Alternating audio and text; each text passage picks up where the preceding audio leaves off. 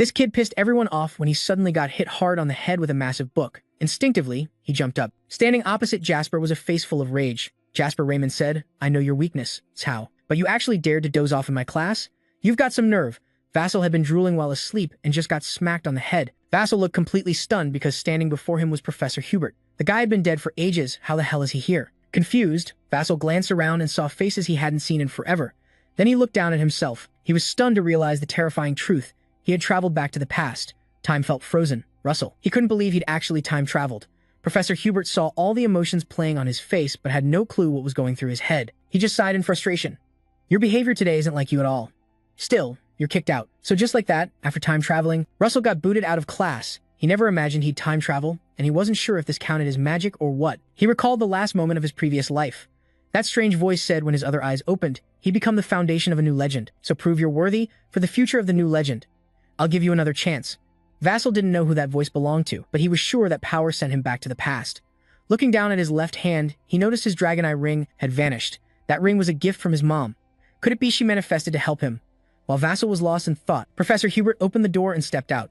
Class was over, but he still thought Vassal's dozing off earlier was totally out of character, so he wanted to talk privately and invited him to his office at lunch. Vassal bowed his head, saying he remembered. Then he sneaked a look at the professors retreating back, feeling an indescribable emotion. Vassal hadn't gotten into school trouble like this in ages, but honestly, it felt good. Compared to struggling as a washed-up noble, school life was heaven. Just as he thought this, someone smacked him hard on the head. Reflexively, he grabbed his head and shouted, "What the hell kind of joke is this? Huh? What the hell?" Vassal turned to see three assholes who just hit him laughing. Then the fat one even tried to slap him again. "You're way too chill, punk." But he got stopped by one of his own crew before he could. Because the teachers were still around, openly bullying a classmate would cause big trouble. Then the guy turned cold and snapped, "I told you to copy my notes, so why the hell were you sleeping in class?" Vassal's eyes went wide. This was Coma Frederick. The asshole was just as hateful as he remembered. "Fine, if you don't want to die, come with me to the bathroom now," he threatened. Then the three thugs went ahead. Vassal laughed helplessly. "Right, it's been so long I almost forgot this stuff happened before, but since he time-traveled, fate could change, like this example." Jackson got the system then, and the system window popped up in front of him. He recalled before passing out it appeared too, but he still didn't know exactly what it was. The status window showed a few lines announcing a new mission: escape bullying and teach those three thugs a lesson. The reward was a low-level magic stone. Vassal stared confused at the floating object in front of him. It felt like an illusion because his hand could pass through it. Also, what exactly was a low-level magic stone? No one else seemed to see it either. So the thugs got pissed seeing him just standing there dazed. "Hey, what the hell are you doing? Not coming? You know running won't help, right? We're at the academy now, but if you're scared, then try running." Kuma sneered. Vassal decided to forget about that system window for now. He had to teach these school bullies a lesson, even though he was back in a kid's body. But Jackson's soul was still that of a man who'd lived through countless years as a mercenary with all the experience and skills he picked up from monsters in his past life. These three? They're just a bunch of punks who haven't even grown up yet.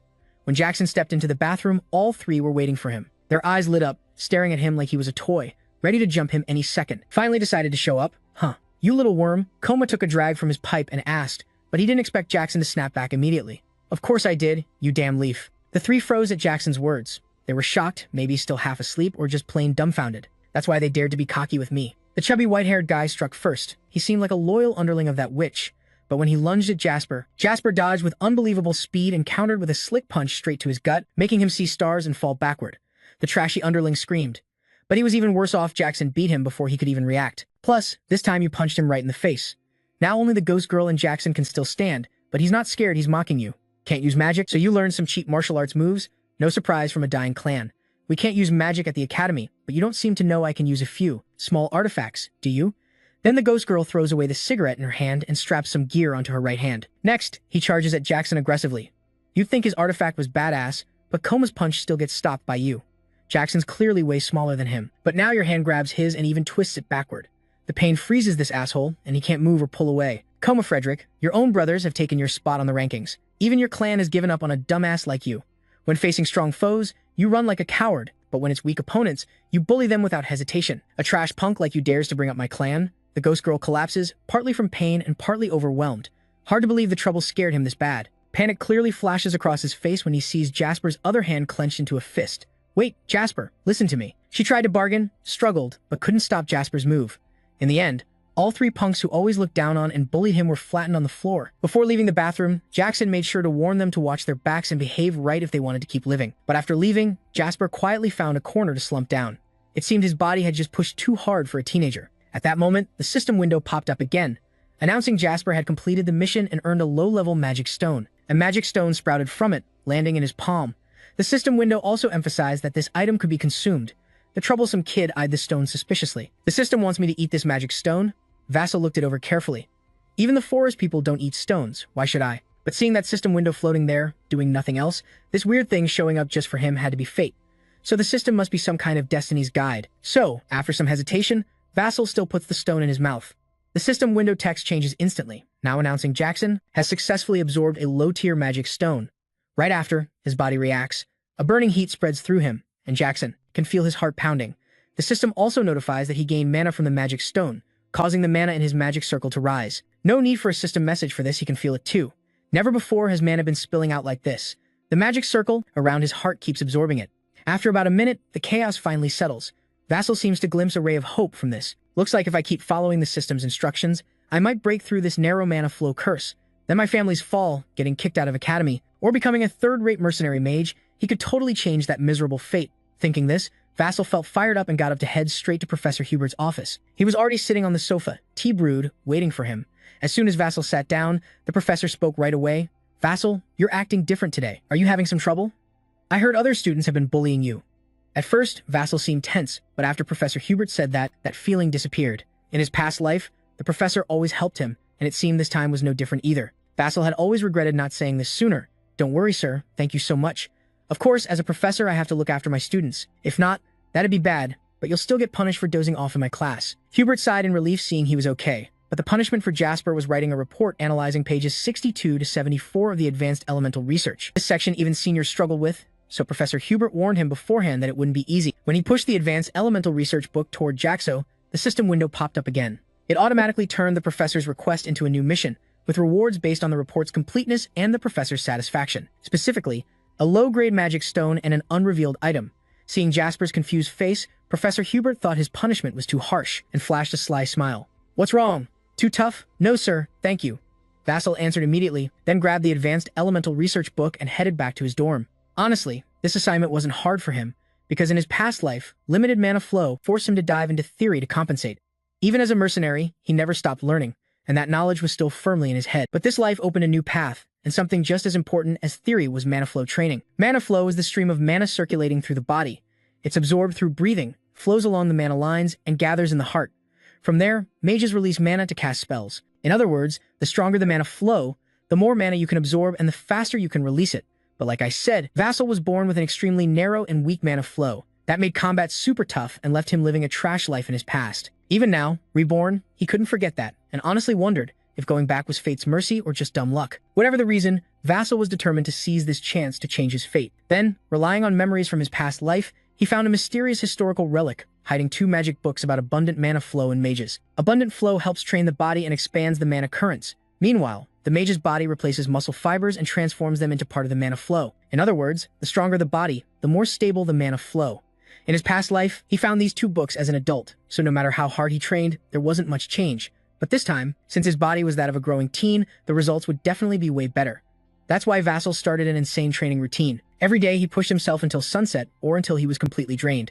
Of course, the mysterious system was with him, issuing missions like running 5 km to train the abundant mana flow. Vassal obediently followed its instructions. It was tough, but he barely got this chance, so he wasn't about to waste it. Vassal kept running until his legs went numb and he was gasping for air. But since he hadn't hit the 5 km mark yet, he kept going. Only late at night did the mission finally succeed. Vassal was so exhausted he couldn't move. He just collapsed on the grass, unaware that during his training, a pair of eyes silently watched him.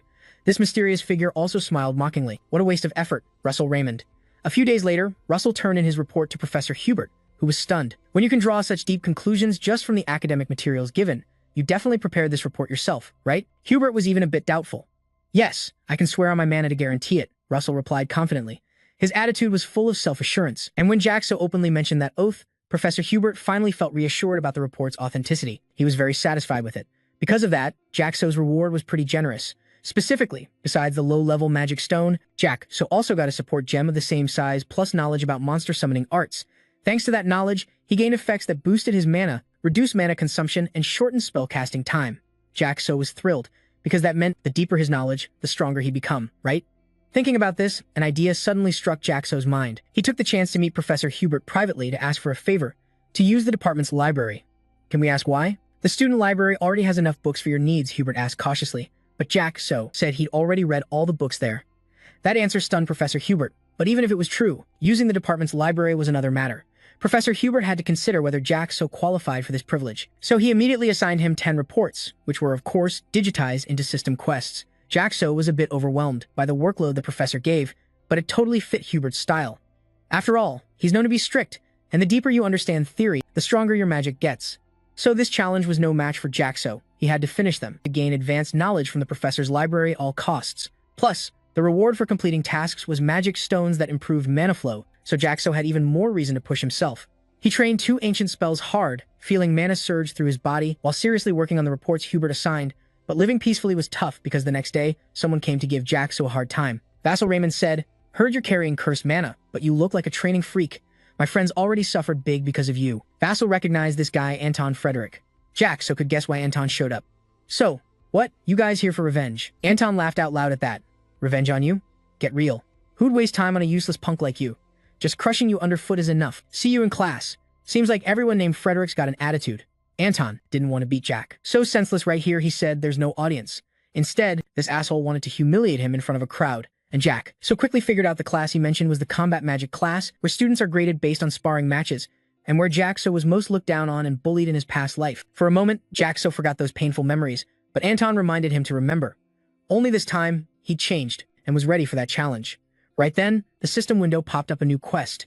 Jack-So had to reach the second expansion stage of a spell, understanding the skills he had. Time was running out, so he kept training like crazy, training by day, writing reports by night. Even Professor Hubert was shocked seeing the thick stack of reports Jack-So finished in such a short time. But thanks to knowledge from his past life, all the reports pleased him.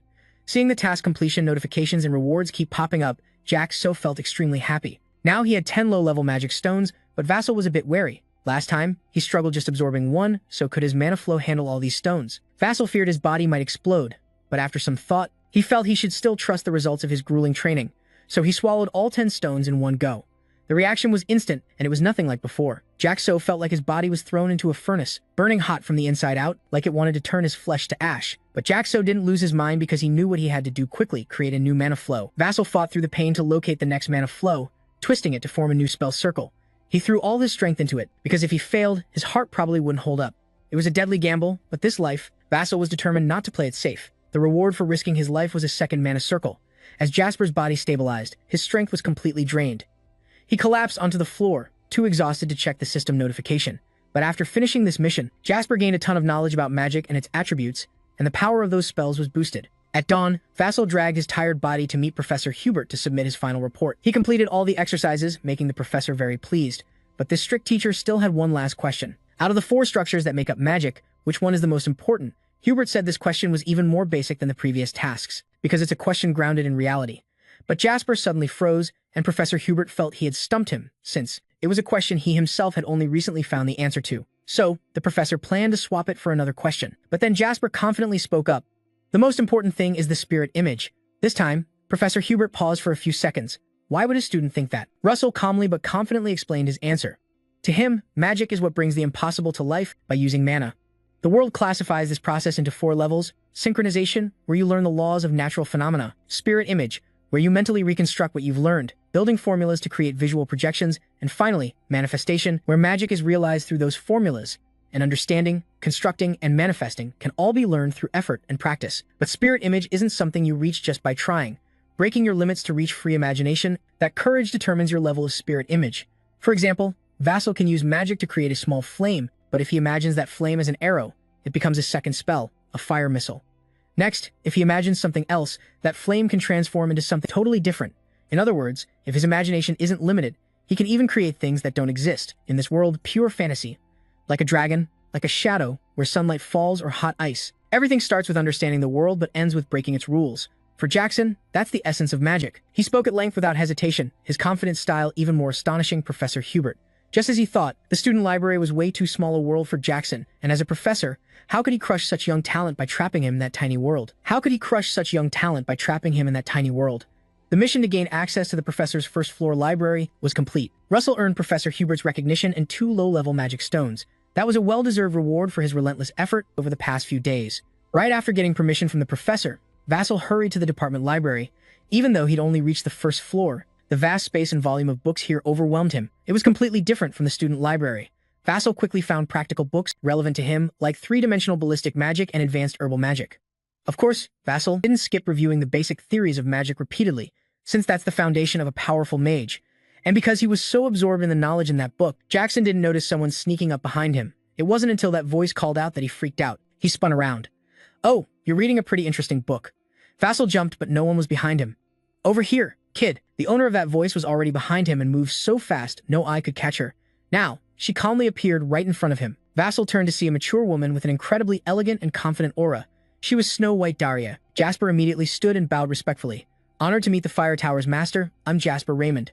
Facing someone like Daria, Vassal couldn't help but feel breathless. She was an 8-ring mage. Few in the world could match her power. Though over 80 years old, Daria used massive mana to keep her youthful appearance. That alone showed how vast her mana flow was. He just didn't understand why she was here. "Oh, so you know me. Don't get so worked up. I'm just a companion traveling alongside you." Then Daria pulled out a lollipop. Jasper looked puzzled. Snow White Daria was actually treating him like a kid? Well, makes sense. Jasper was in a kid's body after all. He obediently took the lollipop and started eating. Daria began strolling through the academy library, with Jasper following. But how could a student like him get in? After a few steps, Daria asked, "Professor Hubert, let me in." Jasper answered honestly. A thrilled smile appeared on Daria's face. "Oh, that stubborn guy? Never mind. What you're studying is pretty interesting. The mana is pure, and the mana distribution is very stable, rare to see." Her gaze seemed to see right through Jasper's secrets, making him tense again. But she quickly reassured him, saying she wasn't here to show off or lecture. "Just push yourself to reach your full potential, kid. We'll meet again soon." Daria left that vague remark. After tapping her staff on the ground a few times, a red light flashed, and Daria's figure disappeared quickly. "Yes, Master of the Fire Tower." Vassal replied dumbly, taking a while to calm down. He never thought he'd meet a legendary figure like Snow White Daria here. It was a crazy stroke of luck. He returned to his book studies until late before leaving the academy library. Anton's group saw this. Those lackeys assumed Jasper must have been tailing some professor to get library access. But even so, it didn't change his shitty fate. Jasper was used to their snide remarks and didn't bother arguing. Whether his effort paid off or not, the time would tell. That chance came fast during the upcoming combat magic class. By tradition, the first student called by the professor would step onto the arena and pick an opponent. Professors usually pick the weakest student first, so they could choose a peer.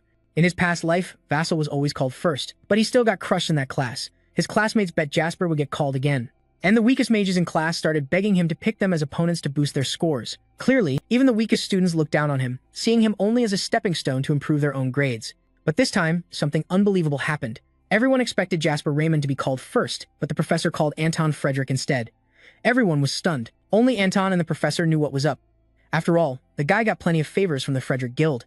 Rigging him to pick first was nothing. Raymond was supposed to be picked first, but the combat class professor calls Anton Frederick's name instead. Everyone's stunned. Only Anton and the professor understand what's going on. After all, the professor benefits a lot from the Frederick Trade Guild.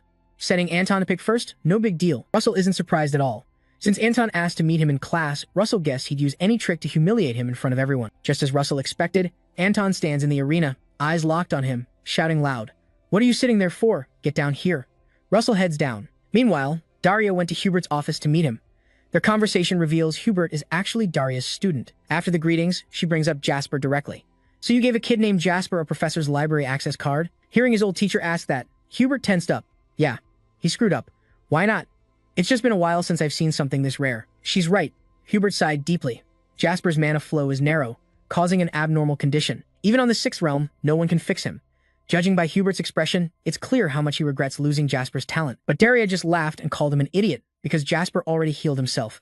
From their brief meeting in the library, she noticed that and saw he'd unlocked the 2nd spell circle, ready to return to combat magic class. Provoked by Anton, Vassal had no reason to just sit on the stands anymore. Plus, the system mission had started. If he wins this combat magic match, he'd get 2 low-grade magic stones and unlock 40 pounds of extra storage space. Dimensional storage is magic only the richest mages can use. Using it to hold magic stones is super convenient. Thinking this, Vassal couldn't help but smile, and that smile pissed off Anton across from him. "You bug, you still don't get how deep you're in? If you want to live, beg me." Vassal felt like Anton was telling a joke. Beg? Me? As his mana surged fiercely around him, Anton sensed something off. The professor in charge called the fighters back to their spots. The match was about to start. Anton was ready to strike because he sensed Russell had successfully unlocked the second spell circle. But for a trash like him to do that was an insult. Anton was eager. As the whistle blew, he unleashed the second circle fire attack. Across from him, facing the firestorm, Russell stayed calm. He raised his shield at an angle, which chipped away at Anton's flames and protected him from the heat. Russell's smooth move impressed some professors in the stands, while others were sweating in shock, wondering if he'd been hiding his talent all along. Anton spent a ton of mana on that fire attack, so seeing Jasper block it made his right arm tremble uncontrollably. His mana couldn't sustain the firepower long. Jasper carefully held the shield, then struck back as Anton's fire weakened with a second circle fire missile. Each fiery missile blasted through Anton's flame flew straight at him. After launching the missile, it was clear to everyone that Jasper had unlocked the second spell circle, and it was humiliating for Anton, who always thought he could crush Jasper, to barely block the attack. But as he struggled with the first missile, Jasper already had a second missile ready. The casting speed was insane, and even crazier. Jasper's missile split into 4 at once. The professors in the stands were even more shocked. Is that dual casting? Not sure, but I don't think so. Maybe his casting speed is so fast it just looks like dual casting. Anton gripped his shield tight. Jasper's constant fire missiles blinded him. Seeing his opponent rely on fire attacks, he thought of a plan to turn his shield into a special fire-resistant material. It's also a second circle technique. But sadly, Anton's move was exactly what Jasper expected. While the idiot thought he could wait for Jasper's mana to run out from the fire missiles before counterattacking for an easy win, Jasper hit him with a critical blow. Giant wind magic arrows dropped from the sky, smashing Anton's hard-earned shield to pieces. Look, he identified the shield type and its weak point, then switched his magic system to attack its insanely flexible. Is this the speed I know? The professors in the stands were stunned speechless. After this nearly fatal strike, Anton was drained. His big body trembled as he struggled to stand. Just then, Jasper charged in. His right fist clenched, combining with lightning magic to slam into Anton's gut. Anton's trembling arm tried to cast a spell to fight back, but Jackson didn't give him the chance. Both of his hands focused magic, throwing non-stop punches straight at the opponent's weak spots. What kind of magic is that? Stop the fight immediately. This isn't magic at all. Anton's professor couldn't sit still anymore, but his request to stop the match was denied by a newcomer. That was Professor Hubert. Who says this isn't magic? Take a closer look at what's protecting Jasper. According to Hubert, he shifted his gaze, and just as Hubert said, Jasper was using mana like a knight's magic shield. Hubert's eyes shone with pride. He never taught Jasper this, didn't even know where he learned it, but today Jasper used it perfectly. Down in the arena, Anton had no chance to fight back. The outcome was clear. After taking Jackson's combo punches, Anton finally collapsed, unconscious on the ground. The crowd erupted. The bribed professor looked terrified, his face ashen, knowing he was in cahoots with Anton. Professor Hubert couldn't help but mock. Why the hell are you frozen? Hurry up and announce the winner. Though annoyed, the bribed professor had no choice but to admit, the winner of this match is Jackson. Well done, you can rest now. He nudged Jasper to leave, but Jasper wasn't done. By professional rules, if the winner doesn't want to stop, they can pick the next opponent. Plus, the mission stated Jasper would get extra rewards for consecutive wins. So, he didn't want to stop at just beating Anton. Jasper then challenged Anton's henchman, setting a record of 6 against a streak of 14 straight wins. Professor Hubert sat in his office, sipping tea, enjoying the good news, though he couldn't figure out how Jasper was leveling up so fast. That night, after wrecking Anton and his crew, Jasper happily returned to the dorm. After showering, he checked his rewards from the day. The best was the remaining space bag, mostly filled with low-level magic stones. They were automatically stored inside. But among the many notifications, Jasper noticed one about a mysterious reward he just got. He reached into the space bag and pulled out a scroll with a map drawn on it. As soon as Jasper found the map, a new mission in the quest chain was activated. He had to go to the marked location and complete the assigned task. Once he reached the spot, a light would guide him on what to do next. The rewards included 5 mid-level magic stones and a mysterious prize, a mid-tier mana stone, usable after unlocking the 3rd magic circle. Speaking of the 3rd magic circle, Jasper felt uneasy, a bit conflicted. Before time traveling, he tried countless times but never reached this realm. His familiar wasn't sure if he could do it this time either. Also, although the map clearly marked the location, the familiar was clueless about where it was. So, he decided to search for info the next day in the professor's library. But this time, Jasper faced a tough challenge, flipping through dozens of books. None matched the map's location. He wasted too much time searching with no luck, so he decided to focus on unlocking the 3rd magic circle first. With that thought, Jasper headed back to the lecture hall. When he looked up, many fearful eyes were on him. After the last fight, Jasper wasn't bullied anymore, but he was still alone. That weighed heavily on him. Right then, Professor Hubert appeared, wanting to talk privately. Professor Hubert was Jasper's light during his darkest days at the academy. So, every time he got to talk to him, he was over the moon. Summer break's coming up. Got any plans? Professor Hubert walked him back to his office as usual, brewed Jasper a cup of tea, and started chatting. Not yet, Jasper answered honestly. Want to do a research project with me? Based on your contribution, your name could be right after mine in the credits. Jasper was honestly surprised by Professor Hubert's offer, but the key was, In the two journals on the desk, he thought he spotted the location he'd been searching for. So, although a bit embarrassed but eager, he had to turn down the professor's invitation, saying he needed to visit that place first, then return the journal to Hubert. Huh, you're planning to vacation in Mandiva? That's one hell of a coincidence. As he left the office, he accidentally found the place he'd been working so hard to track down. No luck finding any benefits in the library, so right after summer break started, he hopped on a carriage straight to Mandiva. It was a long journey, so Jasper had to eat something. His food was unusual, just a single mana stone. Weird taste, but it filled his stomach. Uh-oh, it's getting hot. The coachman outside suddenly felt a wave of heat, wiping sweat off his forehead non-stop, but he had no idea it was Jasper's mana blazing inside the carriage. Jasper planned to hit the third magic circle, right here, before reaching Mandiva. Meanwhile, Professor Hubert spent half a day staring at that journal in his office, silently thinking, weird, that kid's heading to Mandiva too. Must be a good thing, right? She's probably in Mandiva now. The she Hubert thought of was none other than the owner of the white snowfire magic, Darius. This was Darius's hometown. She hadn't had a proper vacation in ages, always busy protecting the Empire, giving lectures, and researching magic. Then training students. It was honestly exhausting. Reflecting on her last lecture, she talked about 3 numbers. 3, 6, and 9 hold huge meaning for a mage. 9 marks the ultimate point in a lifetime of magic pursuit. 6 signals completing the 6th magic circle and the tough challenges anyone faces to become a grand mage. And 3 marks the opening page when someone first steps alone on the path of magic. Speaking of alone, Darius thought of Jasper, wondering if he was doing okay. His hardworking figure at the Academy Library still impressed her. She didn't know Jasper's carriage had already reached Mandiva. The coachman called out repeatedly with no answer. When he opened the carriage door, the sight shocked him.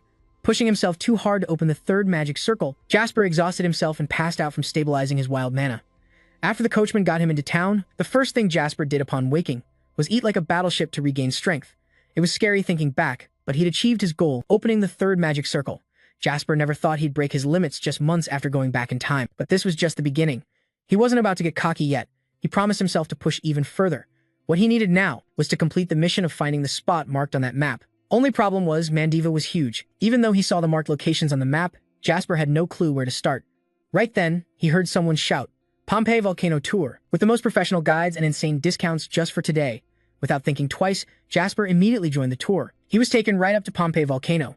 According to the guide, it started as an ordinary mountain but became a volcano because one day a special creature settled here. After hearing that, Jasper couldn't hide his shock. That creature alone changed the whole region's natural conditions. It's because one day, a special creature suddenly came to live here. Hearing this, Jasper can't hide his shock. That thing alone changed the entire local environment. Suddenly, an image appears in his mind. Maybe there's only one creature in the world with that power, the fire dragon. The guide's info seems enough for now. Taking advantage of the group's distraction, Jasper quickly jumps down from the cliff. When the guide realizes someone's missing, Jasper's already at the waterfall area. He's willing to leave behind rewards and the chance to grow stronger after the quest just to come here because it's related to dragons. But this seems like fate, because Jasper's map suddenly reacts. A yellow light shines from it, focusing into a sphere like a dragon's eye. Then it shoots off. Jasper wonders if this is the guiding light the system mentioned in the quest. It flies across the rushing water and disappears. Whatever's waiting for Jasper must be beyond the waterfall. For normal people, this is a tough challenge. But for Jasper, it's different. He cleverly uses wind magic to turn it into a giant arrow shot straight at the waterfall. The wind arrow tears through the water, opening a hole. Jackson seizes the chance to rush through, surprised to find a strong current inside the waterfall. It's a lava-formed cave. Vassal ventures deeper and finds ruins. No one knows how long they've been there. All I know is it leaves a deep mark of time, but there's no monster or beast here at all. That's why Vassal let his guard down without realizing it. After wandering around, he accidentally found a door outside, guarded by 2 stone statues. Vassal was sure this was the place he needed. Without hesitation, he headed straight for it. But then, a chill ran down his spine, making him freeze. Vassal thought to himself, did I forget all my survival instincts from my mercenary days? I totally let my guard down. I should have realized it by now. If there's no monster or beast around, and not a single sound, it means this territory is sealed by an insanely powerful creature. Summoning all his courage, Vassal turned and faced what was there. It was the sharp, glaring eyes of a massive Kodomo dragon. As soon as it spotted Vassal, it went berserk, wildly swinging its tail back and forth. Vassal tried to dodge, but deep down he was shaking. A Kodomo dragon is a beast that takes at least 2 mercenary squads to handle. The only thing Vassal could do now was run, and to escape, he had to buy time effectively. Thinking this, Vassal used lightning magic to form an arrow, a move he knew well, and shot it straight at the beast. The arrow struck the Kodomo dragon, making its whole body convulse violently. The monster roared in pain and anger, but Vassal knew that damage wasn't enough to bring it down. He took the chance and sprinted toward the stone gate, but as he reached it, the 2 stone statues guarding the gate suddenly moved. They crossed their weapons in front of him, blocking his path, demanding proof that he was worthy of entering the gate with his mana. Then a mystical voice spoke. Hell no. Vassal shouted, talk about bad luck. Didn't expect this crap too. Behind the Kodomo dragon, it had recovered from the attack, and you could tell just how terrifying its anger was. Now, if Vassal couldn't dodge, he was dead. But this was his shot at a new life. No way he was going down here. He spun around, faced the raging beast, and unleashed a full-power fire rocket with all his mana. He was betting everything on this move to take the creature out. But then, when Jackson cast the fire rocket spell, the red gem embedded in the stone wall suddenly reacted. The Kodomo dragon's eyes widened, then it abruptly stopped. It knelt carefully before Jackson, bowing its head. Vassal was stunned, completely confused about what was happening. At the same time, the two stone statues returned to their original positions. The seal on the gate was lifted. The voice said he had proven himself and earned the right to pass through the gate. The red gem glowed brighter, shining so intensely it blinded Vassal. He lost his sight temporarily, and it took a while before he could see again. The first thing in his vision was his own face more precisely. He was seeing himself, reflected through a thick layer of ice. Vassal was stunned again when he realized he was in a freezing room, the floor covered in thick ice and snow. Around him were several stone statues standing guard. Could that light just now have been teleportation magic? He was clearly just in a cave. Vassal was confused when a huge object appeared in the center of the room, glowing with the same mystical red light. At the same time, a new mission window popped up. Chapter 2 requires him to defeat all the ice golems in the area and overcome the fire trial. The reward for this challenge is 5 mid-level mana stones and a mysterious prize. Ice golems? Vassal muttered. Then he heard a rumbling sound. The stone statues surrounding him suddenly opened their eyes, shifting from stone to ice as they closed in. Damn, the mission wants me to take all these down? This is a bit harsh, Vassal said, firing a fire rocket that took out the first golem. With solid combat experience, he knew to destroy a golem, you had to break its core. But the fire rocket, which seemed deadly, he knew to take down a golem, you had to destroy its core. But the thing is, the rocket just now seemed like it should have taken the golem down, but in reality, it only cracked its chest. The ice that formed was insanely tough, way beyond what Vassal expected, since fire barely did any damage. He tried wind magic next, but unfortunately, Vassal couldn't cast the wind arrow spell. Even lightning magic was completely nullified. Looks like the only way to beat this challenge is with fire magic. No wonder the mission mentioned a fire trial, meaning Jackson can only use fire magic for now. Things quickly got worse when he got knocked down by the golem. Dozens of aggressive golems pressed Jackson against the wall. If he just stood there, his right arm would definitely get crushed. Jackson moved slightly and kept firing rockets at the golems in front of him. It was terrifying, but he'd fight until he physically couldn't anymore. With lightning-fast casting speed, Vassal launched rocket after rocket straight at the golem horde. Sure, continuous attacks worked better than single hits, but even so, Vassal was overwhelmed by those monsters because he was already worn out and had only taken down 2. If this keeps up, he'll run out of mana before clearing them all. Vassal fought back recklessly, while searching for another way to shatter their tough, armor-like ice shell immediately. He needed to focus all his power in one spot. The answer was still fire magic. Vassal found an opening and ran back to cast at the desired distance. He created a rocket and supercharged it. Not stopping there, Jackson added a fire thunder simulation formula and finally merged everything together. Power began compressing, but just then a golem charged forward and swung its ice axe at him. Jackson's heart jumped, blood was screaming. He yelled, "Merge it now!" A deafening explosion and blinding light erupted, ripping the golem apart. In Jackson's hand now was a fiery scythe. Exhausted as hell, he seemed to have found a breakthrough, judging by the new system notification. It reminded him his knowledge of fire had surpassed his limits. Jackson could feel this power was at least nearly on par with a 5th-level magic circle. Keeping the fiery scythe active drained a huge chunk of his energy, so Jackson had no reason to hesitate. He gripped his new weapon tight and charged into the golems to fight for his life. The golems were big but slow. Jackson was small but agile. Plus, with battle experience from past lives, he darted through the golems like an arrow. In seconds, he'd taken down 2, then another one. Now only 1 ice golem remained, but Jackson struggled to take down this last obstacle. Right after Jackson killed another golem, the last one ambushed him from behind, slamming him into the wall. Jackson blocked with his fiery scythe, otherwise he'd be dead. But staying alive cost him his mana dropped fast, and the scythe was about to lose its shape. By Jackson's calculation, he could only land 1 final strike. Facing the enraged golem charging at him, he stepped back to gain momentum, then threw his weapon like a spear. With the monster's thunderous charge, his scythe tore a huge hole in the ice golem before vanishing completely. Only seeing that scene with his own eyes did Jackson's burden lift, and he collapsed exhausted amid the ruins. Finishing the mission on time, Jackson received 5 magic stones and a mysterious reward, the Forgotten King's horn with fire attributes. His life was now secured. The giant horn hanging in midair began shaking violently. Under pressure, chains snapped one by one, dropping to the ground as a blazing red flame erupted. System reward notification. Horn of the Forgotten King, fire essence. A dazzling light appeared, blurring everything around, as the still object on the ground was gradually engulfed by light, entering the Forgotten King's subconscious. To receive the reward, Jackson, bloodied, slowly opened his eyes. Jackson was now suspended by golden chains in an endless space. Before him flickered a screen. He guessed this was a series of notifications. You have received Horn of the Forgotten King. Fire essence entering the Forgotten King's subconscious. To claim the reward, Vassal puzzled. Isn't that horn from the fire dragon? He frowned, suspicious. But is this really a reward? Feels like torture. A deep, eerie voice echoed in his head. Very few can endure the trial by fire and reach a supernatural being's subconscious. You're in pain, stunned, and suddenly terrified. Are these the last thoughts you have? I feel like my head's about to crack open. The giant burning horn appears with that deep rumble, speaking to me. I grant you a shard of the king. Asterisk. Vasco panics at those words, only able to blink at the sharp horn charging toward him. He gasps in horror. What the hell? Before Vasco can react, it pierces straight through his body. He screams in pain, eyes wide as the horn's tip sinks into him. His body erupts like an explosion, unleashing a terrifying surge of energy. The horn's voice rings out again. Use this power. Asterisk. He groans in agony as the massive energy floods his body. The huge silhouette of a dragon appears behind him, glowing brilliantly. His whole body now shines with a blinding light and immense power. Cut to a peaceful beach, bathed in sunlight with waves softly crashing. A frail figure lies on the sand. Vassal struggles to open his eyes, groaning in pain. He stands up, dazed, wondering, where am I? Seeing the magnificent castle ahead, Vassal finally realizes and marvels silently. Manhwa, he pulls at his hair, confused, asking, what the hell happened here? The system displays a message. You absorbed the horn of the Forgotten King and have reached a mana limit beyond what you can normally absorb. This is a potential. Your intermediate understanding of fire attributes has hit its limit and will advance to an advanced understanding of fire. After reading the message, Rockroy clenches his fists. He starts using the power immediately and a massive surge of energy bursts out. He's amazed, thinking, is this my mana? I can almost feel how close I am to reaching level 4 magic circle. Vassal is so happy he tears up, clutching his chest, choked up. Compared to what I went through, this reward is absolutely top tier. A familiar voice draws his attention. Nice to see you here, kid. Vassal drops his stuff. Dariet smiles at Jackson, who's stunned and says, Lady Dariet, Snow White. The two chat in front of a drink stand. Dariet speaks up. I sensed a sudden burst of mana, so I came to check it out. She hands him a juice and continues, and found you here. Jackson grins broadly, replying, thanks. I didn't expect to see you here, Tower Master.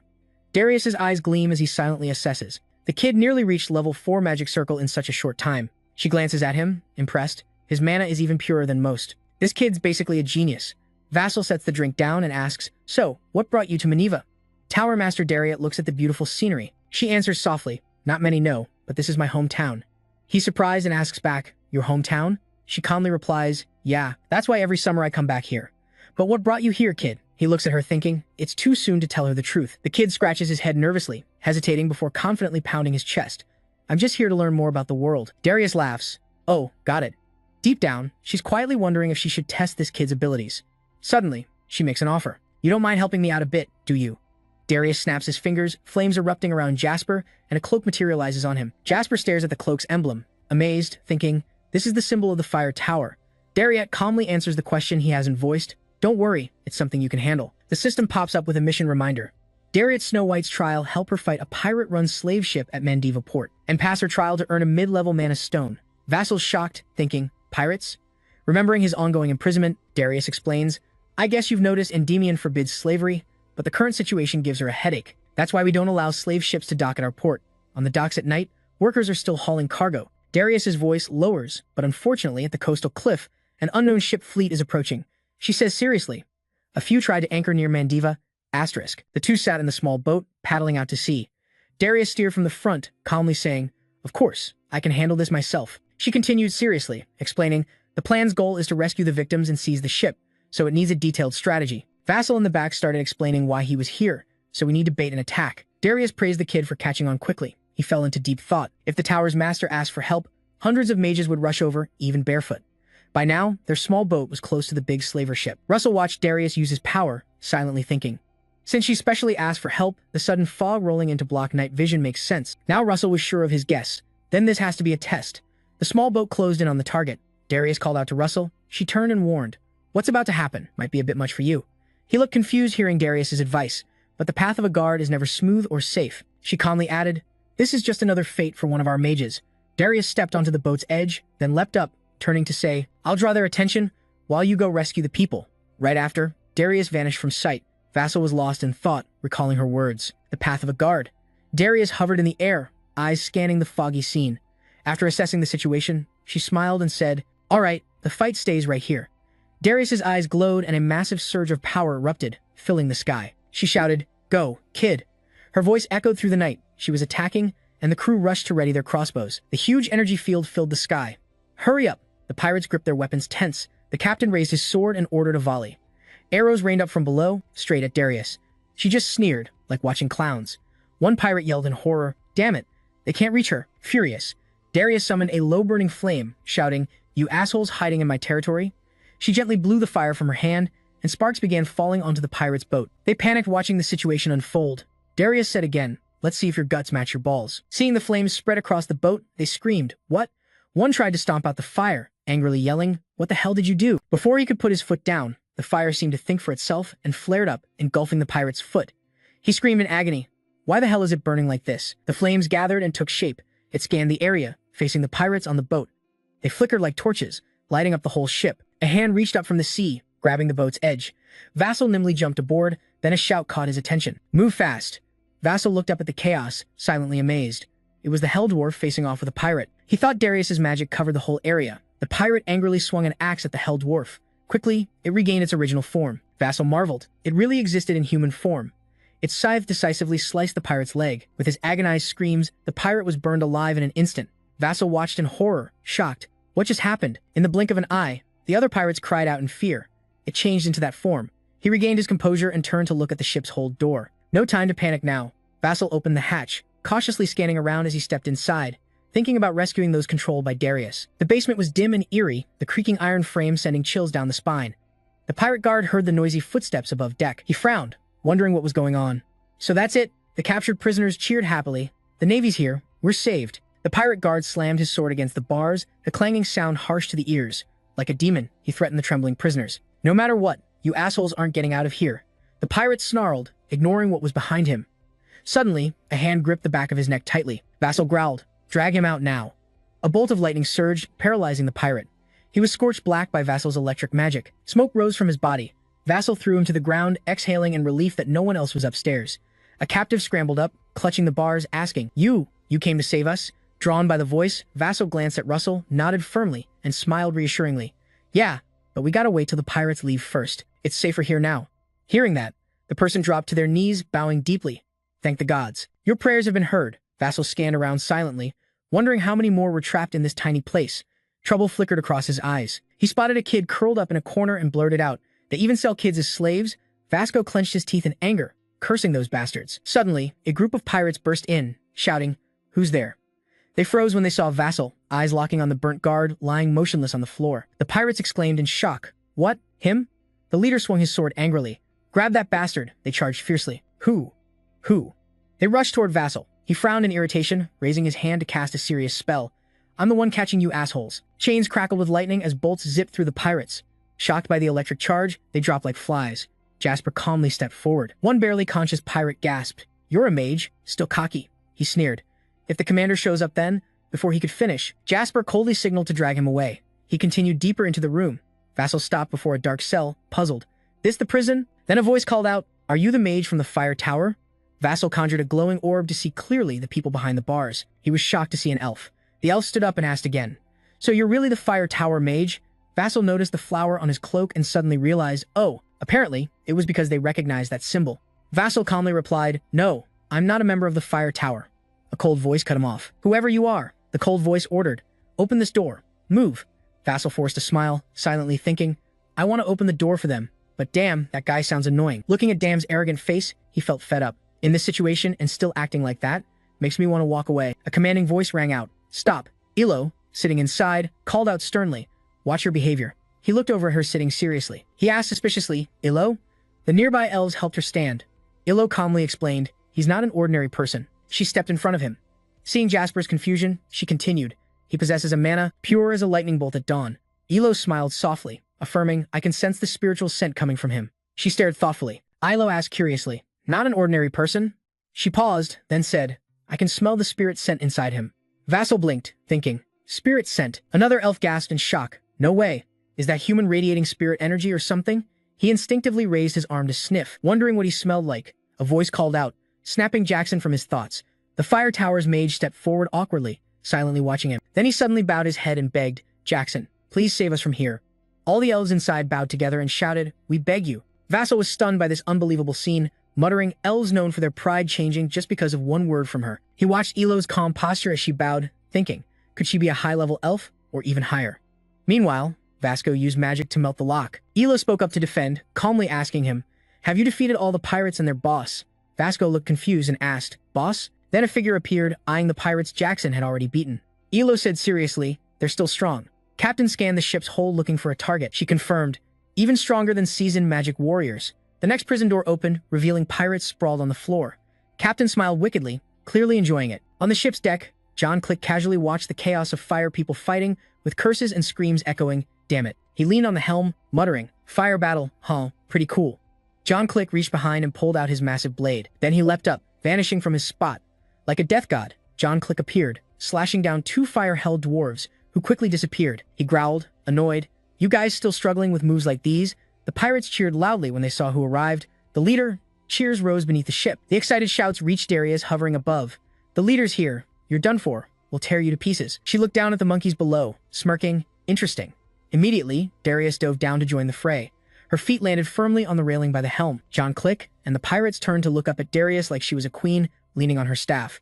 John Click sneered, angry, and asked, "You closing the gap between us?" She stayed calm, answering without missing a beat. "Looks like you're the leader," he proudly declared. "That's right, I'm the captain of this ship, John Click."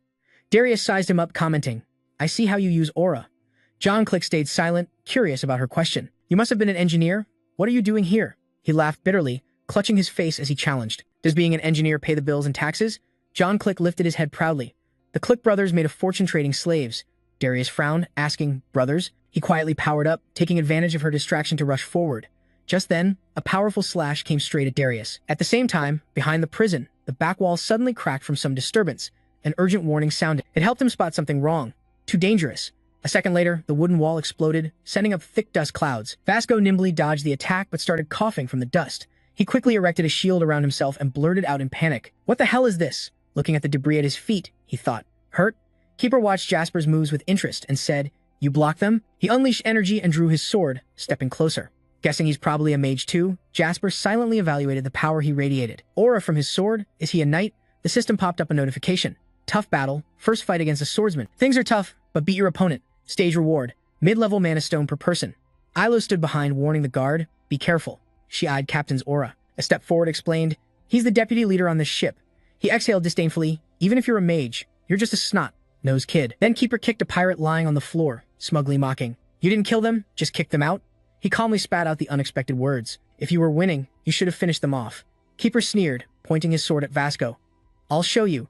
He refused to back down and unleashed his power. Lightning bolts appeared deep within. He silently calculated. Fire magic deals massive area damage, so. Futso jumped to the side, decisively launched lightning at him. Keter dragged his sword stuck in the floor, using lightning to fight back the swordsman. He slashed down hard, making wooden boards pop up, directly facing the incoming lightning. The insulated wood perfectly blocked the attack. Captain mocked him, said he must be crazy. Moments later, he stomped the ground, lightning fast, lunging at him. He hesitated, but Vassal tensed, struggling to use lightning magic to hold Captain back. He gritted his teeth, struggling to plan his attack. Why didn't it work on him? The guy facing a storm of crazy lightning bolts wasn't scared, smirking. "You can't touch me." He raised his sword to block, easily countering Vassal's magic. "This sword's special, it can resist lightning." Vassal was shocked, couldn't believe it. "He's immune to lightning magic." Ketter's eyes glowed red like a demon as he closed in for a slash. The clash of sword and shield rang sharp. His sword seemed to absorb and erode Vassal's shield. He was terrified, eyes wide in disbelief as his shield trembled and cracked. Seconds later, it shattered completely. The slash aimed straight at him. Even Jackson was stunned by the powerful strike targeting Darius. John Click was shocked. When his attack was just an illusion made by her, he wondered about the fire. John Click turned, annoyed, glancing at Darius, mocking, "Wizard, you run pretty well, huh?" She kept calm, asking, "Let me ask, are you guys knights too?" John Click smugly raised his sword, answering, "Yeah, but obviously not as good as me." He sneered, slashing the air. "Another fire dwarf?" Darius replied seriously, "No, this time it's different." John Click was stunned by that hint. Suddenly, two fire dwarfs with strange forms appeared. He eyed the two fiery figures, quietly sizing up 2 stars. John Click attacked wildly, then noticed something odd. The more he slashed, the more they multiplied. In no time, he was surrounded by a horde of fire dwarfs.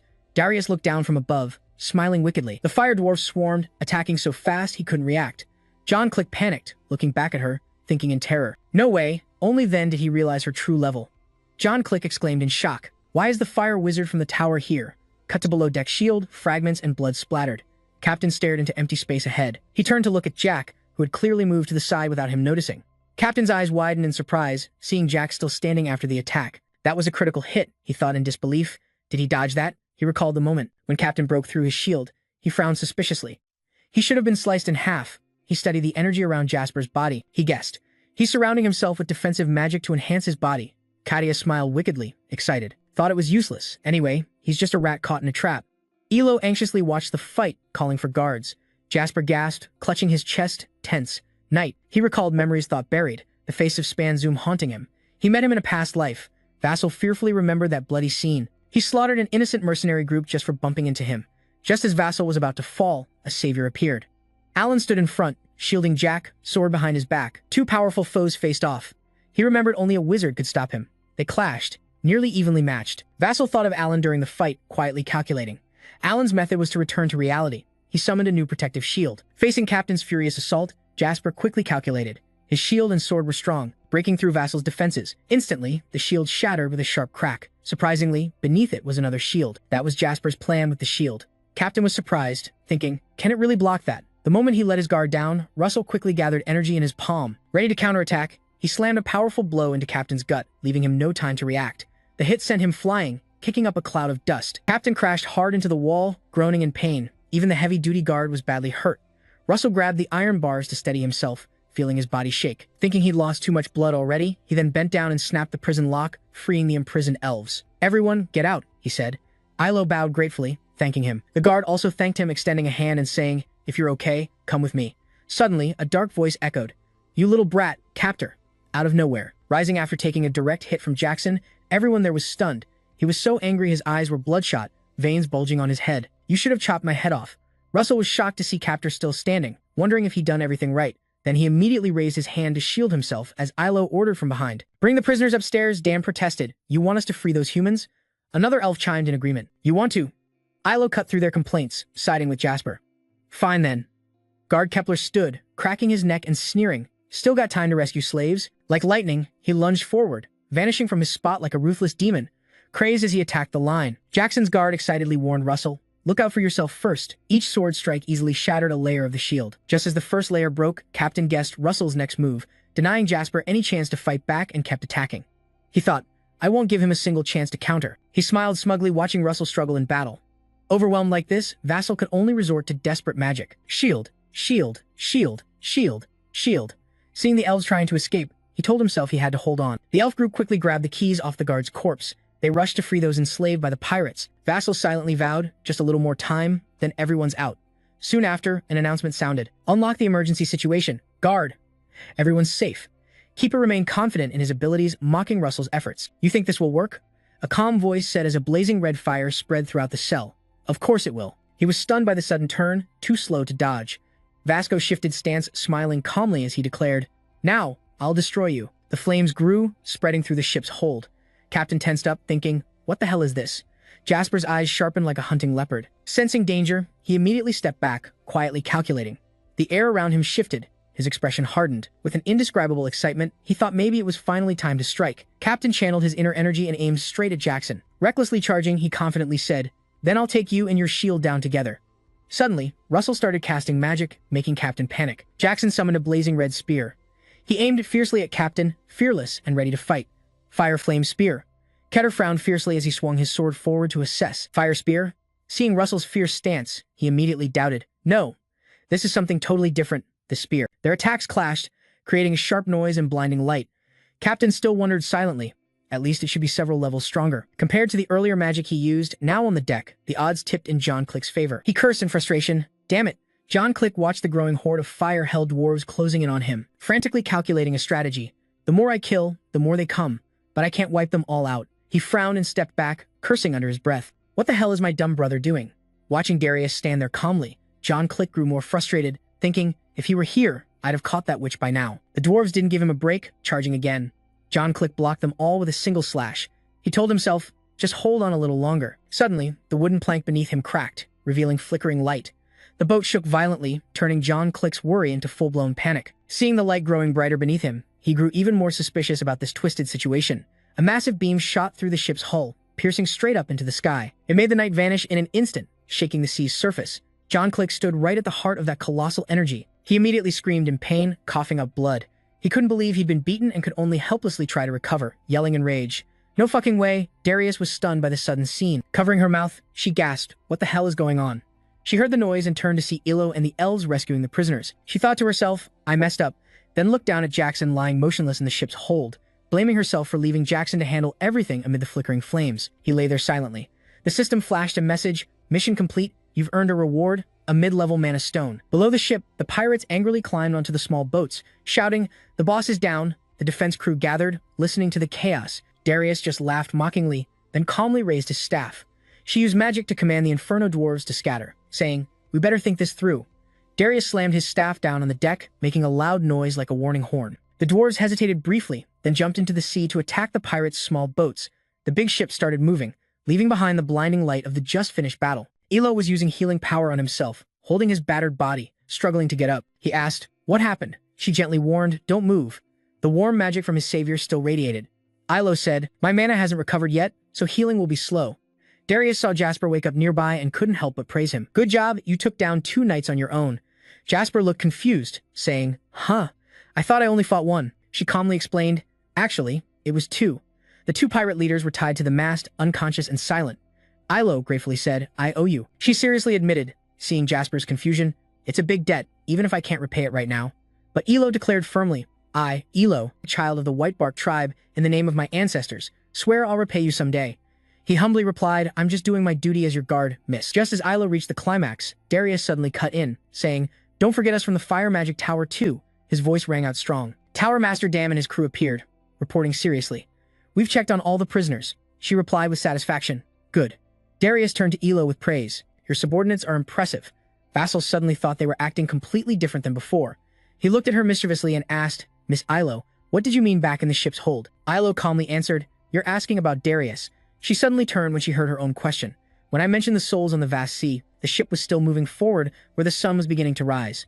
Russell answered, that's right. Ilo probed, do you have mixed blood with the Dragon Clan? Russell asked. Dragon Clan? He recalled the image of a huge dragon hidden in the forest. He thoughtfully replied, yes, actually, I carry the blood of the Azure Dragon, though just a drop in the ocean. She gently lifted his hand. Slowly smelling the faint scent, she said, but even a little dragon blood is enough to attract spirits. Ilo calmly explained the reason. Seeing Jasper confused, I could smell a strong spiritual scent from you. That's why I wondered if you're also a mixed dragon blood like me. Darius silently watched their entire conversation, guessing that the mixed dragon blood might be why Jasper could grow so fast. She gazed toward the distant horizon, thinking, he could become someone who shines in the sunlight. A stern look appeared clearly as Darius plotted to shake up the entire Endymion kingdom. No, scratch that, it's all 6 territories. When dawn fully broke, the ship docked at the port. The elves disembarked safely, and soldiers helped the prisoners out. A familiar call caught Ilo's attention. Miss Ilo, Darius. Smiling warmly, he asked, you're definitely laying low until your mana fully recovers, right? She nodded firmly. Exactly. Looking at the grand castle in the bustling city, she offered, my mansion isn't far from here. If you don't mind, miss, you could stay there. I think you could help with Jackson's training. He pointed at himself, confused, cluelessly asking, training? Ilo smiled brightly, replying, if that's how I can repay you, I'm more than willing. Darius slung an arm over her shoulder, patting her and asking, so, you don't mind? He answered cheerfully, of course not, I'm all in. A playful thought sparked in his mind. The special training from the Fire Mage Tower Chief, she gestured to the elf group, then please, this way, your luggage will be brought here soon. Eladap thanked her. Darius hurried ahead, worriedly asking, is the Tower Chief really okay with this? The new term starts soon. Darius winked, reassuring him. Don't sweat it. Leave that to Hubert. He was left speechless, but silently sympathized. The professor led the way on a mountain trail, the sea waves whispering below. The horse-drawn carriages followed in line. The carriage area was orderly, as the horses slowly crossed forests and mountains. The clatter of wheels echoed through the woods throughout the journey. Finally, the carriages stopped before a mansion as big as a castle. Darius declared, we're here. Jumping down, he looked up in awe. This place is massive. Darius pushed open the gate. Smiling at everyone behind him, he said, make yourselves at home, don't be shy.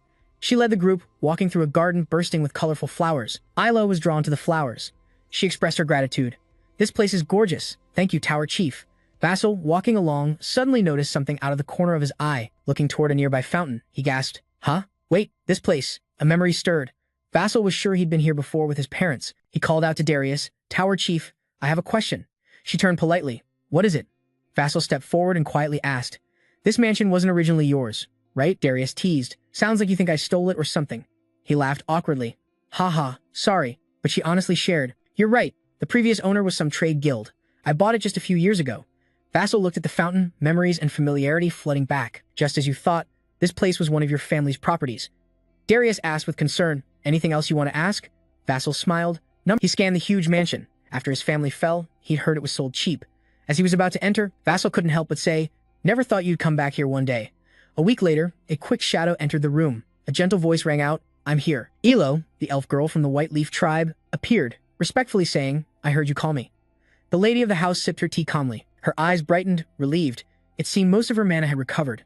Around Elo, a faint green aura shimmered in Darius's eyes. She smiled, all thanks to you, Tower Chief Darius. Setting down her tea, she got straight to the point. So about what we talked earlier, can you help Jaxo train? Ilo used her magic, water dancing around her. You mean training the soul of Darius? Nodding, exactly. Elo looked around, curious. But where's Jaxo? She smiled mysteriously. I sent him off on another task.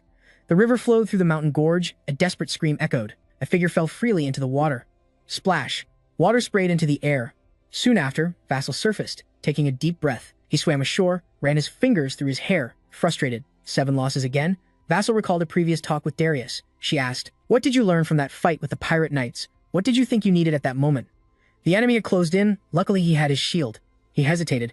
That. Then looking at the cliff across, he answered, distance. Darius praised, right? Distance is crucial for a mage in battle. She turned, smiling confidently, instructing, watch closely. Stand on that cliff, hanging on the edge. Darius stepped boldly into midair, flames flickering beneath her feet. Think about shrinking space. Her body vanished, leaving only a faint flame behind. A swoosh sound. Darius landed on the opposite cliff. Vassal was amazed. That space-time teleportation magic. Blink. She looked back at him. From now on, practice crossing this cliff by blink. Vassal listened closely to her. Later, it'll become a powerful tool for you. At the same time, the system notified a new mission to learn the teleportation technique through space-time. Reward. Mid-level mana stone. Back in the present, Vassal dragged his soaked body ashore, tired. He climbed the cliff, determined not to give up on teleportation. The number of magic circles didn't matter. Sitting on the cliff, Vassal tried to analyze. You can only learn this magic if you fully understand its rules. Standing on the cliff, looking down nervously, he focused and stepped into the void. As expected, a scream echoed during his free fall.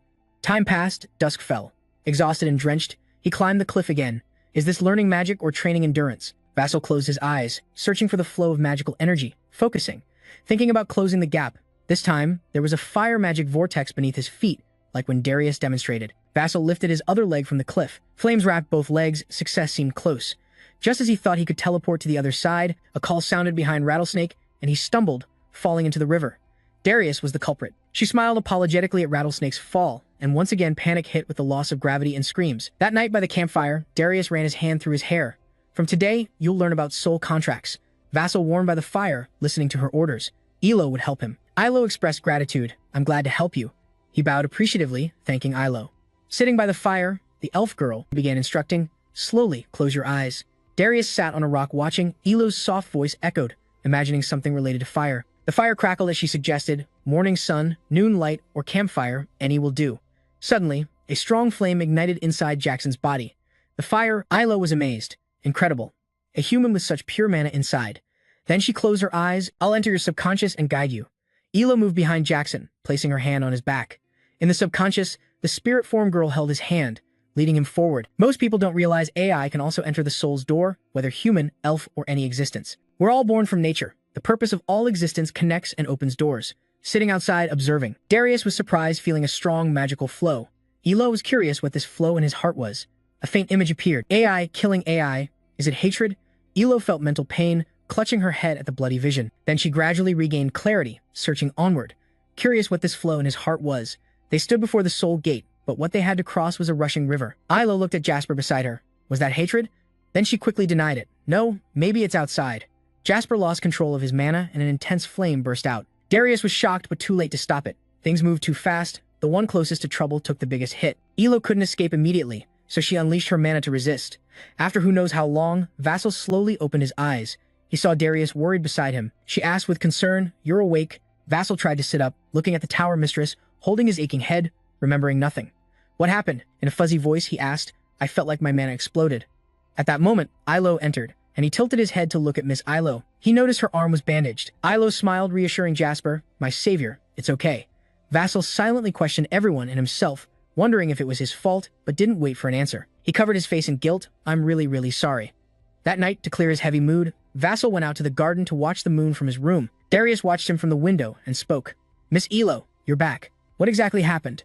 Elo recounted the terrifying event deep in his subconscious. Clearly, when we reached the path to the soul gate, we couldn't go further because suddenly a strong emotional current appeared. Darius stroked his chin thoughtfully. An emotional current? Ilo confirmed. Yes, it looked like a stream of hatred, she commented, but it felt more like deep sorrow. The sadness was so huge, I wondered how he managed to hide it for so long. The next morning, right at the forest edge near the mansion, Darius called Russell. He turned and replied, Yes, Master Tower Lord. She smiled and got organized. Today we start a new training. Russell bowed respectfully. If you say so. Suddenly, Darius declared, Clean up. He was so surprised, he looked up. Excuse me, she gave the order. You'll help the mansion servants clean every corner for a week. Vassal thought, clean the mansion? Asterisk Darius continued. Meanwhile, Elo and I will be heading to the capital. Elo bowed politely. See you next week, sir.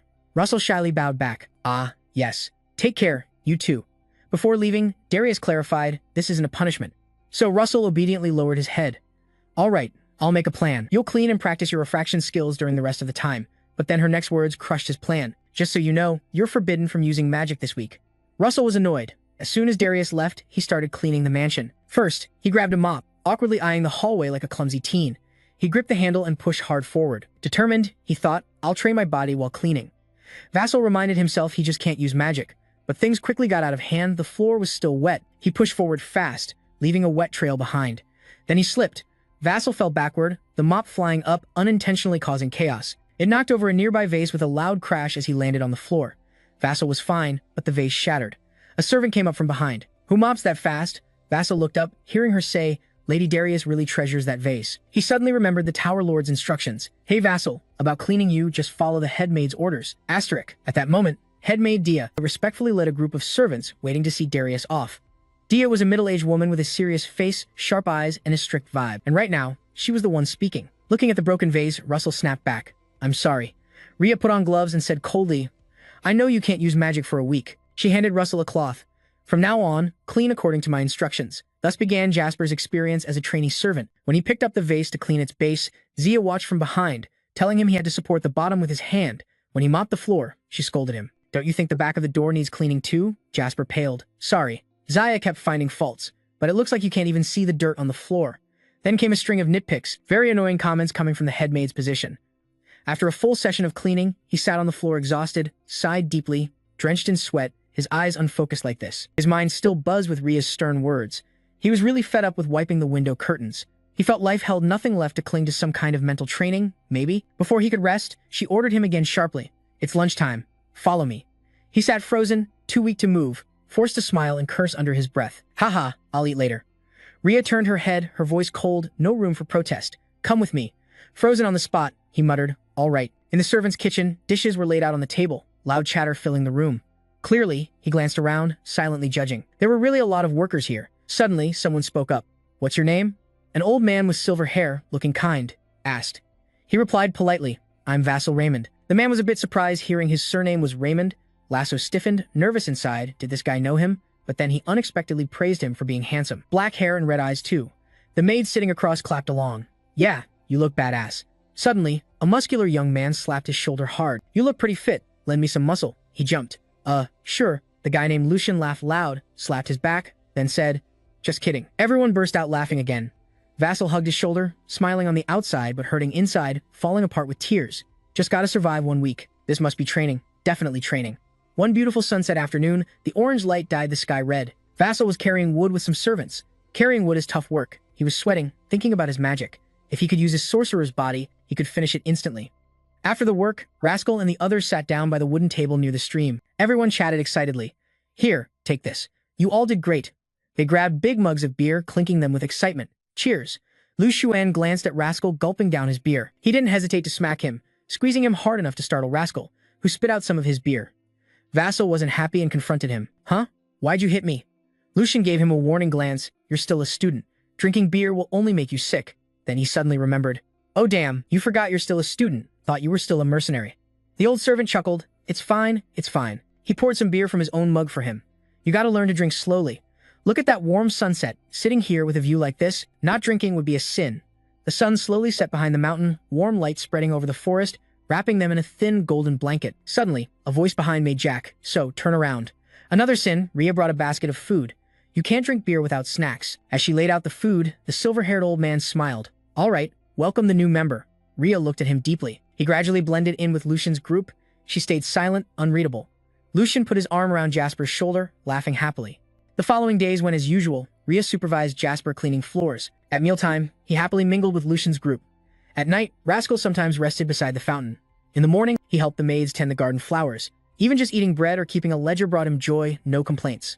At night again, Rascal sat dazed by the fountain. Tomorrow marks a full week. What's this unsatisfied feeling? Lost in thought, someone approached from behind. He seemed to really like this place. Seeing Rhea, Vassal reflexively stood and bowed.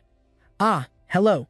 She pushed her glasses up. "How many times a day do you plan to say hi to me?" He laughed and shot back. "Ha, like I do it all the time?" "I don't buy it." Rhea cared enough to ask. "Rascal, what's this about?" Vassal hesitated. "Ah." He looked up at the starry sky. "I remember someone when I'm here." The elder was curious. "I heard sorcerers can teleport. Can't you just meet them?" Vassal answered. "Teleporting magic is tough, and even if I could, there's somewhere I can't reach right now." She understood. "I thought sorcerers didn't worry about stuff like that." He smiled. "Not at all." Dia turned away, cold as ever. "Tomorrow's your last cleaning day, do it well." Jasper smiled. "Yes, ma'am." Before leaving, she turned back. "I don't know much about magic, but I think you're a good person, Jasper." That caught him off guard, leaving him speechless. Dia brushed back her hair, grinning confidently.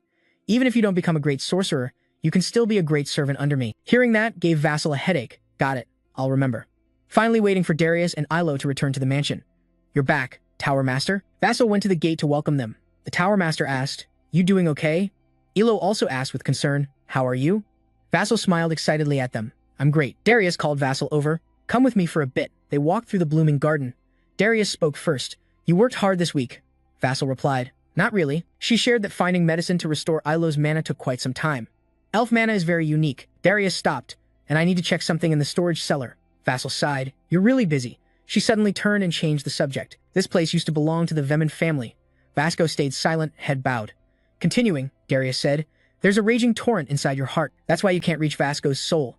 Clenching her hand, trembling, her voice thundered in his ear like a waterfall. Did he feel insulted? Darius pressed.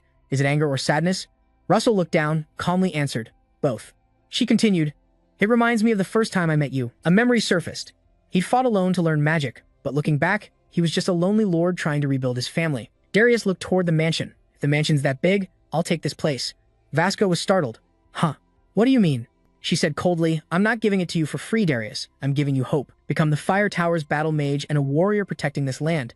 Then she added with a smirk, "Make a lot of money and buy this place back from me." She smiled encouragingly.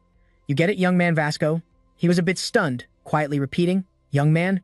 Darius beamed and sincerely advised, "Don't struggle alone." That night, by the campfire in the forest, sitting face to face, Ilo flipped through the book and guided. "Last time when I approached the soul gate, I didn't awaken your subconscious. I only led you with my mana. This time, come to the gate, and we'll go together." He nodded gloomily, still unsure. "What if I hurt you again?" Ilo, the girl, smiled innocently and reassured him. "I brought a lot of medicine, don't worry." Flipping the book, he scratched his head. "No, that's not what I meant." Ilo ignored his shaky nerves and began to instruct. "Then close your eyes, think of fire like last time. I'll awaken you in your mind." In Russell's head appeared a pale figure. He softly called, "Is that Ilo?" She whispered back, "Can you see me?" His sharp eyes looked down at his pale hands, muttering, "So this is your pure mana." Ilo led the way just like last time. Everything went smoothly so far. After a bit, she stopped, but they now stood before a cliff. Below was a raging river. Ilo whispered, "This flood is still here." Her voice was gentle but full of regret. "It's still hard to reach the source by the soul gate." He stepped a few steps toward the waterfall. Ilo desperately stopped him. "Russell, if you get close to that waterfall, it triggers a defense mechanism blocking anyone near such a powerful force." She pushed Russell back. He fell to the ground. Ilo sighed. Just looking at it is dangerous enough. Affected by the waterfall, countless thoughts flooded Russell's mind. Graduate academy, join the tower, restore the family, revenge for his father. He held his head. "Sorry, I can't make this disappear." Ilo stood behind him, comforting Russell. Just then, a voice echoed in his mind. "How's it going, Jasper?" He recognized the voice as Darius's, then a warm voice followed. "He's a good guy, Jasper. How could you forget this voice?" Darius' maid crossed her arms and smiled. "She won't leave him alone." "Huh." Polite laughter responded. "Exactly." His mind calmed, some faint memories surfaced kind, Hubert patting his shoulder, "Come with me for a bit," and him happily drinking beer with Lucian's group. "All right, welcome the new member," came Zia's warm encouragement. "I don't know much about magic, but I think you're a good guy." Vasco was Darius's sincere comfort. "Don't struggle alone. His mind couldn't help but shed tears. Right? You can't make it disappear, but Vasco stood up, determined, looking toward the soul gate. I can jump through it. And his mind echoed Darius's teaching. Think about compressing space. Time. Elo hurriedly stopped him. Don't get any closer. He gritted his teeth, the negative power of the waterfall rushing over his body.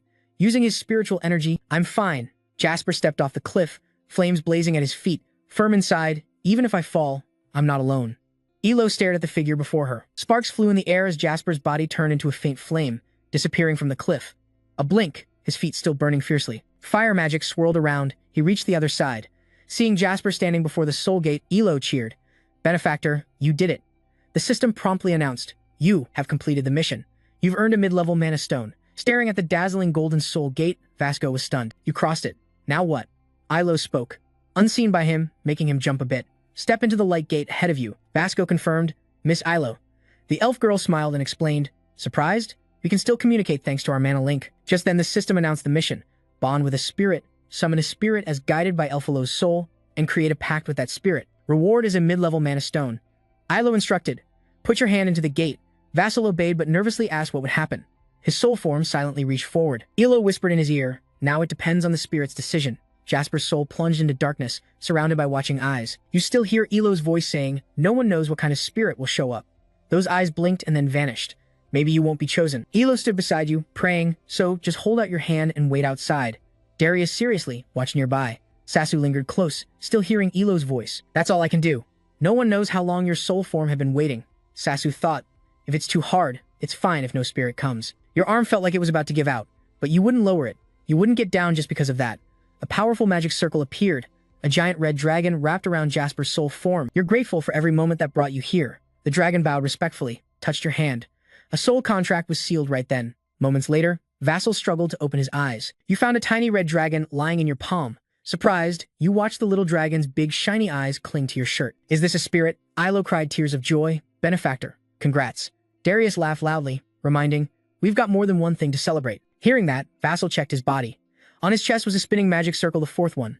Vassal recalled the moment he learned Blink. Darius grinned, eyes squinting, full of praise. You broke through your own barrier. The system popped up a notification. You've mastered new knowledge about summoning spirits and reached the fourth magic circle. You'll receive a bonus reward. Clear progress, but what's the catch?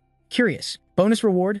The little dragon unexpectedly sprouted wings, chirped softly, then flew up to perch calmly on your head. It seemed really happy with this spot. Vassal looked up and saw it happily nibbling on his hair. Elo stepped forward and touched it. I don't think this is an ordinary spirit. She lifted it off your head. Are you going to name it? Elo brought the little dragon to Sasu. Name it, then I'll finalize the contract. Darius is waiting right here, so pick a good one. Sasu looked at the chubby little red dragon, thinking for a moment. Red, huh? Then, you said a name that shocked Darius, Zia, and Ilo like lightning had struck them. Bacon? You just laughed it off. Haha, I'm kidding. Even the little dragon seemed relieved. Embarrassed. You thought their reactions were? You quietly said to the red dragon, how about Pepper? The little dragon seemed to love that name, nodding and happily chirping. Ilo felt alive again, thinking it was so cute. Darius smiled, satisfied. Vassal laughed along, thinking Pepper's just short for pepperoni. Pepperoni's a type of bacon. After all, Darius spoke up. All right, let's celebrate. Tomorrow, we start official special training. Ilo promised, I'll teach you about spirits. She hugged Pepper, lifting him up and down in her hands. Russell smiled. I'm really looking forward to tomorrow. He looked at the adorable little red dragon and officially greeted it. Nice to meet you, Pepper. 1 month later, at the academy, it's finally time for the towers to pick their students. A professor wondered aloud how many would be chosen this year. Graduates getting picked, huh? The bald professor laughed. The basics are pretty much decided already. Outside, a white carriage came to a stop. A silver-haired woman stepped out. The White Tower's arbiter has arrived. Each law will select individuals to train this semester. Then a second carriage stopped. A man in yellow stepped out. The Gold Tower's arbiter is here. If they don't get chosen, who will? Next came a blonde man, wearing a blue coat. The Commerce Tower's arbiter has arrived. He was right, so we. An academy professor chuckled and said, we need to support these students more. The bald professor nodded in agreement. All right, for our benefit, I mean the schools. The bald professor joked, ha ha, right, for the school. Hubert overheard their chat. He sighed. Who'd admit to being a student when they only care about the talented few? Just then, a strong hand grabbed the carriage door. The Fire Tower's arbiter has arrived. The students turned pale with fear. Taking a deep breath, the Fire Tower's representative was a burly man with a fierce look, long wine-red hair, and cold eyes. Vermilion Yuzin. Hubert glanced and swallowed hard. Why is he here? Yuzin stepped out and scanned the area sharply, then smirked slightly. Guess he's not here yet. Hubert worried, thinking, Sending him as arbiter means she doesn't want to pick Jackson, right? At this moment, in the town sky, a faint silhouette like an electric spark was blitzing its way over. Just as Hubert worriedly thought Jackson wasn't in sight yet, he suddenly appeared right overhead. Yuzin is the fire tower's judge, very skilled with fire magic. He stayed alert, then quickly turned to glance upward on the other side. Russell sighed in relief, wiping sweat away. He stood on a rooftop across from the academy, almost late, but before he could relax, his eyes caught someone below. Seeing a man frowning at him, Russell was shocked. Vermilion Yuzin? Without lingering, Yuzin turned and walked into the academy. A fierce smile spread across his face. This'll be fun. Smashing that kid will feel damn good. Flashback a bit earlier. At the gate of Darius's mansion, Vassal spoke up. Thanks so much, everyone. He looked at Ilo, sincerely wishing her well. Hope you get home safe. Ilo smiled and nodded. Thank you, benefactor. Then Vassal glanced at Rhea and the headmaid. She was a bit surprised to be acknowledged and heard him say, I'll definitely come back. He confidently declared, until then, I'll be the master of this place. So, take good care of it. Rhea pushed up her glasses, smiling with approval. We know, and I hope so too. Vassal said goodbye to everyone. It was a short time, but really, thanks a lot. Darius confirmed again. You don't need a ride. Huh, Vassal warmed up. Yeah, I don't want to be late, so I'm running faster. Then she spoke up. On your way back, I've got a favor to ask. Young Darius handed him a carefully sealed letter. Can you deliver this to Hubert? Vassal took it and nodded. Yeah, I'll make sure it gets there. He noticed Darius didn't look too happy. Okay, thanks. Back to the present, in Hubert's sunlit office, he received the letter, speaking in a low voice. Good thing the kid got back in time. Hubert opened the letter but started talking about something unrelated. Still, this selection will be tough to help the kid. He set the letter down. Because new challenges popped up that I gotta finish fast. Vassal smiled gratefully. It's okay, Professor Hubert. Hubert looked worried, furrowing his brow, hands clasped. All I can say to you is, remember the Fire Tower's judge warned not to underestimate Yusin's brother. Hubert slowly stood. During this selection, he patted Jackson's shoulder. You need to be the strongest, not just try your hardest. If it were you, you could do it. Jackson smiled confidently. All right, don't worry, teacher. Then the system sent a new mission. Mission notice. Tower selection. Show overwhelming difference in rank and earn approval from the judging council. Selection round. Council approval less than 10%. Reward. Mid-tier mana stone. The next day, in the exam room for round 1, the written test began. Vassal focused hard. The test wasn't too tough, because in his past life, he'd failed this test many times. After finishing, his mind wandered. If anything's worrying him, Vassal thought about Darius's letter, the teacher's letter. After this, Professor Hubert's trips would become more frequent, almost to the point he couldn't teach Vassal's class at the academy anymore. And not long after, the year Hubert took leave, the professor stepped out of the exam room, still thinking about that matter. Not knowing exactly what happened, he saw a snake approaching its prey in a tree, probably a dangerous task. Watching the snake catch the bird, Vassal was stunned. A high-level fire mage from Fire Tower, just one day after round 1, already got the highest score in the written test. Vassal Raymond saw himself praised in front of the whole school. Students buzzed. Russell nailed the highest score. No joke, he's seriously good, so jealous. Receiving recognition for round 1, he thought quietly, can you stop him? The professor's death. Not much time to think, because round 2 of the selection was coming. The interview test would start soon. Vassal and other students sat waiting in the hallway. Professors explained the rules. Enter when your name's called. Shortly after, a professor called Vassal Joey. He stood up fast, silently cheering himself on. You gotta stop him, you can stop him. Then he quickly entered the interview room. Because the proof was right in front of him, Vassal stopped in the middle of the room. In his past life, he didn't remember Olsen would become a judge for this selection. He confidently placed his hands behind his back, staring straight at the judges. He had changed the future. So he needed to join the Fire Tower and stop the professor's death. Seeing Olsen glaring angrily in front of him, Vassal focused on his goal. His mission had to be recognized here. The professor in charge of documents gave clear instructions. When the judges ask, you must answer briefly and verbally. Got it? He replied, yes. Judge White Tower read the question. Let's begin. 300 years ago, the formula was created by the Mage Organ Gold. The Q&A started. The judge asked. Russell answered, we need to apply the concept of recycled materials to change the formula. He wasn't too worried. The interview questions were easier than the written test. While reading the question, mana energy glowed yellow around Judge White Tower. Vassal noticed this, but there was another task in round 2. Suddenly, the mana flared bright golden. Pressure hit hard, but Vassal stood firm, enduring the mana radiating from the selection judges. Last life, he always lost here, but this time was different. He stood steady, answering without flinching. If you change the potion's ingredient ratio, you could triple the effect. Judge Kim Tower couldn't help but praise, that kid's legit. The kid's expression didn't even change despite the mana storm. Olsen grinned like a savage predator. Is that all you got? A massive mana burst from Olsen. The pressure shot up several times. Vassal gritted his teeth, bearing this mountain of pressure. Olsen smiled, clearly enjoying it, but stayed silent. After holding the pressure for a while, Judge Kim Tower frowned at Olsen. He really is a mad tiger. If this keeps up, Judge Kim Tower turned away, worried for the contestant's fate. This contestant might die. But then he was shocked to see Vassal still standing strong. He's holding up? Judge Thung Tower praised, surprising. He glanced at the group of professors trembling under the pressure at the next table. Even newly appointed record-keeping professors were suffering. This judge silently thought about Jackson. This guy's definitely a genius worth admiring, calm under such heavy pressure.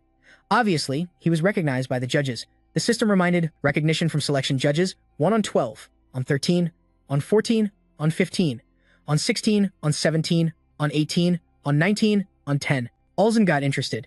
You're still holding up? He immediately unleashed even more mana. Let's see how many times the pressure rises. Veins popped on his face. Vassal gritted his teeth, standing firm, refusing to fall. Ulzen, triggered by Vassal's stubbornness, sharpened his gaze. Done. Judge Thung Tower stood up, placing a hand on Ulzen's shoulder. We still have more interviews, so let's stop here. Ulzen withdrew the mana storm pressure from himself, sneering. He clicked his tongue. This is about to get interesting. Boring. Below, Jackson's hand behind his back trembled uncontrollably. At the next table, the Academy's new professors gasped, all thinking the same. They were alive. Judge White Tower put down the question sheet, smiling with satisfaction. You did well. You may leave. Contestant Vassal left the room and closed the door behind him. A professor called the next person in. Go. He went out and plopped down in a chair to wait. Until now, Vassal showed anxiety, fear, trembling like a scared puppy. He thought he was about to fail, but then his eyes lit up. Recognition from the selection judges was 9 out of 10. He exhaled, relieved to be almost done. So that's how it is, he said. This still isn't enough. Haha, this guy's no pushover. Down the hallway, Judge Thung Tower spoke. Russell Raymond. He was walking with other judges, saying, turns out he's the contestant the Fire Tower Master's been watching. Judge Kim Tower added, he's the kind of student everyone wants to recruit. What a shame. Judge White Tower suddenly asked Unsen, the youngest priest, are you really training troops? Then he turned back, sternly questioning her. She said, who's the youngest? She hurriedly explained, no, I didn't mean that. The other two judges looked at him cautiously, then fell silent. Unsen recalled the past. Soldiers were desperately running and shouting, stop the newcomer. They panicked when they saw the barrier crack. Someone shouted, there's no crack in the barrier. A foot slammed into that man's stomach. He was pushed down and slashed. Screams and cries erupted. The moonlight shone across the night sky. Unsen looked at the bodies scattered on the ground and muttered, weaklings. He was furious, but tears rolled down his cheeks. Back in reality, Unsen thought, if they break down, everyone's doomed. At the gathering spot, the magistrate called out loudly. It's time to start round 3 of the exam, he announced the test. This time, it's a treasure hunt. He held up a blue mana stone and said, in the dense forest on the hill, contestants must find the blue mana stones. The contestants listened closely. The magistrate continued, your score depends on how many blue mana stones you find and bring back. Vassal watched them and thought, seems like they want us to snatch mana stones from each other. The magistrate ordered, all right, line up. Vassal silently stared at the system board, wondering if he could pass this 3rd stage. He sighed, thinking, will Unsen recognize me? The shout started, and Vassal and the others rushed forward. He thought, first, I gotta run my ass off, and told himself, I have to give it everything I've got. After a while, the sun began to set. Vassal wandered, thinking, should I summon it now? He clasped his hands, and a flame flared up. Asterisk. It'll probably be mad at me for a sec, then chill out. Asterisk. When Pepper was summoned, it immediately clung to him. Russell apologized. Been a while, Pepper. Sorry I couldn't use magic at school. It smiled cheerfully at him. Vassal drew a magic circle and put his hand inside, saying, Pepper, can you help me out a bit? He pulled out a red mana stone and said, I want to find stones that look like this. Russell brought the stone to Pepper's nose. It flew off to search. Russell thought, I heard mana spirits can sense magical energies super keenly. He laughed and asked, you've caught the scent already? Pepper turned back, smiling in response. Vassal followed the direction Pepper flew. He said, all right, let's go. Nearby on a tree, a red magic circle appeared. Scene changed to inside a house, where a voice spoke. Finally found you.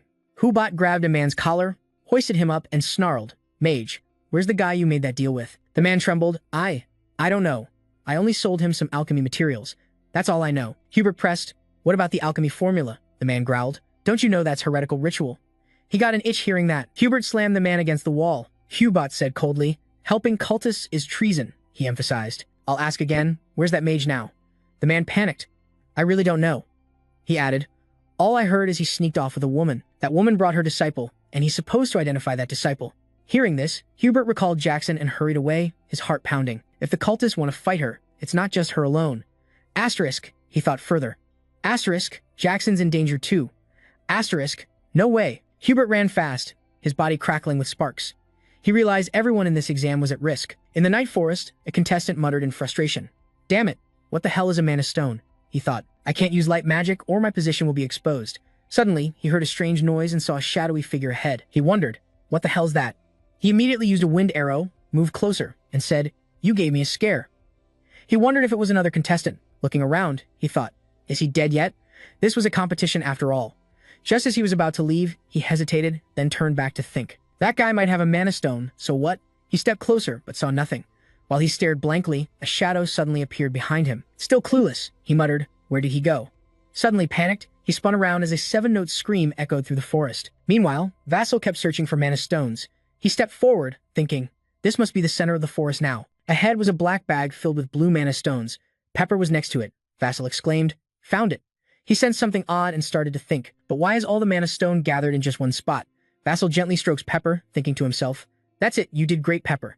He sits down by the mana stone and spots a golem core nearby. Wait, is this a golem core? Vassal picks it up, examines it, then thinks, it's destroyed. He assesses, looks like the golem was destroyed before it could be summoned, but who did it? Suddenly, Pepper shouts a warning, rattlesnake.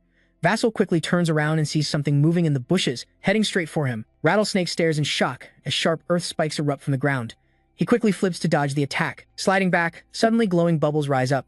He thinks, from earth magic. Watching them float upward, he wonders, light magic bubbles? Vassal immediately dodges the glowing bubbles. As he lands, a huge explosion causes the ground to crumble. He thinks, there's more than one enemy here. Suddenly, a volley of ice arrows shoots from behind him.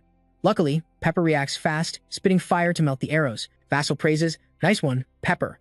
He fires off some rocket arrows, blasting the glowing bubbles. The bubbles burst, falling to the ground, causing explosions. Through the smoke, Jackson scans the area, eyes locked on Lei as he slowly steps forward. Seeing this, Vassal asks, who are you guys? He looks at him and adds, you're supposed to be the tower's chosen honored trainees. Alex, hiding in the bushes, reveals himself along with Violet stepping forward. Vassal continues, and yet you're using such dirty, cowardly tricks. Lei slaps his hand away angrily and snaps, shut up. How the hell does a lowlife like you discover the first mana stone? He grits his teeth, thinking, surely only our group knew the mana stone's location. This doesn't add up. Then he looks at Pepper, wondering, a spirit? Violet says, a spirit. Got it. But how did he find the mana stone so fast? Alex thinks Vassal Rayon didn't expect someone to hide such advanced skills. Vassal scratches his head and says, what's so special about finding it fast? He adds, like I'm guaranteed not to find it. He sighs and laughs. Oh damn, that reminds me, Vasco. You must have some secret deal with the professors, right? Lei instantly feels uneasy, thinking, this guy's sharp. Vasco turns away and says, anyway, I don't plan to get involved, just don't block my way. Lei gets angry, don't fool yourself. But in a flash, Vasco teleports behind him and threatens, try me, and you'll regret it.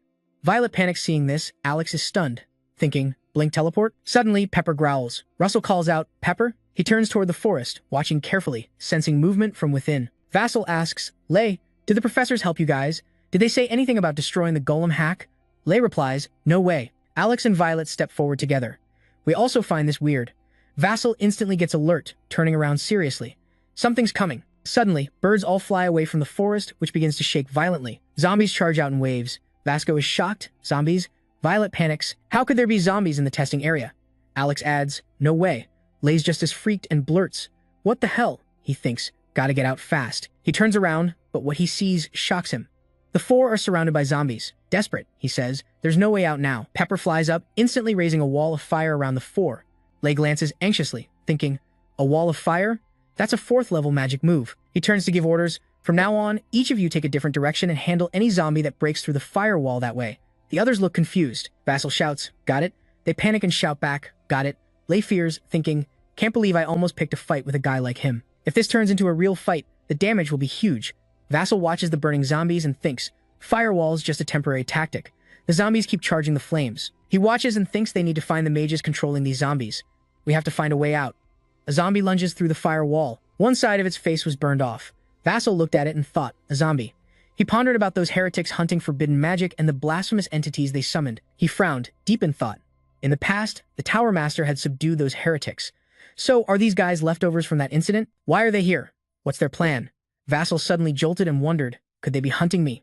The zombies kept rushing wildly forward. He bit his lip, thinking, right now, I need to focus on fighting first. The magic we're using is a kind of curse, he assessed. One trait is it uses very little mana, so the longer the fight drags on, the worse it gets for me. Vassal turned and warned the other three. Everyone, use your mana wisely. He then dialed down his power and targeted their weak spots. Lei replied wearily, easier said than done. Alex added, but the Judicators will get here soon if we hold out till then. Violet interrupted, the Judicators won't come. Lei panicked immediately. What? What the hell are you talking about? Violet said. She's right, Lei insisted. No way the Judicators, coming from the Magic Tower's capital, wouldn't detect this evil energy source, Violet answered. Maybe they used some trap to erase all mana traces. Violet suddenly remembered the red magic circle on the tree from earlier and wondered, a trap? Lace shivered in despair. So we gotta fight this whole damn horde ourselves? Violet said, shrink it down and sharpen it. But he's still scared. Damn it. Using fancy tricks in a fight like this, what's the point? Nearby, Alex was trying to attack the zombies. Lay glanced at him and thought, what? Even this guy's copying it? The heretic hiding in the bushes observed and said, they're smart, they've started conserving mana. His companion added, those kids are copying that bastard woman's student. Huh. He raised his hand, summoning a purple fireball. Behind him stood a giant monster wielding a hammer. He continued, but what if they hit a point where they can't save mana anymore? Suddenly, a loud noise stirred trouble, and the others glanced over. The monster strode through a wall of fire, roaring fiercely. Seeing it, Vassal and the others shouted in shock, a Chan. Violet immediately cast an ice spell on the Chan, releasing a flurry of glowing bubbles. Alex fired a crystal beam at it, but nothing seemed to faze the beast. The Chan growled ferociously and swung its hammer high at Alex. He panicked watching it. Suddenly, sparks sparked and ignited a primal ignition. The fiery spear exploded to full power. The Chan dropped its hammer, its body gradually dissolving. The purple fireball in the heretic's hand shattered. He twitched. What the? He asked his comrade. He took down a giant troll with just one hit. Violet was stunned. She assessed that the magic just used had explosive power equal to a 5-ring spell. She looked anxious and wondered, is he really a fellow student like me? Vassal suddenly realized something. Seeing Pepper flying around, he wondered. The Chan watchers noticed Pepper paying attention and thought, it's a trap. Vassal chuckled. So, you guys are hiding there. He created a flame sword and used a mage's body technique. Violet looked surprised, thinking, what's he up to? Vassal gripped the flame sword tightly and said, now, throw it hard. As he threw the sword, he said, my turn. The flame sword was launched with extreme force. It flew like a missile toward Chan, who immediately panicked. We gotta dodge fast, our position's been spotted, right? The blazing flame sword flew in. The Chan immediately cast a spell, shouting urgently, stop it, stop it. A horde of zombies he summoned blocked in front of him. The flame sword charged toward the zombies. The Chan panicked as the flame sword cut through them, striking the two Chan. A massive explosion erupted right in the forest. Vassal looked on, wondering if they'd finished them off. The Chan rose from the smoke. He thought, that woman really raised a monster. He used his comrades to take the hit. The burial guy emerged from the smoke. He thought, that woman really raised a monster. He sent his men in to take the hit. We saved this move for dealing with the judges. He grinned savagely, never expecting to use it on you. Vasco panicked at the scene before him. The contestants were taken hostage by the bone soldiers. Vasco and 3 others were surrounded again. The bald gatekeeper suddenly shouted, Professor Hubert. The zinc guy next to him awkwardly tried to stop them. Sorry, but only judges can enter here. So Hubert hurried inside, calling out loudly, Senior Yuzin. Yuzin didn't turn around, replying coldly. The mission's over. But when he heard the next announcement from the pupil, his eyes widened in shock. The cultists are coming here too, Hubert reported anxiously. They're chasing Russell, and the candidates at the trial ground are in danger. Yuzin's face darkened with rage, murderous intent thick in the air. He gritted his teeth and snapped, how dare they cause trouble right in front of me. Scene shifts to the forest. Wave smiled, fire glowing green on his hand, deadly and dangerous. He threatened, if you move even a finger. The candidate, pinned by bone soldiers, was forced to his knees with a sword at his throat, his face pale as he sensed the lethal intent ready to end him. Wave warned, I'll kill them all, and turn them into my bone soldiers. Vassal thought hard, covering the candidate's mouth to stop him from chanting. He imagined quietly acting, planning what to do if he couldn't stop him. Even after blinking away, in his mind, the candidate still smiled victoriously after being stabbed once, snapping his fingers to unleash destructive magic. A bloody vision flashed in Vassal's head. Then they'll all die, turning into my bone soldiers. Confidently he taunted, so don't bother resisting, step out here. His face tensed when he mentioned him the kid from the fire tower. Russell bit his lip thinking, yeah, just like I thought, I'm their target. He fell silent, withdrawing his magic. Jazz stepped out from the shadows to face the bone soldiers and wave. He sneered, mocking, impressive. Can't believe you risk your life to save your friend. Hearing that, Jazz's captive snapped back. Friend, is that so? Lay started feeling uneasy at the sarcasm. If you're weak, they'll call you pathetic. Violet lowered her head, avoiding Jackie's gaze. If you're strong, they'll respect you. The tied-up candidates heard his words. All they could do was pale, facing contempt, disgust, and envy. These guys only hated anyone stronger than themselves. Quay silently watched Jackson's confession, calmly meeting his eyes and coolly saying, maybe you just don't get it. Everyone stared in surprise. Jackson coldly explained, I'm just doing my job as a guard protecting everyone. Wave covered his face, struggling to hold back a crazy laugh, mocking, in a world where the strong hunt the weak. Huh. What was that? Duty? Justice? He raised his hand, commanding the bone soldiers to advance towards him. Wave fired back. That's just empty talk from losers. Vassal sneered with contempt and spoke up, eyeing the guy hiding behind the bone soldiers, and too scared to face things alone. Angry now, he bit his lip tight to hold back. Wave sent a bone soldier to grab him from behind, holding him firmly. He said, because you want it that way. Suddenly, the bone soldier wrapped a cloth over Wave's mouth, silencing him. Furious, he shouted, "So I'll kill you myself." Bone spikes burst from his body in waves. Wave glared and growled. "Kid from Fire Tower," gripping a sharp bone sword. Smirking at the restrained Jackson, he said, "No screams from you? What a shame, but I don't have any other choice." He stared down his next move. In Vassal's mind, a spell came to him, one that didn't need spoken words. He started recalling the spell, able to cast it with just willpower. In his memory, a system notification popped up. "Mission complete. You'll receive a common grade mana stone as a reward. You've gained great enlightenment from summoning souls and reached tier 4 magic. You'll get an additional reward." Additional reward? Rascal wondered if there was a bonus. A ring surrounded by lightning appeared on his hand.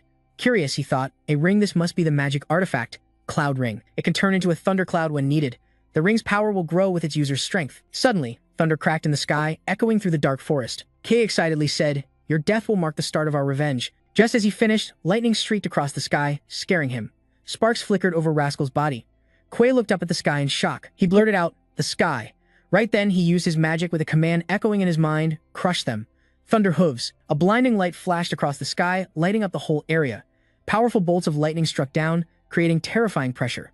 Everyone had to step back and shield their eyes. Wave took the hit head-on, screaming in pain. The blue flame orb in his hand shattered too. Moments after the dust settled, his miserable state was clear. Wave was beaten black and blue. The bone soldiers he controlled also collapsed. Violet stood still, radiating strong energy. She then moved behind him and gently untied the rope binding him. Jackson couldn't help but praise. "Can't believe you thought to use a magic artifact in that moment. You're really good," he said calmly as he removed his gag. "Thanks, Violet." He scratched his head awkwardly. "We're the ones who should be thanking you." She regained her composure and turned to the standing contestants. "We need to call the adjudicators here, fast." The chaotic scene had Violet worried. "Looks like everyone needs healing." Lai untied a girl and warned, "Don't forget to tell the adjudicators what I did for you." Alex urged, "Line up and move." Under the starry night, Vessel said calmly, "The adjudicators will be here soon." Violet asked, "What? They know about this?" He smiled. "My friend's leading them here. Pepper's been marking trees to guide them. Wherever it goes, it burns a sign." Soon after, a trail of light appeared through the forest. She looked at Jasper admiringly, thinking, how many steps ahead did he plan? Then he noticed something strange, bending down to check. Jasper's ring was weakening. He thought, the cloud ring's using more mana than I expected. As Violet turned to leave, Wave was already defeated. He started twitching, angrily chanting, "Offer, offer for what I do." His eyes rolled like a puppet's as he muttered, "My life, my lifespan, even my death." Then both felt the ominous aura returning fast. A pile of white bones was summoned. They stacked up and transformed right before Violet and Jasper. A giant bone soldier was called forth. The giant bone soldier roared from above, its glowing red eyes staring down. Its long tongue flicked out menacingly. Jackson's eyebrows furrowed. Raising his hand to block the energy radiating, he thought, this power's way beyond level 5. Seeing things getting worse, Violet turned around and shouted, "Everyone, run into the forest." From the other student's side, Lai shoved his classmates, fear on his face as they hurried to escape. He thought, I have to get out at any cost. Asterisk. Suddenly, his eyes widened in shock and he froze. Lai looked at bags filled with mana stones. He muttered, "That's over by Vessel." Violet looked at him confused and yelled, "What are you doing? Why aren't you running?" Vessel looked ahead and explained, "He's aiming for that. You keep going. I'm the only one who can hold him off until the judges arrive." Elsewhere, Unsen and Hubert rushed quickly toward the battle. Back at Jackson's spot, the giant bone soldier was closing in. With its terrifying face and long tongue, Violet glanced at Jackson standing in front of it, feeling puzzled. He must be out of mana. What's he doing? Her eyes followed Jackson's firm stance, his hand gripping tight. Fire Flame Spear silently called his name in her mind. Jackson Raymond. The giant bone soldier swung its arm toward him. It slammed its arm down where Jackson stood, making a loud boom, but luckily he jumped behind the giant bone soldier quickly. Thinking a shield wouldn't block that, Jackson gritted his teeth, clutching the Fire Flame Spear with all his might as he moved behind. Just one hit could have been deadly. He hurled the Fire Flame Spear fiercely at the giant bone soldier. Its huge tail slammed into the ground. Cracks spread across the earth. The giant bone soldier trembled, a huge wound appearing on its waist as it growled in pain. Vatso landed below, looking up at the giant bone soldier. He silently judged the strike, had hit it but frowned, sweat dotting his face. "This is tough." Vatso's annoyed voice rang out as he saw the giant bone soldier slowly healing its wounds. "Damn, it can heal too?" Suddenly, its tail moved underground, catching Jackson's attention. Watching the movement, he puzzled, thinking it was. Beneath the earth, the giant bone soldier's tail quickly moved toward Jackson. He couldn't help but be on guard. Then suddenly, its tail shot out of the ground straight at Jackson, who barely dodged in time. Still shocked, he said, "Its tail? Why the hell is the giant bone soldier's tail wagging in midair right in front of me?" Jackson suddenly saw it dive down fast. Jackson raised his hand to block, frowning and cursing under his breath. "Damn it." Suddenly, an ice arrow shot straight at the tail of the bone giant, stopping its attack. Confused, Jackson heard Violet on the other side shouting with power, You saved my life. She suddenly launched many ice arrows at the giant bone soldier, adding, so I can't just leave you behind, right? Violet controlled the ice arrows, shooting straight at the bone giant, freezing part of its body. Her voice continued. And like you said, suddenly among those running away, some feet stopped at Violet's voice. Alex turned back to look. Violet's voice rang out firmly. This is a mission. The others also stopped, staring at each other silently. Violet kept going. Of a bodyguard. They turned around and ran back toward the fight, shaking Cho, confused, clutching his bag tightly, yelling in shock. Huh, why are you guys going back? He angrily watched them head back to the fight, then he shouted loudly, You're crazy. Why keep going? I don't care what happens to you. On the other side, a figure lying still on the ground suddenly woke up when a small rock accidentally hit Xavier. He was in pain, trying to move, gritting his teeth with a shout. Flag. Suddenly, his eyes widened in shock, voice trembling. Could it be? Xavier looked toward the fierce battle and said, A sacrificial core? A giant bone soldier? He sneered mockingly, voice dripping with sarcasm. Haha, served them right, throwing a fit just to survive alone. Xavier saw the trainees lined up behind Jackson and added, They're all in formation now. Alex scratched his head apologetically. Sorry for being late, boss. Jackson was stunned, thinking his plan wasn't like that. He stared back thoughtfully, then smiled as he understood. His eyes hardening, he said, Firestorm Spear, if you want to fight, I won't stop you. Then he threw the Firestorm Spear straight at the giant bone soldier. He spoke out loud. But if you want to live, if you want to win, listen carefully to what I'm about to say. Just then, the giant bone soldier swung its arm, shattering the ice, covering it, roaring. Blue energy radiated from its body. Vutso shouted from the side, I'll create an opening. He gathered all his strength, gripping the Firestorm Spear tightly, and commanded loudly, Attack with everything you've got. Then Vutso threw the Firestorm Spear hard toward the approaching giant bone soldier. Before it could react, the Firestorm Spear slammed into it. Russell saw the moment was right and shouted to the others, Now! A volley of power arrows shot fast toward the giant bone soldier, causing a massive explosion. The bright light forced everyone to shield their eyes. Smoke and dust billowed everywhere.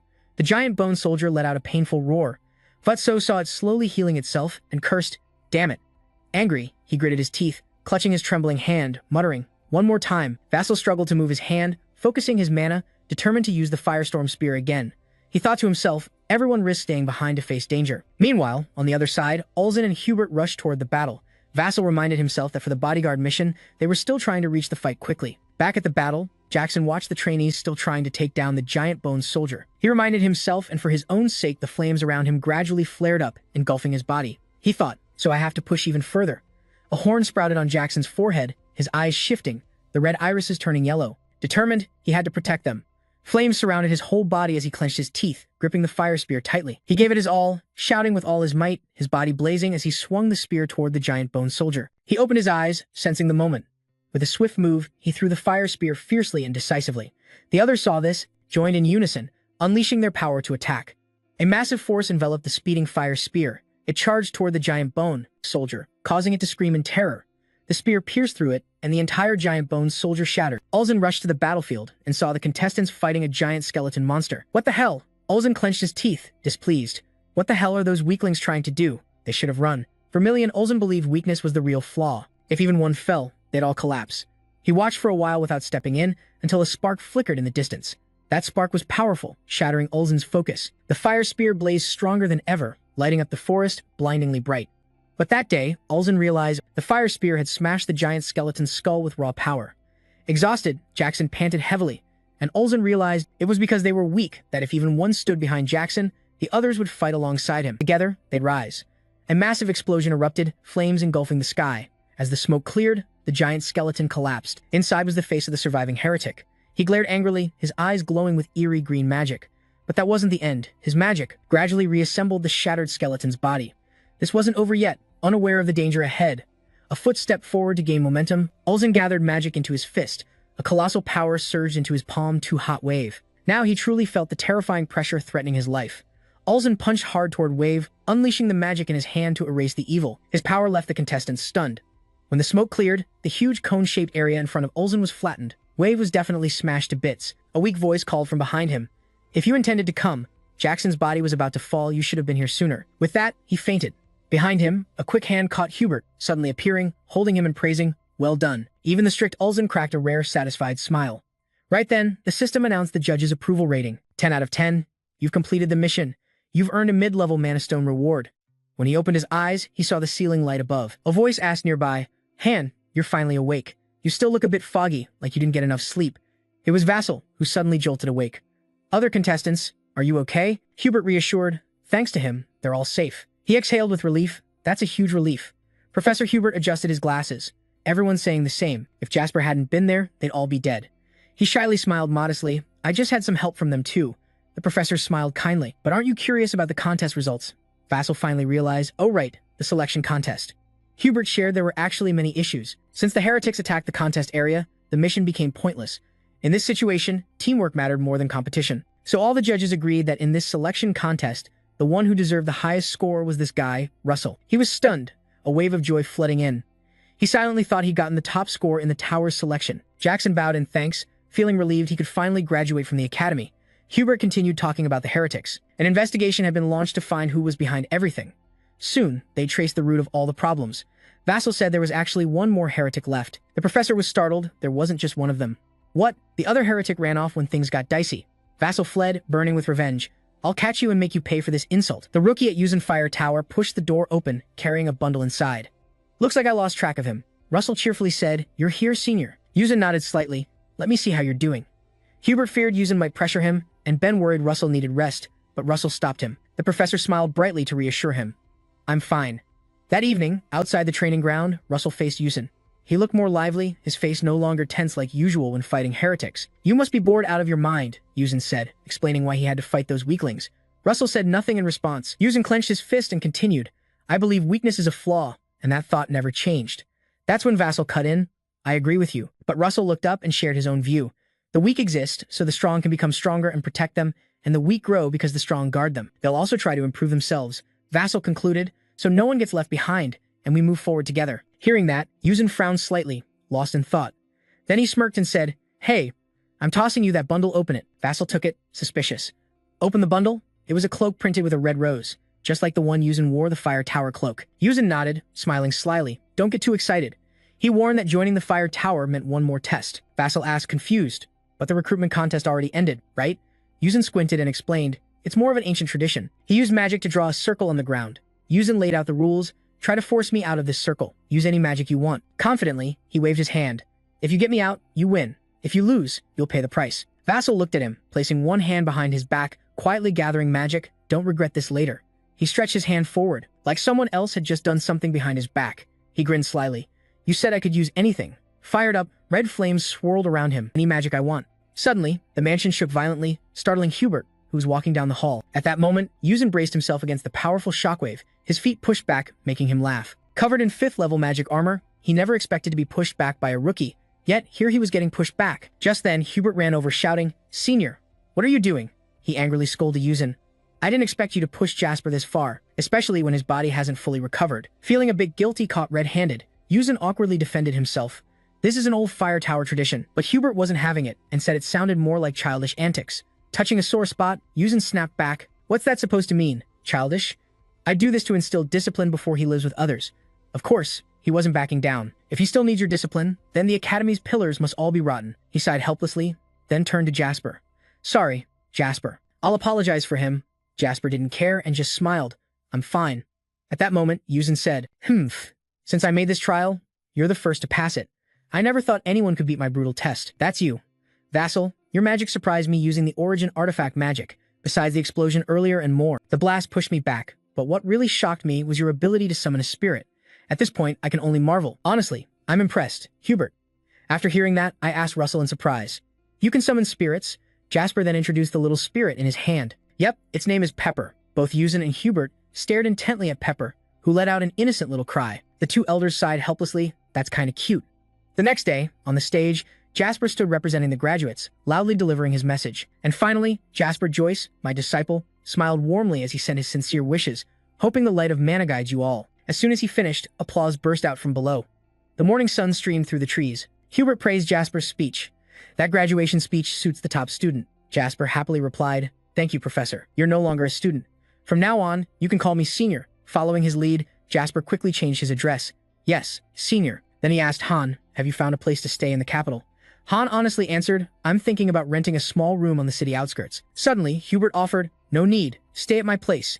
I can't go home until my contract with the Academy ends anyway. Jasper was shocked by the offer. He asked, Is that really okay? Hubert casually replied, Of course, I'm the one inviting you.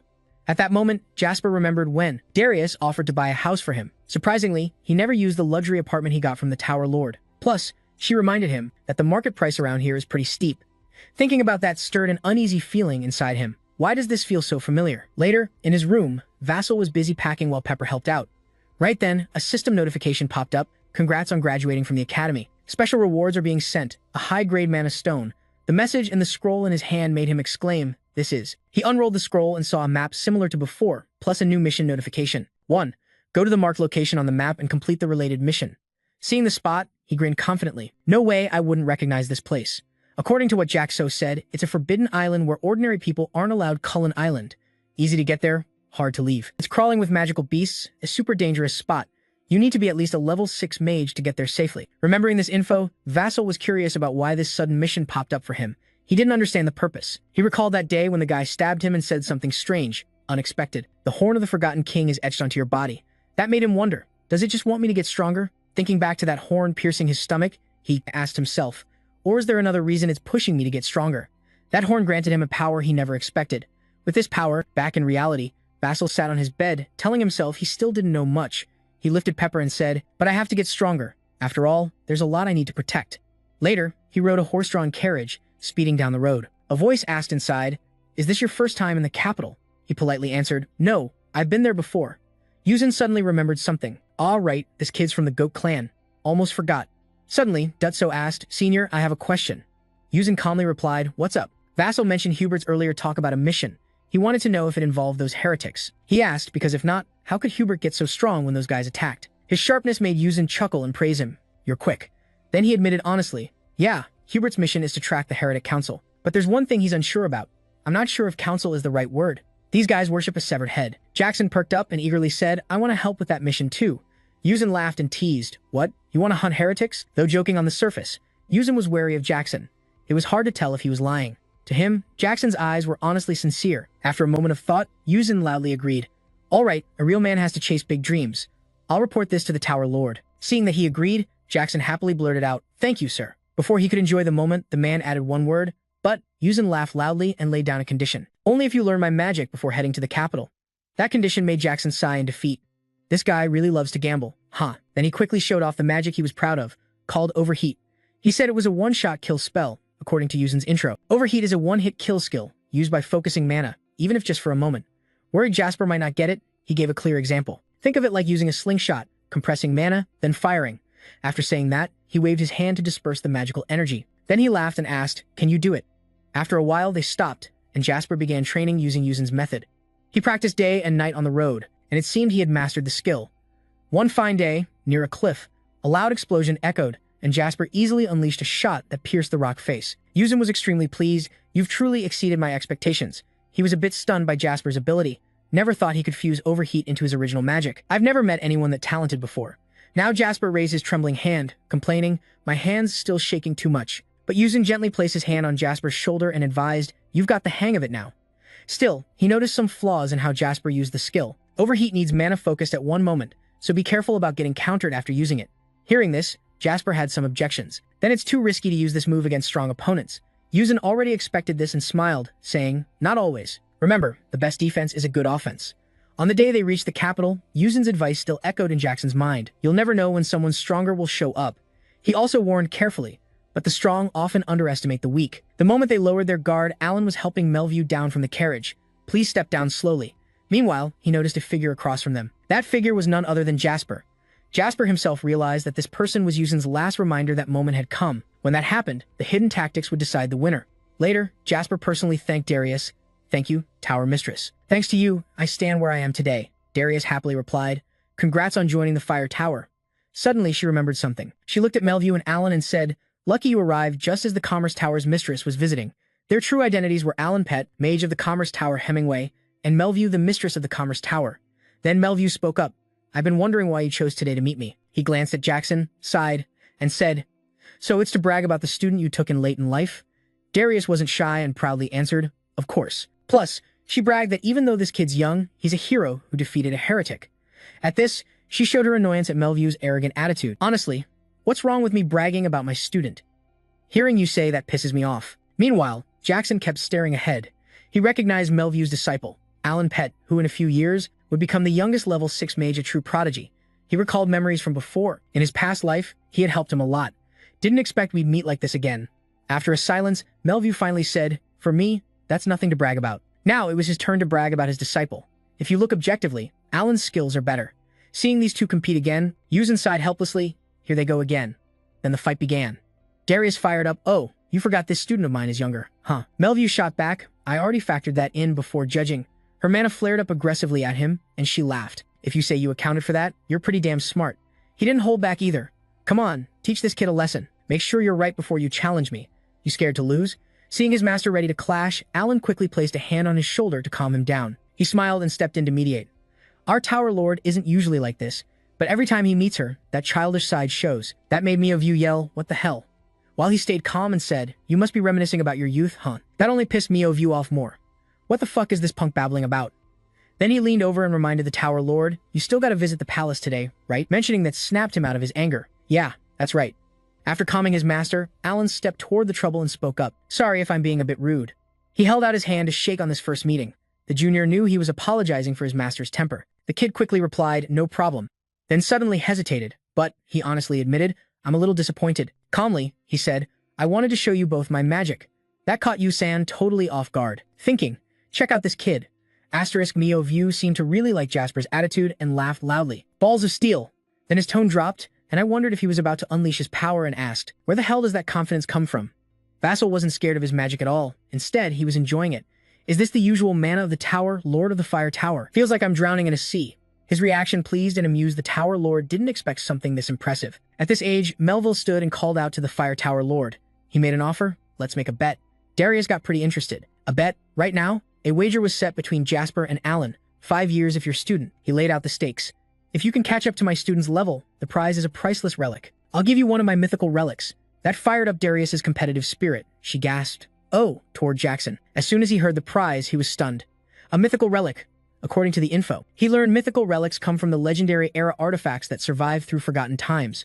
From what he'd heard, even the weakest relics hold mana close to the 7th circle. Just then, suddenly, Darius dropped the time limit to 3 years. The shortened deadline shocked Melville, who blurted, "What the hell?" Darius wasn't afraid to bet big. "If my student can't catch yours in 3 years, I'll hand over my mythical relic, old man." Her boldness made Melville laugh, then warned, "You can still back out now." But she ignored him, smugly adding, "You better start preparing that relic." With things settled, Mayovu didn't stick around and turned to leave. "I'm out." That was enough pleasantries. Before leaving, Alan politely said to Darius, "We'll take our leave now, Fire Tower Lord." Later, as they walked down the stairs, Alan asked worriedly, "Is it really okay to bring out the mythical relic like this?" Mayovu casually replied, "Of course not." That startled Alan, who said, "What?" Ignoring his panic, he calmly reminded him, "So you better give it your all. It's come to this, so he's got to play along." "All right, I'll do my part as a senior." After that, they fell silent. Mayovu gazed out the window thinking, "The Raymond family is upstairs right now." Asterisk. Unsen scolded Jasper helplessly. "First day and the kid's already restless. Is Alan your buddy?" Jasper was so caught off guard he could only say, "Sorry." Mayovu was really interested in him now. He wondered if resurrection was possible. Darius lifted his teacup and asked Unsen, "Tell me, do you want to help monitor the followers?" Vassal honestly confirmed, "Yes, ma'am." His certainty made Darius quickly share some timely news. "The spies just reported to me." She dropped some shocking news. They found traces of the cultists who attacked the academy and gave intel on where the attacker's hiding. The location's the neutral city of Sudra. What's worse, this criminal's trying to slip away quietly, going solo. It's rough, but I gotta admit, Sudra's a haven for criminals. He picked a damn good spot to hide. Then Darius said seriously, "Since you've faced this guy before, you're easier to track than anyone else." Then her voice dropped, warning, "You know, he's probably set a trap." Then she asked, "You still want to take the risk?" Right then, Vassal was shocked, snapped to attention, saluted properly, and declared, "I'll complete my mission as a protector of this kingdom." His vow made Darius sigh and say, "Fine, you leave tomorrow." Before he went, she reminded him, "I'll have the teleport gate ready. Don't forget your gear." Her approval to let Jackson join this mission eased his mind like never before. Thank God she said yes. This is the first step to stopping Professor Hubert's death. Later, on a crowded street, a carriage moved slowly along. Vassal sat inside, stunned by what he got. "Can't believe they gave me 2 bottles of high-grade elixir right off the bat. Last life, those were way too pricey, I couldn't even afford to look at them." He also knew why he got such good stuff. "She let me take the mission but still worries, since I'm just a rookie." While staring out the carriage window, he suddenly spotted something. A pristine white building made him remember something. So he quickly shouted to the driver, "Stop here for a bit." Don't know what he had to do at the museum. Love frame in the Wonder Room. Forgot that Jackson was now standing before a withered heart sealed in glass. He thought quietly that his journey back started here, then he greeted the lifeless thing. Long time no see. His mind swirled with questions. He kept wondering, why did this miracle happen to me? Then he found his answer. Clenching his fists, he vowed to grow stronger and protect more people. Just then, the withered heart suddenly reacted, and a system popped up with a new mission. Protect the heart, protect the Dragon King's heart. The heart stored at Endymion Museum in the capital. No clue what the reward is. Mission alert. Become a dragon, awaken the dragon's power with your will. The reward's a mid-grade mana stone. Seeing that, Vassal couldn't help but say, so they're generous with the mission after all? About the first reward, his first thought was it's the Dragon King's heart, which means he has to prove he's worthy of these royal items. Hard, but doable. Proving worthy of royal gifts is tough, but not impossible, however. When he reached the second mission notice, he got a bit confused. What does becoming a dragon even mean? So he went into deep thought, still unclear on that phrase. He blurted out, right now, I'm feeling a kind of power I've never had before. I've never felt like this. He blurted out, right now, I'm feeling a kind of power I've never had before. I've never felt like this. Even in a crisis, feeling magic's boost right then. Suddenly, Sasu saw something. It was his evolved self reflected in the glass. Through the reflection, this change made him say, is that really me? Time passed, and as the sun set, Vassal was back in his room. Sitting on the bed, he thought, looks like this power burst out during the fire training. He remembered the system's alert. You've absorbed the maximum horn power of the Forgotten King. Excess fire mana beyond absorption stores as a foundation. Thinking about this made him uneasy. He petted Pepper's head and confided, wish I could control these feelings at will. He fell silent, realizing, I can unleash more power by combining fire and dragon transformation. Damage would be close to a critical hit at level 6. Still, that's just theory. He knew he was struggling. The problem is, there's no way to master it. It only bursts forth when danger hits. Just as you were deep in conversation, Pepper suddenly had an idea. I don't have time to train because of missions, and even if I trained, he trained too. Usually, it wouldn't work anyway. Suddenly, Pepper bit Jasper's pants hard and yanked like trying to drag him somewhere. No matter what it did, Jasper was still like a zombie, wondering, what the hell do I do now? Asterisk. Seeing him complain nonstop, Pepper got a bit annoyed, no matter how focused he was. I can't feel that panic again like last time. Seeing him whine nonstop, Pepper got mad and spat fire right in his face, then it started yelling at him. Vasso clearly understood what Pepper meant and exclaimed, you mean you can help me? Seeing he got the hint, Pepper cheered happily. Following Pepper's lead, Jasper quickly sat up straight. Pepper climbed onto his head and settled in, slowly entering a meditative state. After a moment, Jasper appeared somewhere else. He quickly recognized the place. This was the spirit realm, where he first met Pepper. Now he finally understood why Pepper called him here. Exactly, time flows differently here than outside. This is probably the perfect place to train magic. But I don't have an AI sparring partner. As he stood stunned, suddenly, he felt that AI's presence right behind him. Turning around, he jumped seeing a massive dragon. Looking closer, the dragon seemed oddly familiar, so he hesitantly called out to Pepper. Hearing his name, Pepper happily bowed its head for him to pet it. Jasper sighed helplessly. So it's you. Then Jasper awkwardly said, thanks for helping me, but fighting you feels unfair. Right after, a bunch of monsters appeared around him for practice. That made him nod and say, guess I was worrying for nothing. Watching the monsters train as they approached, Jasper smiled with excitement. He stretched his muscles, ready for a hardcore training session. All right, you're helping me then. At the crowded tavern, 2 underlings spoke up to the leader. The cultists have left the city. Should we chase them? The Fire Tower spy leader quickly reminded everyone. Get ready, everyone. Before leaving, he didn't forget to instruct the tavern steward. Jackson, let him know if anything happens with the Fire Tower. Jackson raised his hand, already aware, and nodded. Stay sharp, everyone. The Fire Tower spy leader smiled confidently. Don't worry. Mentioning Jasper meant a member handpicked by Daria herself. Reinforcements are on the way. I can't let him have all the glory alone. After saying this, he strode off with a bold, fearless stance. He firmly told his team, let's move. 3 days later, at the same tavern, a messenger orb delivered news that made Jackson anxious. The Fire Tower's god, he has to get there fast. Turns out, the news was bad. The Fire Tower spy sent on a mission went missing. The next morning on the streets, people looked shocked seeing something. What's going on? They were buzzing with curiosity, wondering why a kid like that was in Sura. Jasper was currently in the neutral city of Sura. Vassal strolled through the city, thinking, without the space gate at the palace, it'd take ages to get here. Besides that, there was another incident, but thanks to his training in the spirit realm, where time stops, he felt like he was losing all sense of time. It felt like a whole month had passed to get here. And right there, the magic fire in his notebook exploded fiercely. Finally, because of that, he reached the realm he wanted. Of course, he succeeded with the enhancement like dragon transformation. The system sent a series of notifications. You gain dragon power through your own effort. Dragon bones will show your level during transformation. Your understanding of fire attributes will multiply. Even with this power, Jackson still struggled with some monster hunts, but there were way too many problems to solve. 10 bird-like monsters attacked him with a powerful magical strike. Just as he was about to fight back, the fire spear in his hand suddenly vanished, so he took the full hit. After getting wrecked, Jackson realized 2 things. First, the fight was over way too quickly. He was pissed off, cursing like hell. It only lasted 15 seconds. After that, he tried to get back up, but then another problem showed up. Second was the recoil from using it. While thinking about this tough issue, suddenly someone dared to block his path, just like overheating. Using this skill means I lose my defense. Some bandit suddenly shows up, boldly blocking the way. Worse, he sneers and says, "Hey kid, lost or what?" While he was talking all slick. "If you want, I can show you the way." I was about to ignore him, but then I remembered something. A tinker. Huh. Later, at a tavern in the city, that bald guy who blocked the road earlier now has a bruised face but smiles as he leads me here. This place is Yellow Wyvern. He and his crew even personally escort me inside. Have a good trip. Seeing those two like that, Russell kinda scoffs at these lazy bums. Then he sighs and says, "Get lost." After that, I step inside. The tavern steward greets me right away. "Welcome, sir." Then he asks, "What would you like to drink?" I casually order a 3-7-year-old red rake cocktail mixed with 12-year brick. Straight up. A guy nearby mocks me hearing that. "Are you nuts? You want to order a cocktail over 70% alcohol?" Even though he's teasing, I can't argue since that stuff is basically deadly. This drink order is a Fire Tower code. Jackson already figured out who I am. Didn't expect a young guy like me is actually a member of the Fire Tower.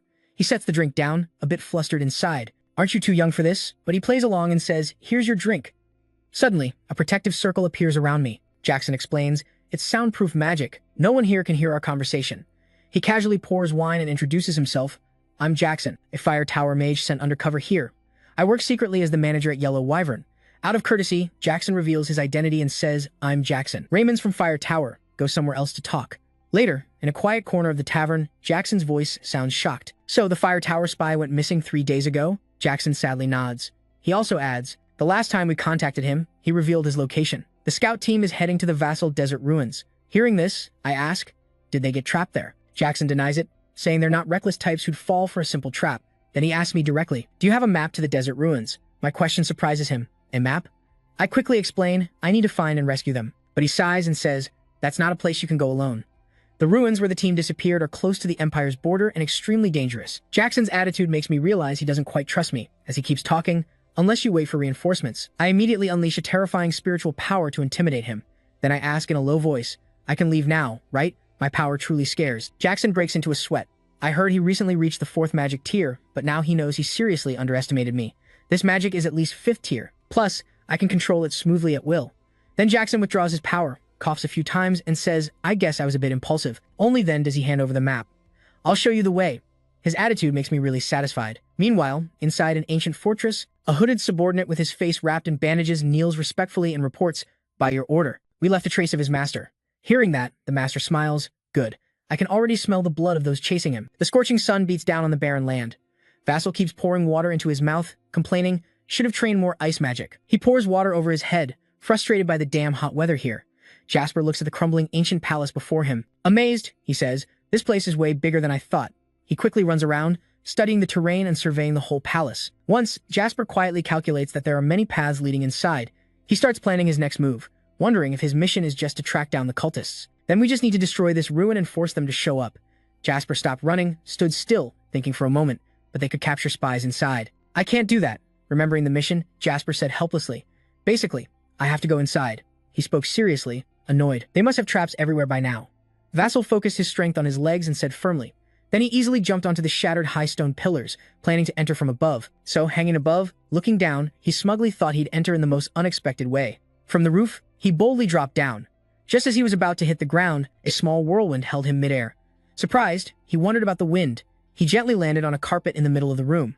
Then, cautiously looked around, silently relieved, thank God, no traps at all. He turned to look at the huge wall inlaid with an enormous painting. He whispered, "A mural, a dragon."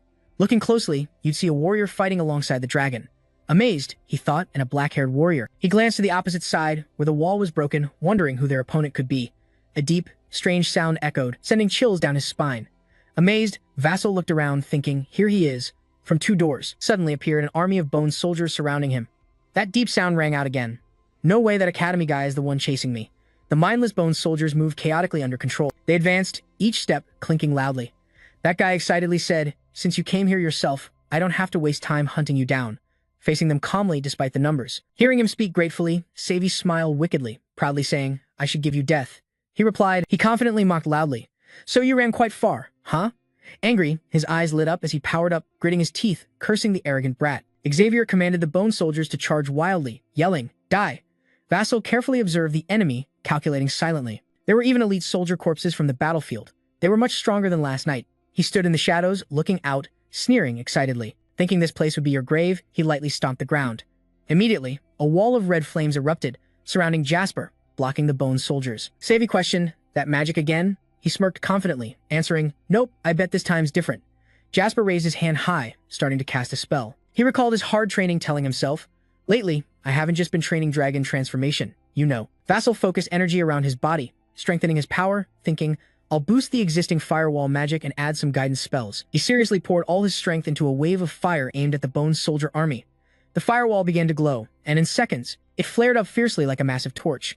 The flames spread toward the bone soldiers. They panicked, screaming in fear of what was coming. The raging fire gradually engulfed everything, burning the entire army to ash.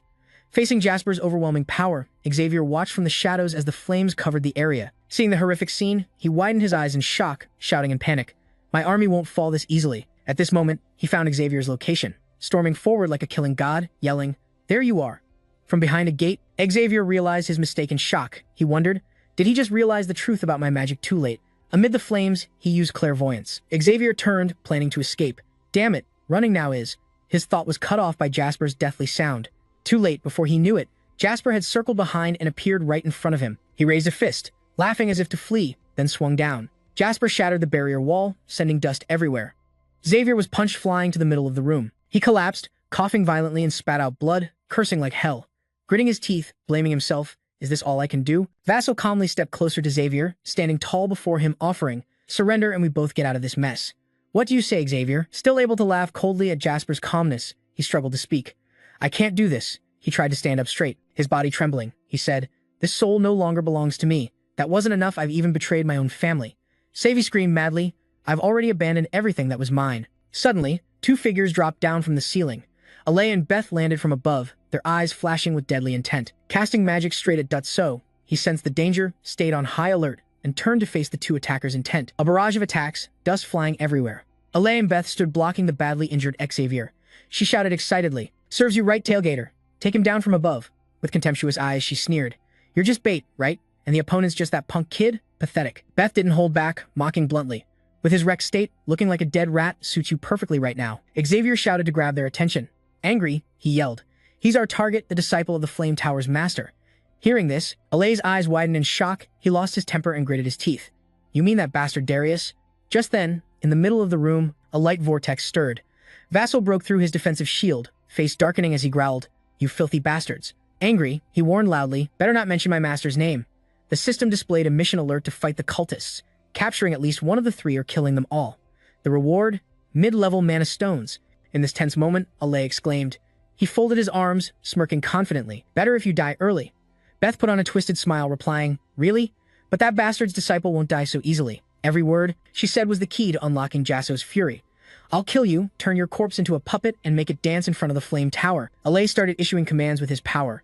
"Xavier, block the entrance." He quickly responded, "Got it." Moments later, countless white skeletons appeared at the entrance, blocking every exit. Beth smiled wildly, shouting, "This just keeps getting better." Vassal stood still, quietly thinking.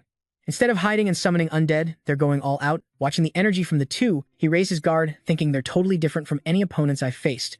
Beth lost patience and urged, "You're not going up. If not, then we go first." Jasso cut in. "Let me ask you something," he seriously asked.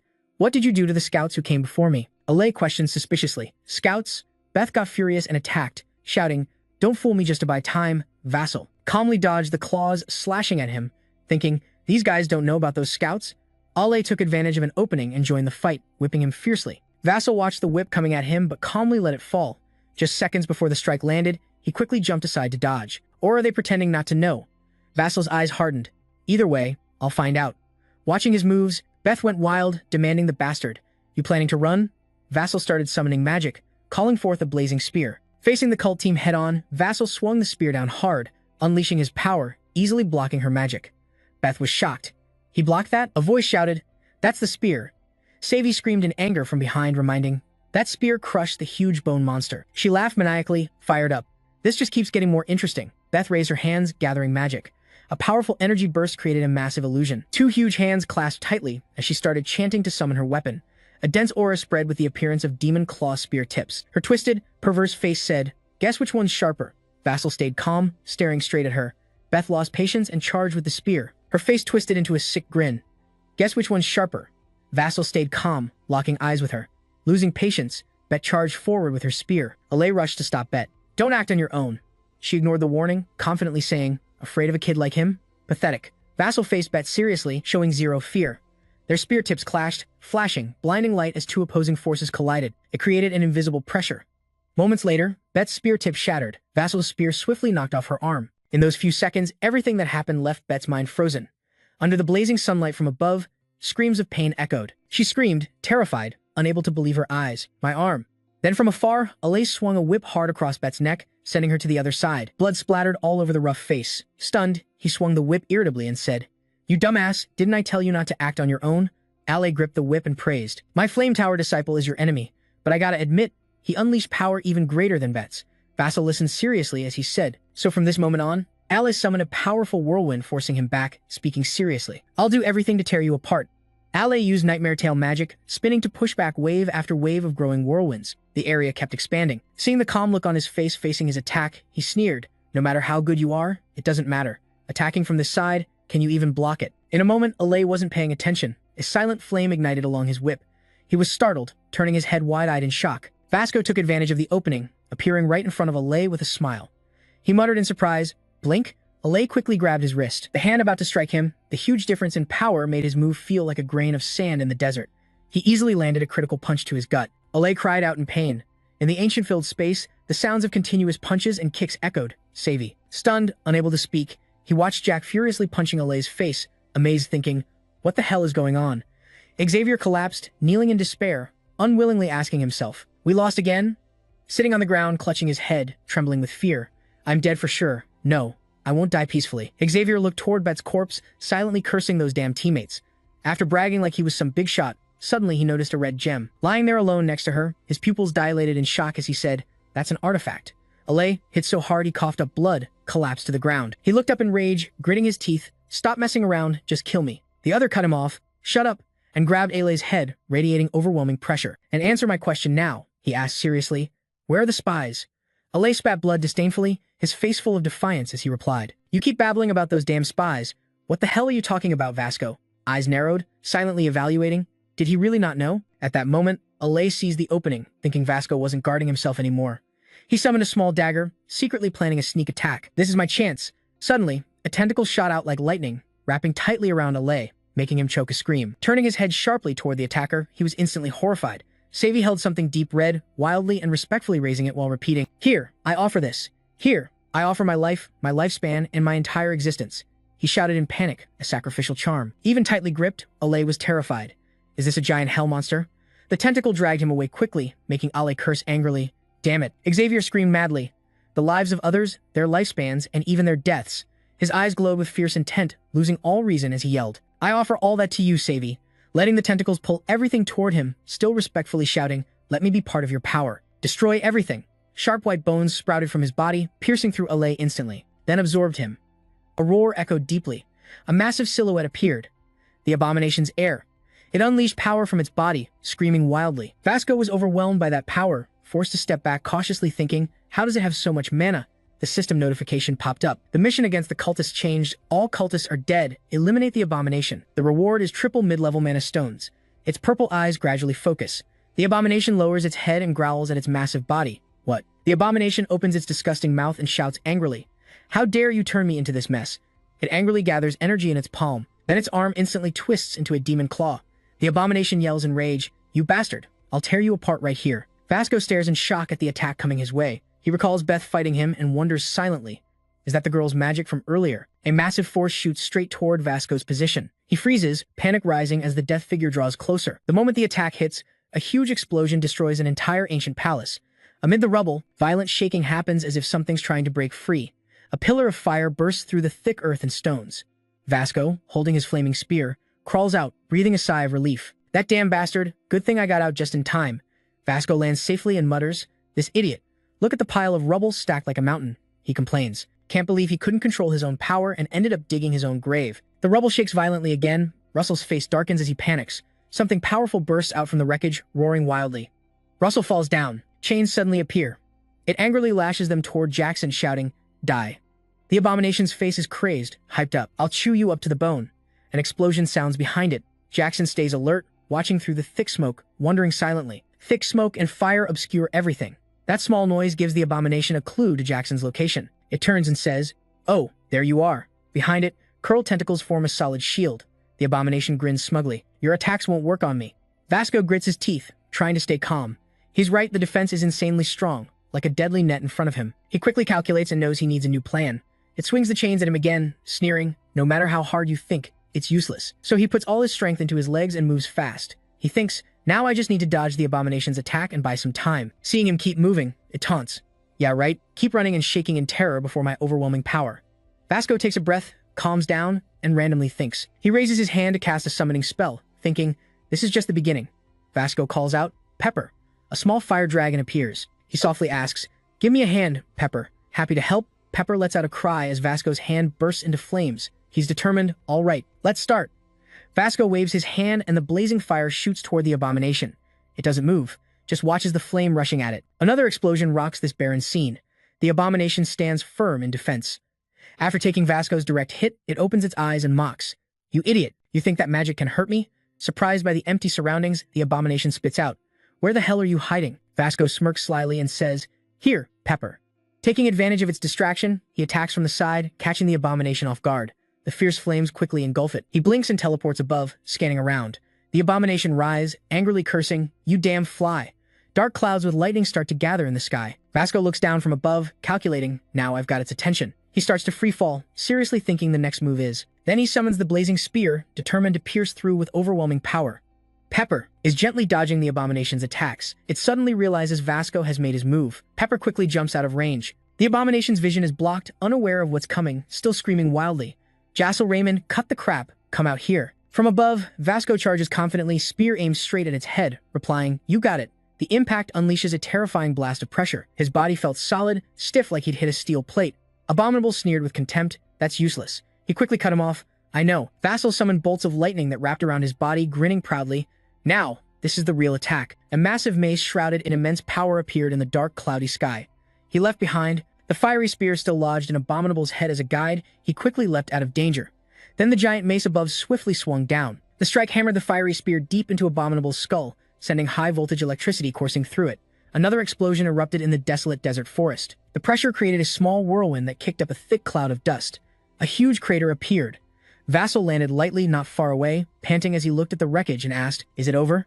As the dust settled, he was shocked to see Abominable's legs still standing firm, but looking closer, his body had been reduced to a dry skeleton. Even that skeleton was starting to crack. The system announced, "The battle is over. You will now receive your reward." Exhausted, Vassal collapsed to the ground, relaxing his body. Pepper appeared, clung to his shoulder, and rubbed against his face. Vassal smiled approvingly. "Nice job, Pepper." Abominable's skeleton suddenly cracked, dropping its skull. The skull tumbled down the slope and stopped right at Vassal's feet. This caught him off guard. Then a deep, dull sound came from the skull. Raymond seemed like Darius had raised one hell of a kid. In his last years, no one would have guessed this guy was a Raymond, he muttered in disbelief. The skull was actually talking? It started flying up, spouting strange words. Wonder if this kid's more interesting than his father. This immediately made Jackson's pupils widen in horror. Furious, he grabbed the skull and shouted, "Who the hell are you?" It mocked his pain, saying, "You'll find out soon enough, and how your father lived out his last years." Then it shattered right in Jackson's hands. The sky darkened with black clouds, lightning flashing nonstop. The ominous sound matched the scary sight it presented. Raindrops pattered down. Vassal collapsed in pain, gritting his teeth, furious inside. The pain was sharp, unbearable. He screamed, demanding answers. "Answer me. Who the hell are you, you son of a bitch?" Vassal roared, "Who the hell are you?" The skull still mocked him, laughing. "You'll know soon enough, including how your father looked in his final days." Hearing this, his face darkened, glaring fiercely at the talking skull. He looked downright fierce. Then the skull shattered in Jackson's hand. The rain grew heavier, falling in steady drops. He collapsed again, gritting his teeth in pain. Pepper rubbed against him, letting out a comforting sound. The broken scene and loud rain made the moment even more heartbreaking. In the vast desert, he sat there in agony, lost in thought. From afar, binoculars watched everything unfold. Hasley reported through the binoculars that the battle was over. He told his comrades, "Send the report." Switch scene to the 2nd Legion, 12th Desert. The Empire's army commander, Monday Mate, fanned himself in the heat, reviewing the report. Impatient, he reread it. A fight between probably the Mage Endymion and a cultist, with the Mage winning. Judging by his power, the Mage's level. Monday Mate slammed his fist on the table angrily, shouting, "He has to be above level 5.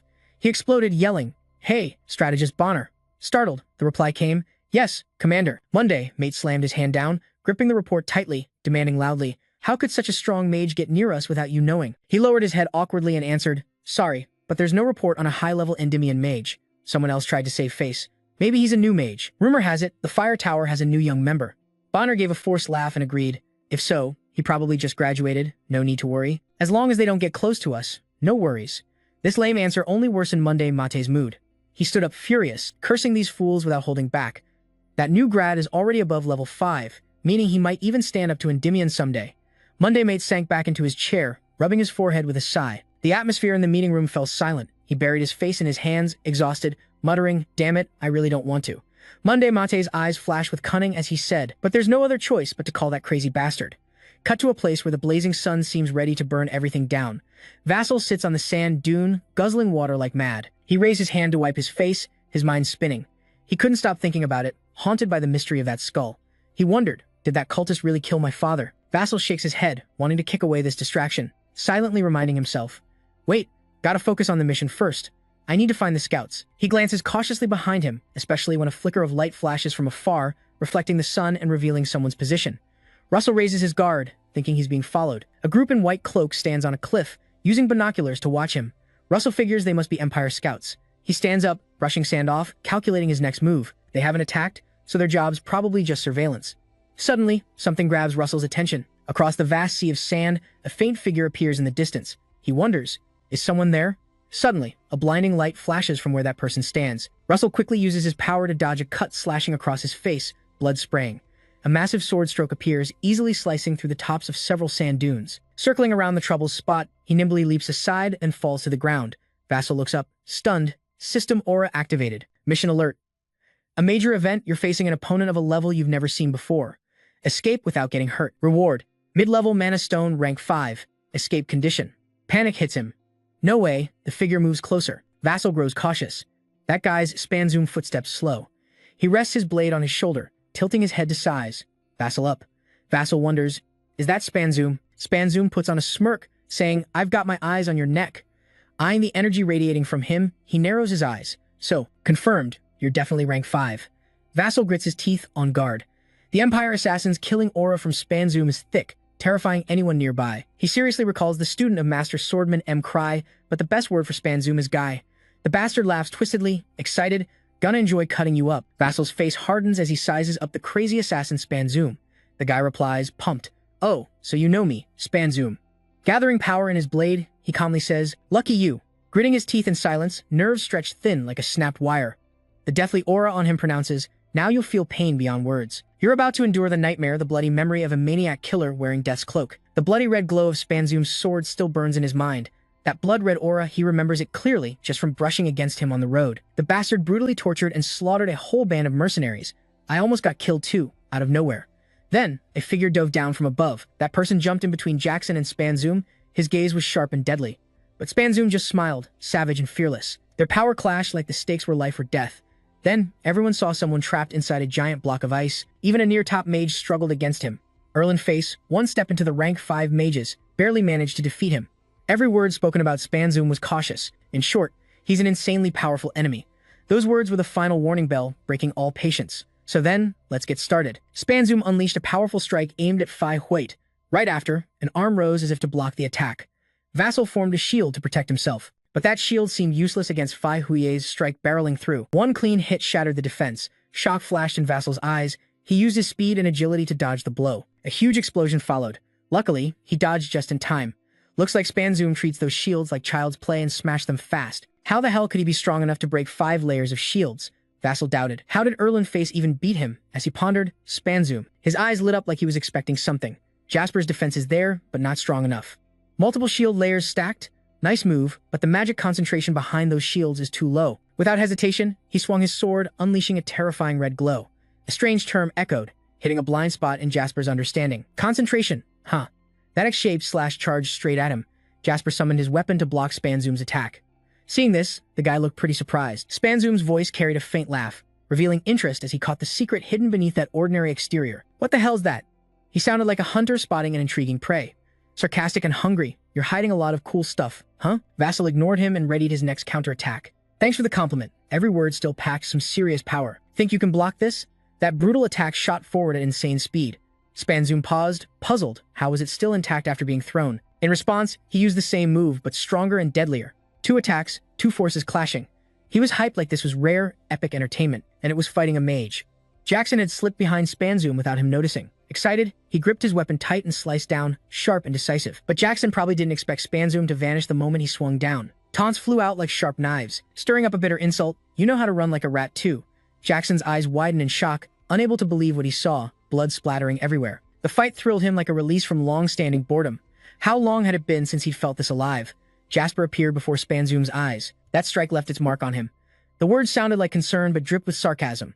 Got hurt, huh? Spanzoom stopped, giving his opponent a moment like a cat, toying with a mouse before the kill.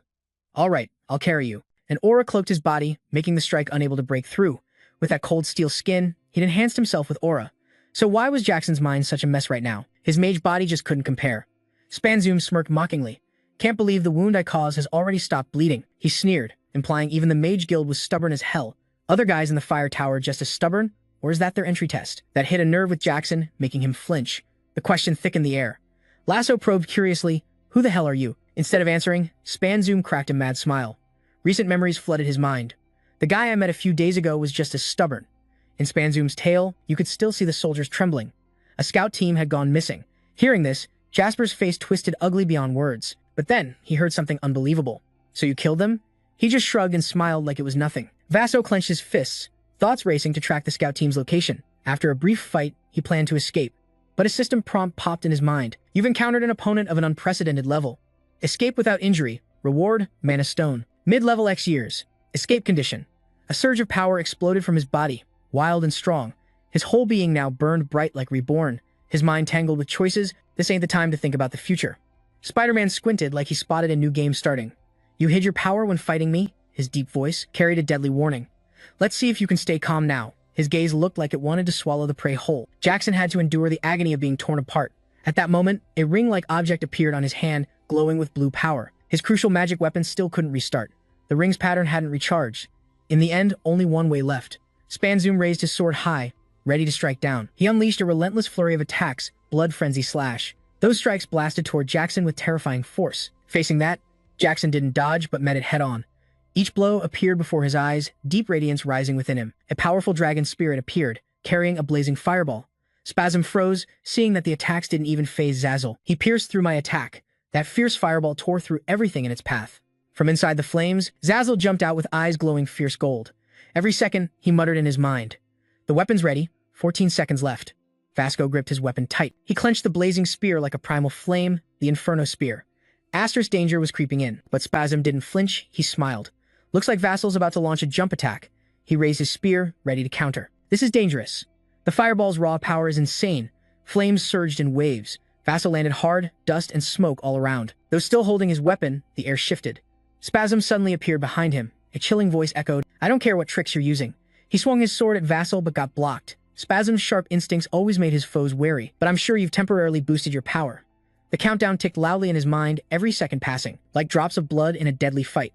9 seconds left. Vassal swung his blazing spear, striking back at Spasm with fierce resolve. The fireball tore through space, exploding violently below, obliterating everything. Time snapped like a thread. Holding on with 6 seconds left, Spasm's mocking tone cut through the chaos. If that's not enough, then your power's worthless. He leapt up, a wicked smile on his lips. Time's up, Spasm. He channeled terrifying energy into his sword, unleashing a flurry of deadly strikes, blood splattering everywhere. Using that power, he dove from the sky at Vassal, tightening his grip on the spear. Flames blazed, his fierce eyes burning like he wanted to incinerate his enemy with sheer will. Finally, the blazing weapon clashed with Spasm's sword under the blue sky.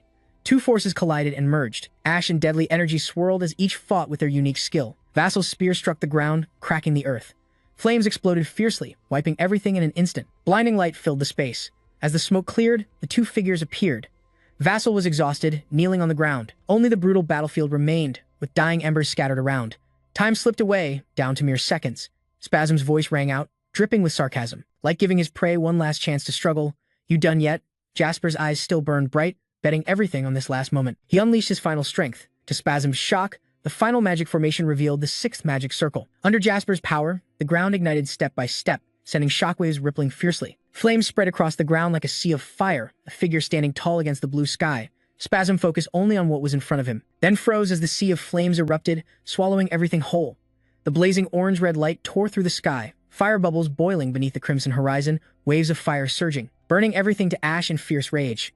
Jackson's mind melted with the knowledge as he read the ancient book, fully understanding its mechanism. But with his current strength, casting it was still impossible. He knew its principle, the flames just kept blazing. A surge of power erupted, like it could slice through space itself, but since it required a sixth magic circle, he couldn't use this advanced spell. Vassal used the power he could control, thoughts flashing through his mind. Starting from tiny sparks, the lava spread like a scorching flood, engulfing the area in a sea of fire. This spell would cover the whole area in lava.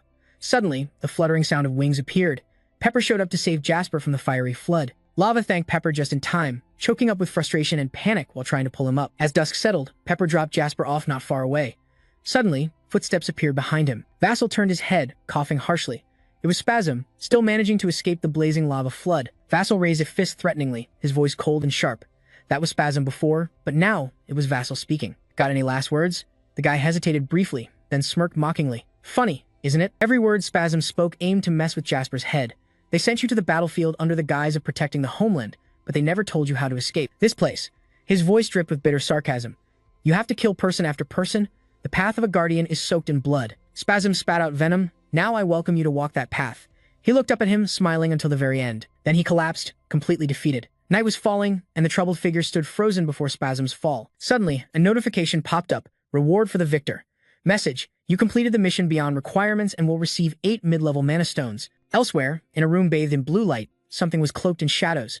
Inside the blue glow was the silhouette of a hooded figure. That person was talking to Jackson. Rumor had it, Spasm, an Imperial Knight, was secretly operating in the desert. The figure's words continued, made him hold back a bit. The disappearance of the scouts was probably connected to him. What Jackson just heard made his whole body tense.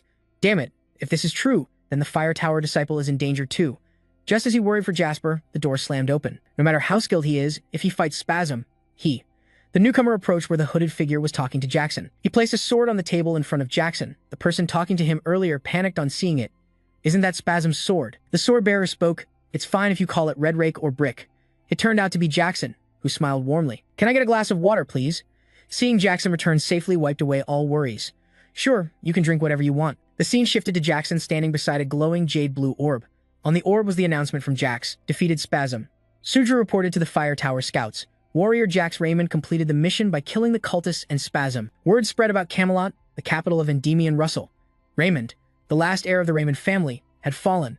The rumors traveled far and wide, saying he defeated Abominable, the cult's magical beast, and also took down Spasm, the Empire's knight. Though he'd only just joined the Fire Tower, the rumor was hard to believe. It sparked many mixed reactions. After passing through the gate, Russell was a bit stunned. The presence of the masters brought him joy, and a loud voice echoed. Master Darius ruffled his head like a brat, treating him like a kid, and cheerfully said, Kid, glad you made it back alive. Some felt relieved, but Melville was up to something mysterious. Melville's voice teased, Oh man, this bet's tough. Judging by Alan's expression, he seemed really pleased with Jasper. This junior was even better than he expected. A fierce rivalry brewed deep in the dark forest, the sky covered in thick snow. A cold voice echoed, Spanzo's death. This person clearly wasn't happy with what he got. Is that all you want to tell me? Others felt angry and resigned. The Empire's great swordmaster, his subordinates trembled at every word. Yes, sir. Though everyone felt differently, Deer raised his sword with cold eyes and a face showing no fear. Blood debt must be paid in blood. A disciple pays with their life. But they all shared one thing. Deer's eyes suddenly went fierce, glowing with intense blue light. Quickly, he swung decisively. Anything hit by the sword's power shattered, causing a massive explosion in the snowy mountains. Here, Vassal Raymond left a deep impression on them. Deer's rage was clear in his fierce words. Darius White Snow, I'll collect this debt no matter what.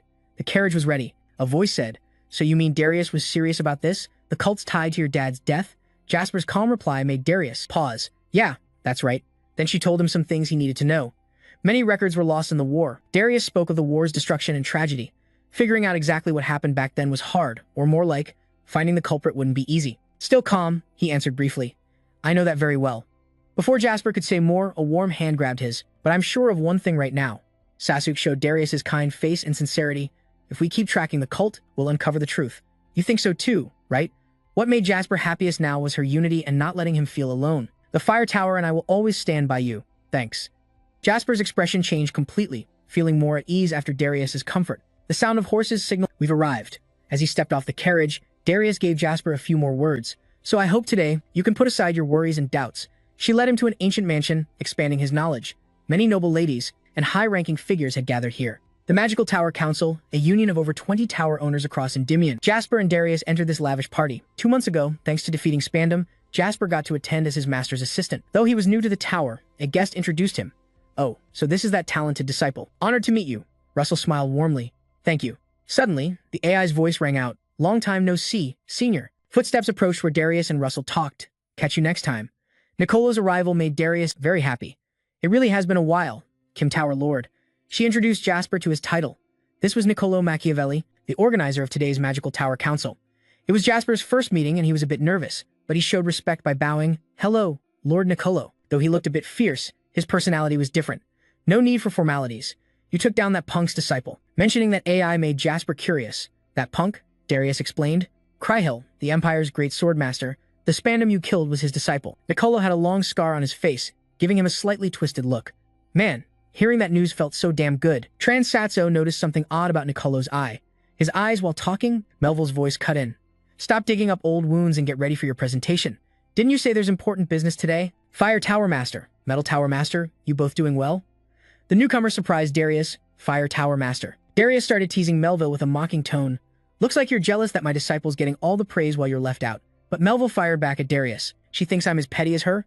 Seeing these two bickering like this made Niccolo want to walk away. "I'll go get ready then." With Niccolo's actions, Jasper felt a bit confused. The Metal Tower Master was at it again. Still, Melville reminded Darius of some things to keep in mind. "By the way, since we're on this topic, you haven't forgotten about that bet on the sacred relic from the god era between us, right?" "Of course not." Just as he was about to continue, a hand grabbed his shoulder from behind. "My dear Alan." Alan calmly responded to Melville. "Let's take our seats, Master." Being dragged back by Alan made Melville angry and struggle, but he couldn't break free. "Hey kid, I'm still talking. Let me go, punk." Seeing this playful scene lifted Jasper's mood a bit. Then an announcement echoed through the hall. "Let's begin this Magic Tower Council meeting." Holograms appeared before everyone's eyes. The main issue was the relic, currently being excavated at Keo Van Mountain. From the tone, you could tell they were worried. "Looks like this relic dates back to the mythical era, and there's no sign anything inside has been taken." Niccolo loudly addressed everyone. In other words, the chance of a fully intact sacred relic inside is very high. "So, think about what Niccolo just said. A relic from the mythical era," Darius added. "Could we find a relic that shakes the current age?" No beating around the bush, Niccolo got straight to the point. "So, we need your help to secure the relic." The names mentioned Lord Alan Pick of the Commerce Tower, then Jassel's title along with Lord Jassel Gemin of the Fire Tower. "I want to entrust this to you too." This choice pleased everyone there about Niccolo's decision. Smart move. That's right, he proved his skills and got praised by everyone, making Darius proud. "Of course, haven't you seen who his master is?" Just as things settled, a voice rang out. "I object." Darius's suspicious gaze appeared as Jiran and Ben arrived. Jiran, the Red Tower Mage, Ben Charlie's Red Tower Master. Their arrival made Niccolo suspicious too. The Red Tower Master raised a question. "May I ask why?" Ben glanced a certain way and said, "Alex Demon." That name stunned many. He continued casually because he had lost. Voices of protest erupted as Ben said that name. "So what if he lost? You blaming the kid?" "Yeah. The war with the Empire was ages ago." He shot a threatening look at the crowd. Even though that loss cost the kingdom its best warriors, how could he leave the battle without permission? That statement shut down everyone's objections in the hall. Darius shouted, "Protect Vassal. That's just a rumor. There were no records back then." The other side replied nonchalantly, "You're wrong." That brief reply silenced the room. "I was there." Shock hit Darius and Jasper's faces, and murmurs spread. A scornful smile appeared on his face. "I saw him run away with my own eyes." That statement sparked Jackson's doubt about his own father. Did his father really run? The speaker sneered. "Take responsibility?" Not giving him time to think, Jasper angrily shouted, "I mean take responsibility for shaming the Raymond family." Seeing this, Darius stepped forward to stop the kid. Now's not the time. Jasper still seemed like he wanted to say more, but the other sighed calmly. "As if the honor of a fallen family matters much, Vassal Raymond. You should be grateful your master is Darius." Just as he spoke arrogantly, someone's shadow appeared behind him. "If not, I'd cut out your tongue and make you an example for all the arrogant fools." The rude city mage's voice rang out. "Every word mocked Brand, master of the Red Tower. Every time I meet you, you get more arrogant. People might mistake you for a king." Huh. The moment the person stepped in, every guest was stunned. He entered like a true leader, calm and sharp. "Princess Hayket Ramus." Her command echoed, and everyone bowed deeply to her, greeting the princess. Even an arrogant guy like Ben lowered his head and bowed. "Why is the princess here?" Hayket stepped forward and smiled. "I've heard news from outside." The owner of the Red Tower was right. Hearing her words, Ben looked up suspiciously. Hayket glanced at Redexo as she said, "If someone owes a debt, they have to pay it. You know that's directed at you?" So he hesitated a bit. Darius saw things going south and spoke up, "Princess, Before she finished, Ket cut her off, surprising even Alan. You've got to give people a chance to repay. Just like that. Every word she said shocked everyone. For this mission, I order the Commerce Tower and Fire Tower to defend. And that's not all. Ket also commanded those who intended to oppose, including support units with the Red Tower. Her gaze was serious and determined. Still, Ben forced a smile and said darkly, Princess, this isn't a simple matter.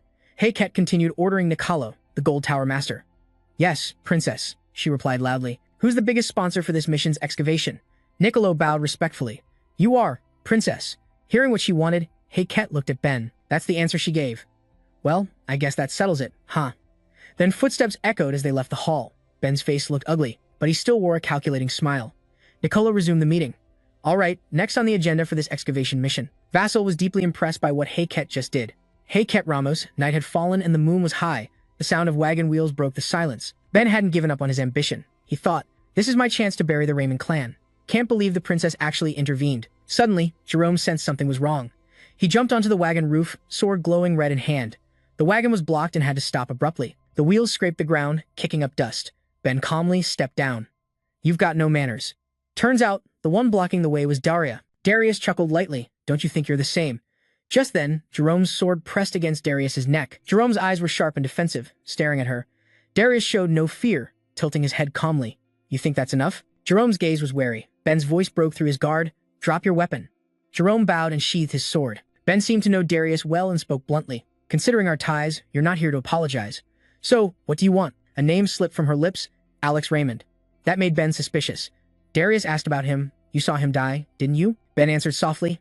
I'm not sure. But before he finished, Darius interrupted. Too bad. She probably wanted the truth long ago. That's why she came looking for him. I'm investigating and thought I could ask you about it, Ben said with a sneer. Can't believe you go that far. What's your connection to that dead Raymond? Darius shot back without hesitation. It's a master's duty to his disciple. Darius was angry at the disrespect. A disciple's problem is the master's problem. I'm just helping my disciple solve it. She kept talking, no matter who it concerned. A purple light appeared under Darius's staff, spreading through the air around them. For some reason, Ben suddenly decided to turn the wagon around and head to the Duke's mansion. He seemed determined. There's something I need to check. Scene shifts to a dark mansion. A skull with a glowing eye hangs above the door. Vassal still doubted what happened. His father's death in war was unquestionable. But standing before him was Ben, making him wonder why this man was still babbling nonsense. Ben's voice rang out. The demon clan owes the Empire a debt. He kept insulting the young demon empire like it was some fledgling kingdom. How would it feel to trust the Goat clan with such an important mission? He kept throwing out those words. If Jackson keeps defending like he is now, the Red Tower won't back him up despite what everyone's whispering. Plus, Jackson's a promising disciple of the Red Tower's leader, but still. Nicolo up there looks worried. He calmed the crowd with just a few words. He's thoughtful, just as you'd expect from the Red Tower's boss.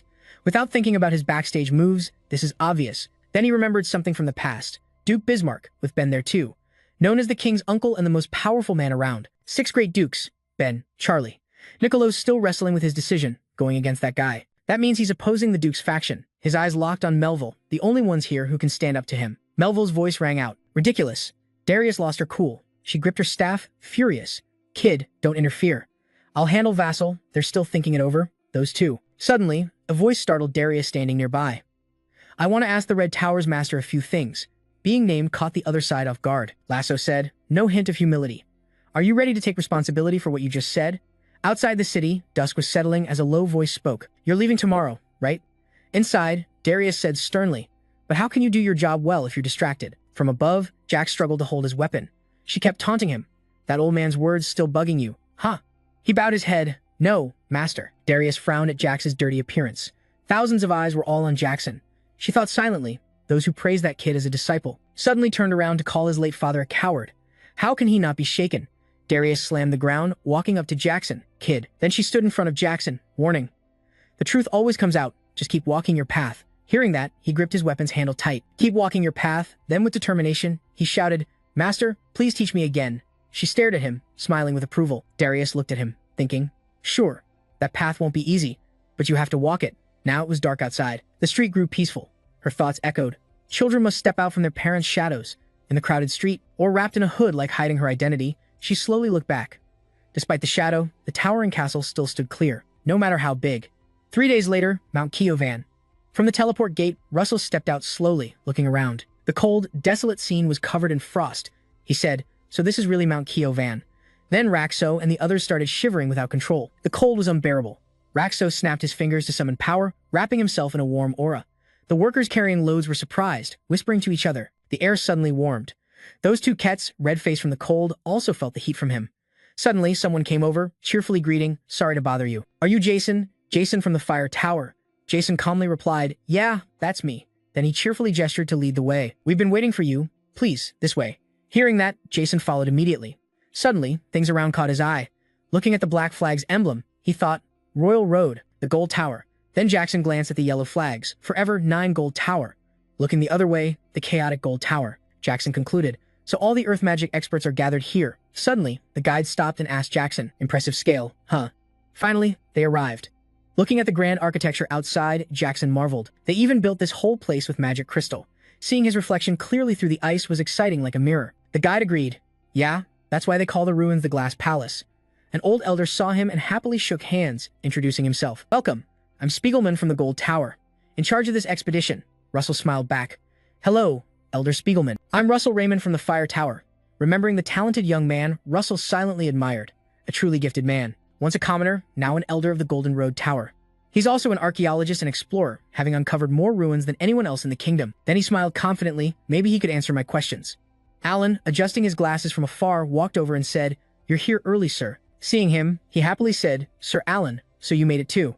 They shook hands politely. "Pleasure to meet you both." They chatted cheerfully. "A hardworking genius. Huh, feels like cheating.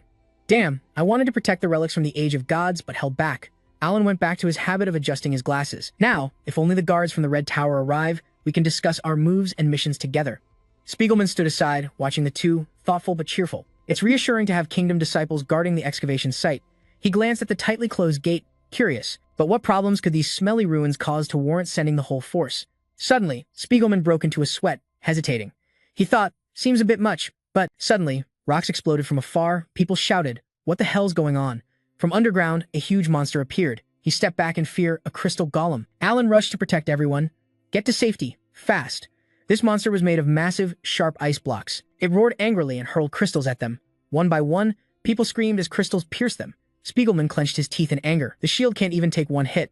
Then he sent energy underground, quickly raising a barrier of earth and stone. The sharp crystal attacks kept coming strong. He shouted for everyone to build a dirt wall to block the attacks. Quick! Meanwhile, Cat was supporting a seriously wounded person, encouraging them, "Hang in there." Suddenly, a sound behind her made her freeze in fear. A crystal hand shot out fast, aiming to grab Cat. At the same time, thousands of powerful shots followed. She silently cast magic to block it. Suddenly, Rascal appeared out of nowhere, using his power to stop it. Rascal unleashed Primal Fire Spear. Cat looked surprised. "You didn't retract your power yet." He turned worriedly to Han. "Are you okay?" Suddenly, Rascal was drawn to something, staring at her long hair, stunned. Purple hair, no way. Then he couldn't hold back and shouted, "Princess!" This made Cat angry, grinding her teeth. Taking advantage of Rascal's distraction, the monster quickly moved in. Alan muttered something, unleashing primal ice arrows, followed by a barrage of powerful energy beams. The energy blast caused a huge explosion. The monster still stood firm. After a while, its body was somewhat damaged but still strong. Alan sighed, fed up. "I tried to destroy its body completely, but its body's too tough." Then the monster slammed the ground hard. Vassal finally started channeling primal energy. He quickly jumped down to shield Alan. Alan kept his eyes tightly shut in fear. Vassal gripped his sword to gain momentum, then slashed fiercely, shattering the rocks. Blood flames soared, the earth and rocks slowly dissolved. Only then did Alan dare to open his eyes. Someone slowly approached and introduced himself, surprising Hecate and Zoso. "Looks like it's not too late." Then he introduced himself. "I'm Jerome from the Red Tower," and then silently stared at Alan, who did the same. 3 days ago, Jerome looked sharp as ever. Suddenly, someone spoke up. Alex Raymond, sitting on the table, said in a low voice, "Daria has started investigating his death. Any guesses?" A ghostly voice echoed from underground. "Guesses?" The voice continued, "Guesses?" Then Karen looked up, puzzled. "Don't you remember why you killed him?" Hearing this, his face darkened with anger. Then he taunted. "Afraid of getting caught?" Clenching his fist firmly. "No fucking way." Then he sighed. "I was just careless." He raised his tone, blaming Karen. "If you handled Jason Raymond during the selection, Daria wouldn't have any reason to suspect." Hearing this, he quickly explained. "That's because I got false info that Jason Raymond was a weak kid." The other angrily shouted, "So now you're trying to say it's my fault?" At that moment, a shadow appeared as the smoke cleared, a deep voice booming. "You called me here just to watch you two bicker?" The old man sat arrogantly in the chair, then immediately bowed respectfully. "Greetings, Duke Big Mac," he asked calmly. "My grandson caused some trouble, didn't he?" The man agreed, "Yeah. Originally only a few members of the guard were planned." The old man saw him rambling and raised a hand to stop him. "Focus on the main issue. How do we take those ruins? Ben glanced at Jerome and signaled. He immediately approached my disciple's window. Jerome will join the guard. They started planning if Jerome creates a side path through the pyramid's protective barrier. Then the old man continued. The cultists passing through that path will ambush the mage guard. As you know, for our plan to succeed, Bismarck rubbed his chin thoughtfully, then made his proposal. We need to subdue the pyramid's master protecting the current king to safely eliminate the other masters without damage. Remembering the presence of those two powerful figures, he added, we need what's inside those ruins, so what we have to do now is... Bismarck looked at the box. The box kept radiating deadly energy in his hand, his eyes showing cruelty. Don't we at least need a trump card for such a critical mission, right? Move to another spot, Vessel shouted inside the tent. Just a little longer, grab Hecate's hand and convince her. Give it up, princess, it's too risky. She placed her hand over her mouth, signaling, keep this secret. Hecate said sternly, as if ordering, my presence here is top secret. It must stay hidden. No one can find out. She quickly adjusted herself and continued coolly, you, Russell, just pretend you don't see me and ignore this. Of course, it's hard for you to understand. Then, Hecate prepared her hat, hiding her identity from everyone. You must really love those ruins and artifacts, huh? Vessel smiled warmly. If I were you, I'd be gutted not to witness those ruins and artifacts myself. Then, he looked at her assuredly. If you're set on going there, you've got nothing to worry about with me around.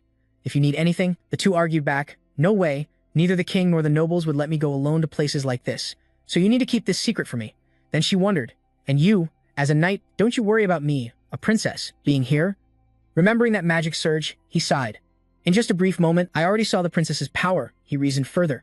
Regular knights can't compare to her insane strength, so there's no need to worry about her. She blushed angrily, insane strength. Then she sharply flicked the forehead of this innocent troublemaker. She turned away, leaving him with a huge bump. Anyway, I'm heading out now. You stay here and do your best with your role. She smiled hopefully as she walked away. He was still a rookie. Vessel, after a moment's daze, realized he should have told them to pretend not to see the dragon's heart. Spiegelman was casting magic and shouted to everyone, everyone, keep pushing. Right after, Vessel appeared quickly. Sorry I'm late. He glanced ahead. Vessel saw his teammates casting spells and exclaimed, magic's not working. What the hell is going on? Alan lowered his head slightly and said, the collapsing space is one of the strongest shields. Your attacks are trying to break it, but the shield's too thick. Everyone's getting pushed back. Spiegelman slammed his fist on the ground helplessly. Damn it, even if we find the gate to the ruins at SAO, it's all collapsing space. Far off, Jerome leaned against the cave wall. Watching the struggling group, he thought about sending a report to the Duke. After a while, the whole group retreated to their tent. Spiegelman couldn't help but shout, what? There's a way to break those shields. Alan stood beside him and said, with the relics from the Age of Gods that the merchants have, we can focus our power and pierce through. Spiegelman replied happily, but I doubt they'll lend them to us. That's why I plan to take action. Then he grabbed Alan's hand tightly. Spiegelman eagerly said, if you can handle it, I promise Kim Tower will repay you. Alan smiled and replied, yeah, I'll do my best. Scene shifts to another place. At this moment, Alan arranged to meet Jerome and Jason for help. Though reluctant, I had to rely on them. Jason nodded and said, no worries, it'll be fine. Meanwhile, Jerome stared at the other two and thought, with Alan petty down to just one battle mage here, then suddenly spun around and said to him, Mr. Jerome, I'd like to discuss shift changes with you. About tonight, Jerome looked at him with deadly eyes. I'll leave first. Then he turned and walked away. I'm tired, so I'm heading off. Vessel looked at Jerome and thought, what a smug bastard. Scene shifts outside the rescue point where two mages sit by a fire on guard duty. Suddenly, one spots something suspicious. They saw a suspicious group dressed in black, stood up, and shouted, hey, stop. This place is under Kim Tower's control. No sooner said than the two mages were finished off by the strangers. Suddenly, Jerome appeared among them, approached the barrier, and destroyed it. Jerome said the barrier plan had changed, gradually opening a collapsing space to protect the relic.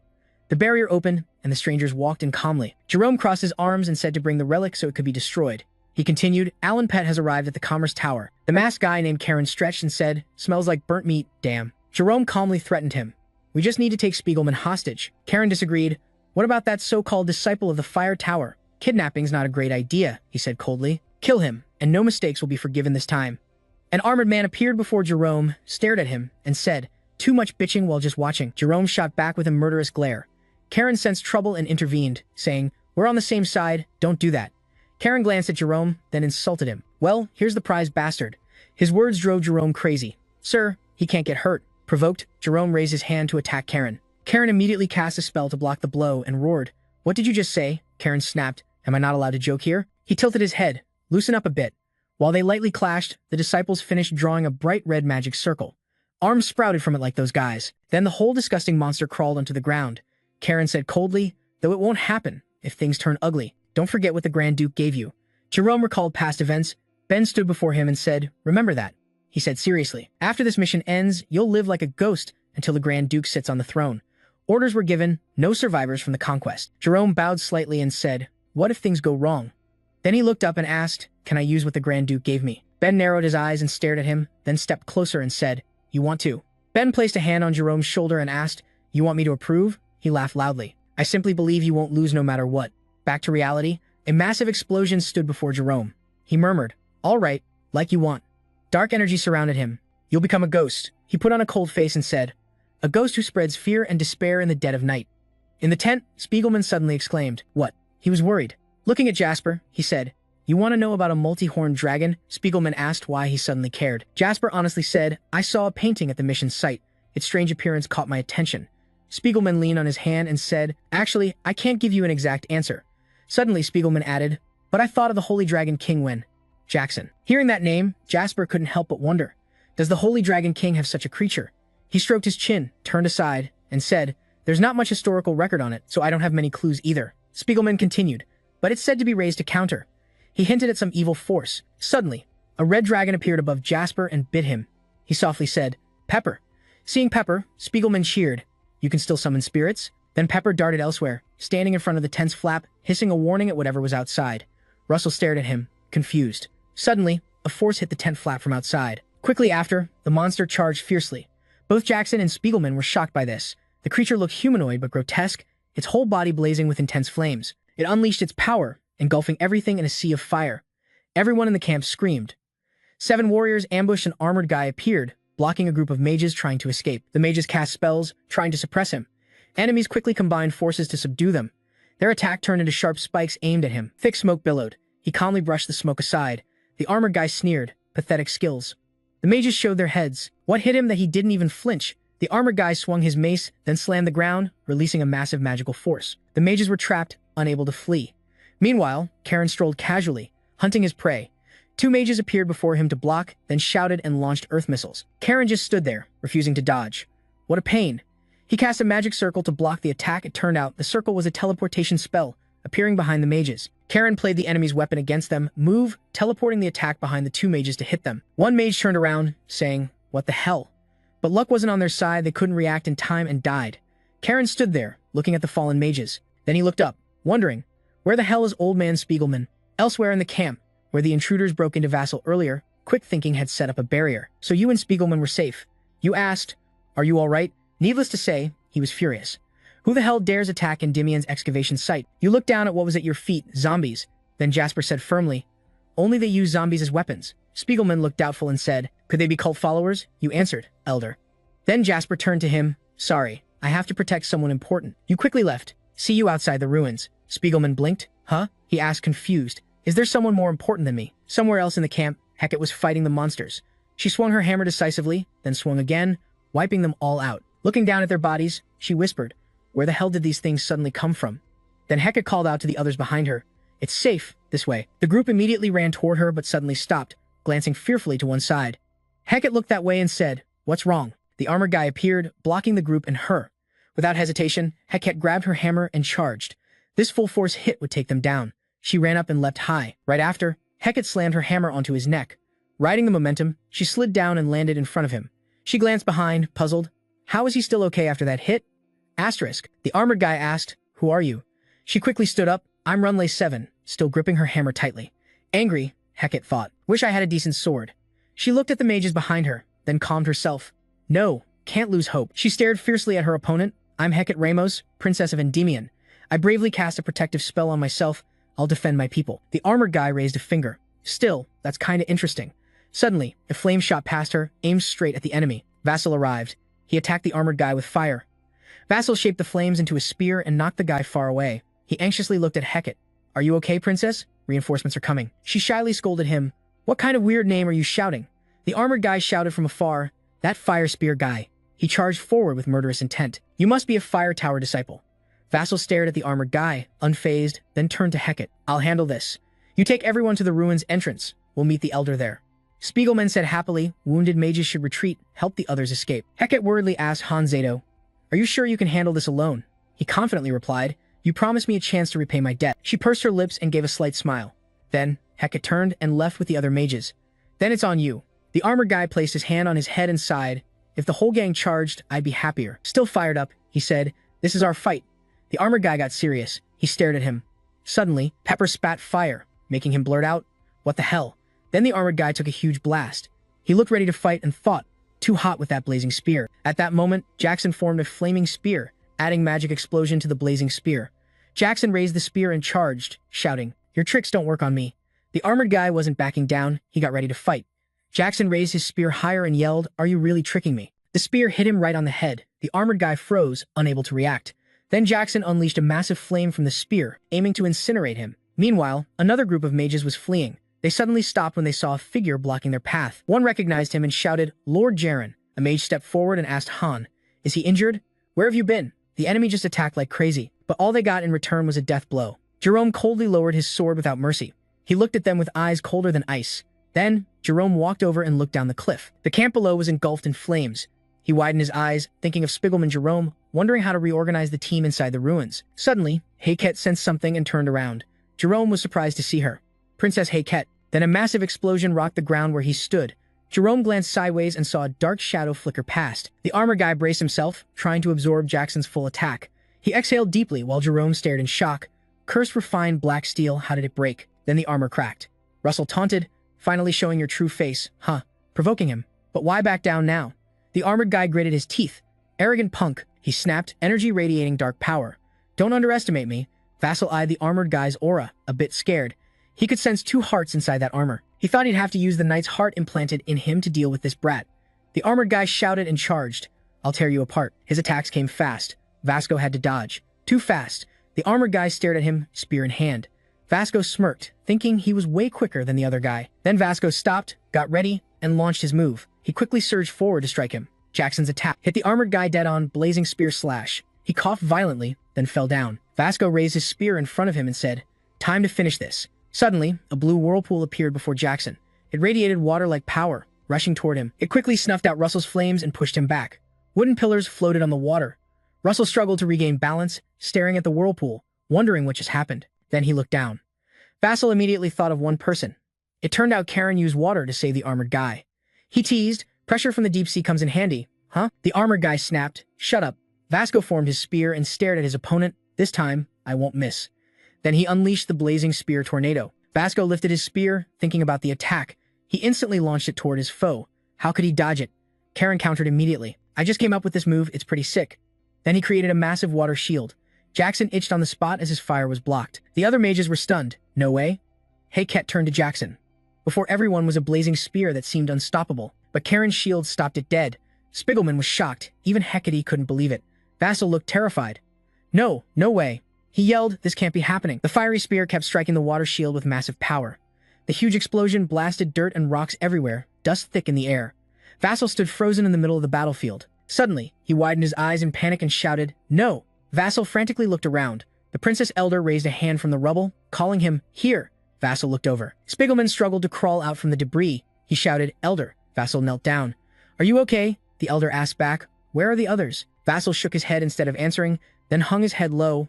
I'm sorry.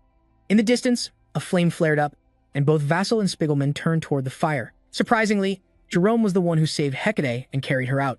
Seeing this, Vassal shouted out loud. The princess and Spiegelman were equally shocked. Princess Hecate, Jason immediately rushed to Hercules. Thank God you're okay. He happily spoke to Jerome. Sir Jerome thanked them for rescuing the princess. He forced a smile as if responding to their thanks, but behind that smile, Jerome took advantage of Jason's distraction to stab his sword straight into his gut. Then he slashed across Jason's body. Jason collapsed, coughing up fresh blood. Spiegelman cried out in horror. He was heartbroken.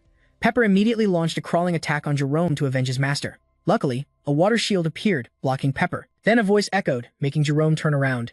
You keep bothering me. Karen and his crew arrived through a teleport gate. Jerome clenched his fist and hissed, you damn bug.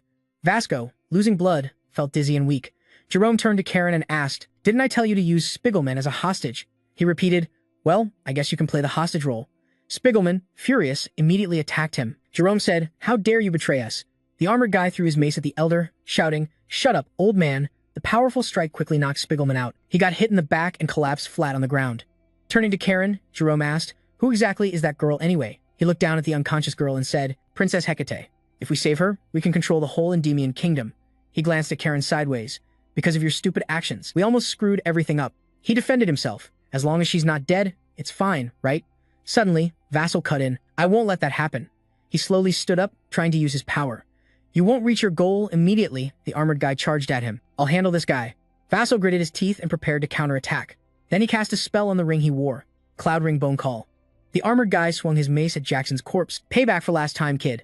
Mist spread from the ring, surprising Karen. Mist, the armored guy, confident of winning, slammed down his mace. Die! Vassal's eyes widened as he shouted, Dragon Flame.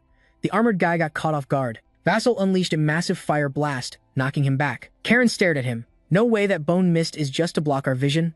Is that mist behind it? Vassal furiously pummeled the armored guy and his minions, making them scream in pain. The bone mist faded, leaving the minions sprawled on the floor. Karen raised a water shield around herself. So there's a reason that guy got beaten. I can sense them without looking. Suddenly, multiple shields rose up, and mana surged beyond my perception. But a pair of fiery eyes stared right at him. Karen thought in horror. What the hell? When he got distracted, Jasper stabbed his spear straight at Karen. He put all his strength into the attack. Suddenly, the guy laughed. You look like a damn monster. Jasper kept stabbing him. Somewhere else, Jerome laid Hecate down. Jasper thought, if we abandon the survivors, the mission will fail. Then he shouted, Twin Bloodfire, swords. Jaren grabbed the swords and jumped in. Come here, Russell. Jason. He gritted his teeth.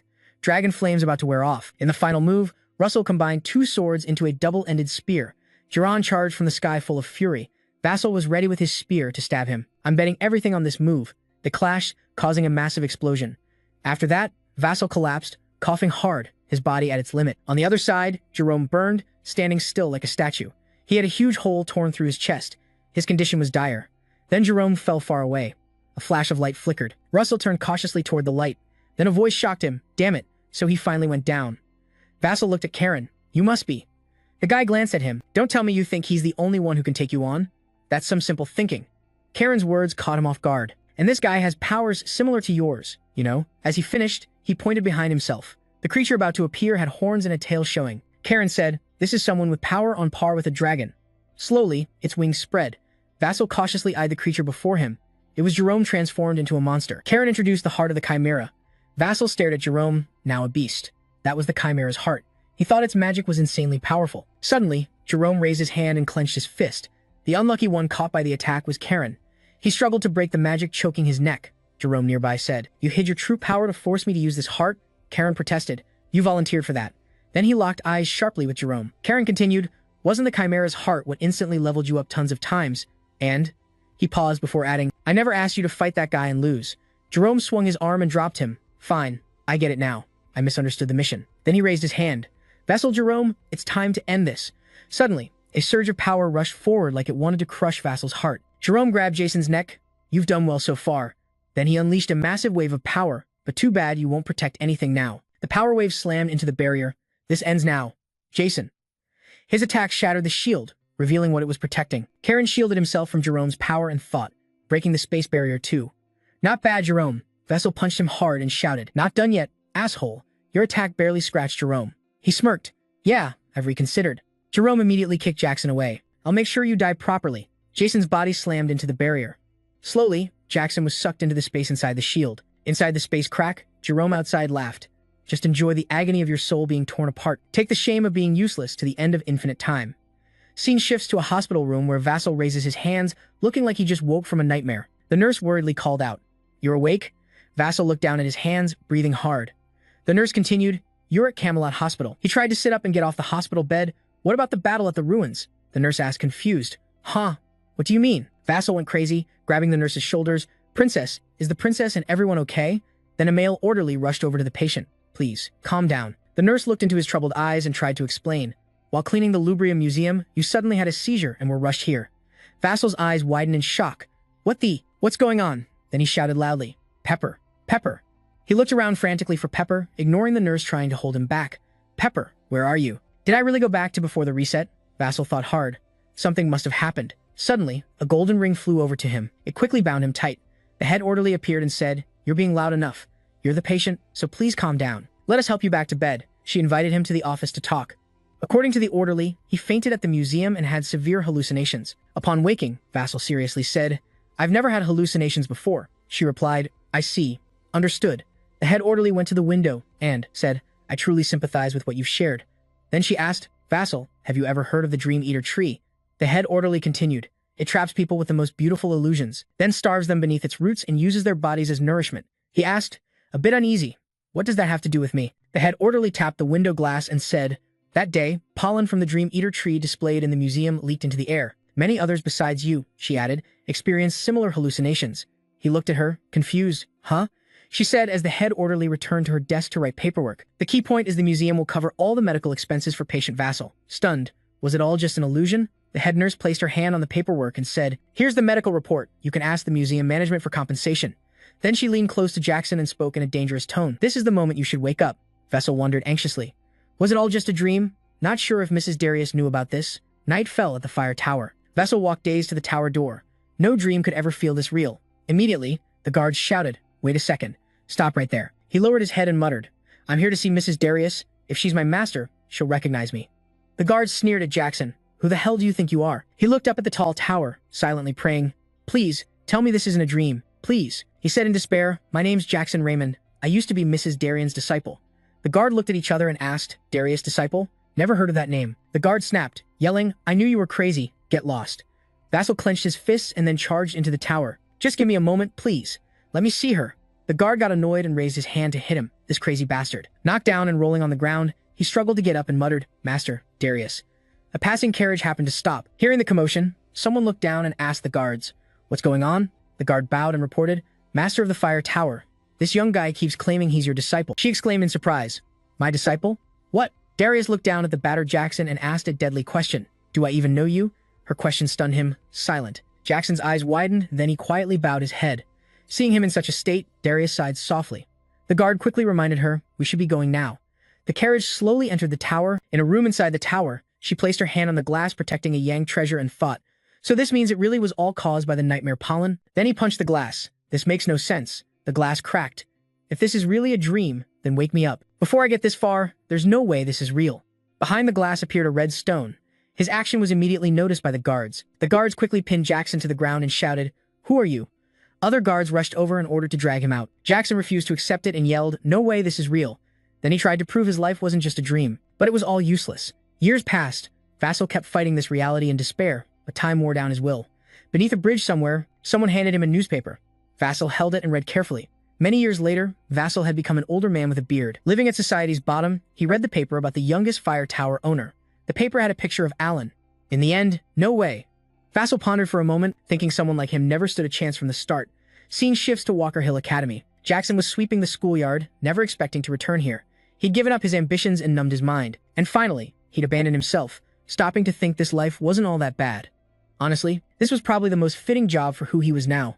Suddenly, someone passed by, and he quietly crept closer, hiding behind a wall. A group of students was bullying someone. Who the hell do you think you are acting like that?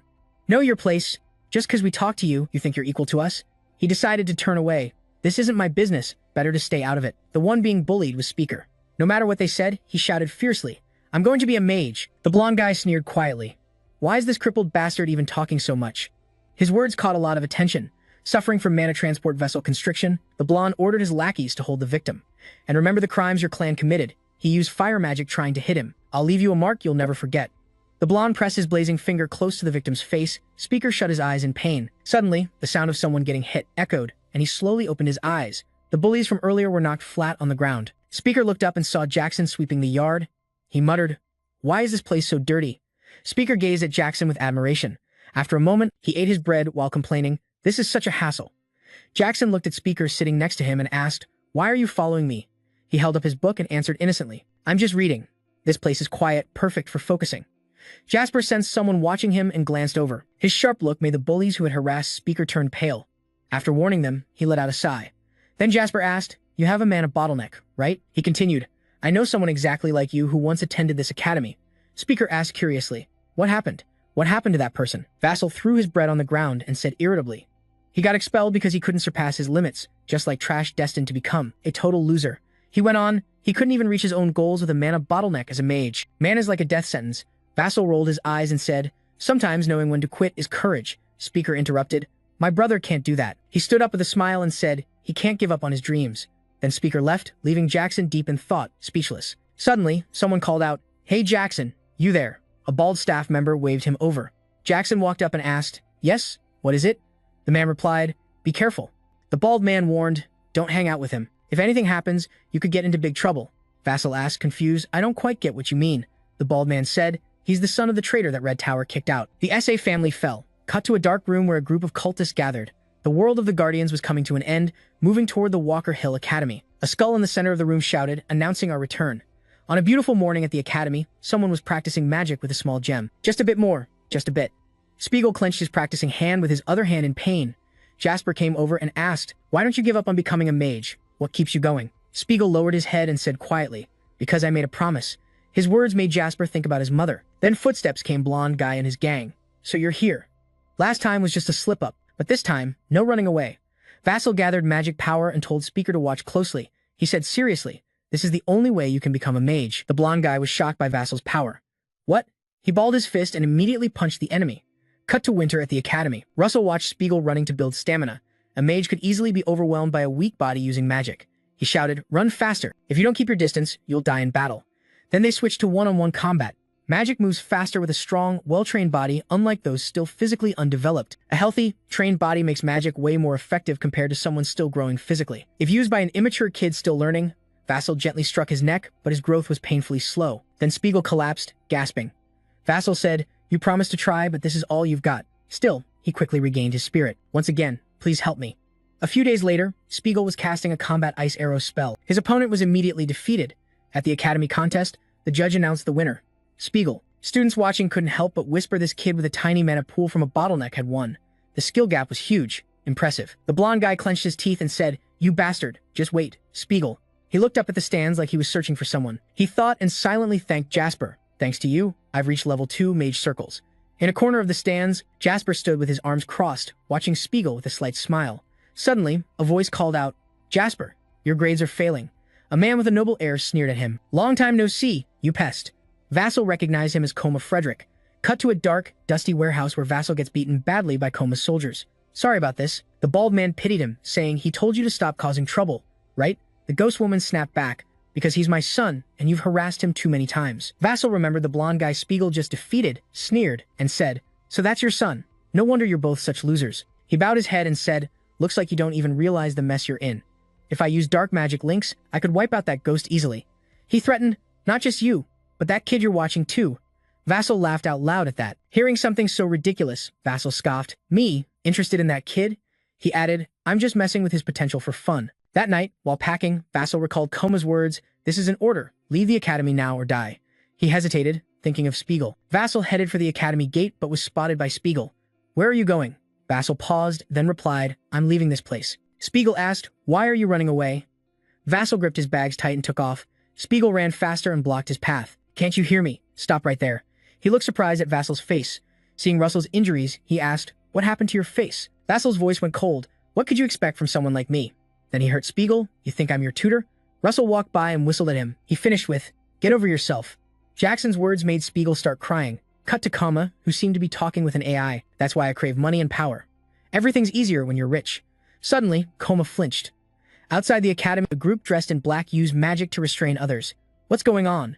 The ghost woman gritted her teeth. How dare you block Frederick? Then a massive explosion erupted.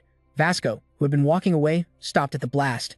Flames grew quickly as he rushed toward the scene. He saw all the buildings burning. Panic hit Vasco. He knew where the explosion happened.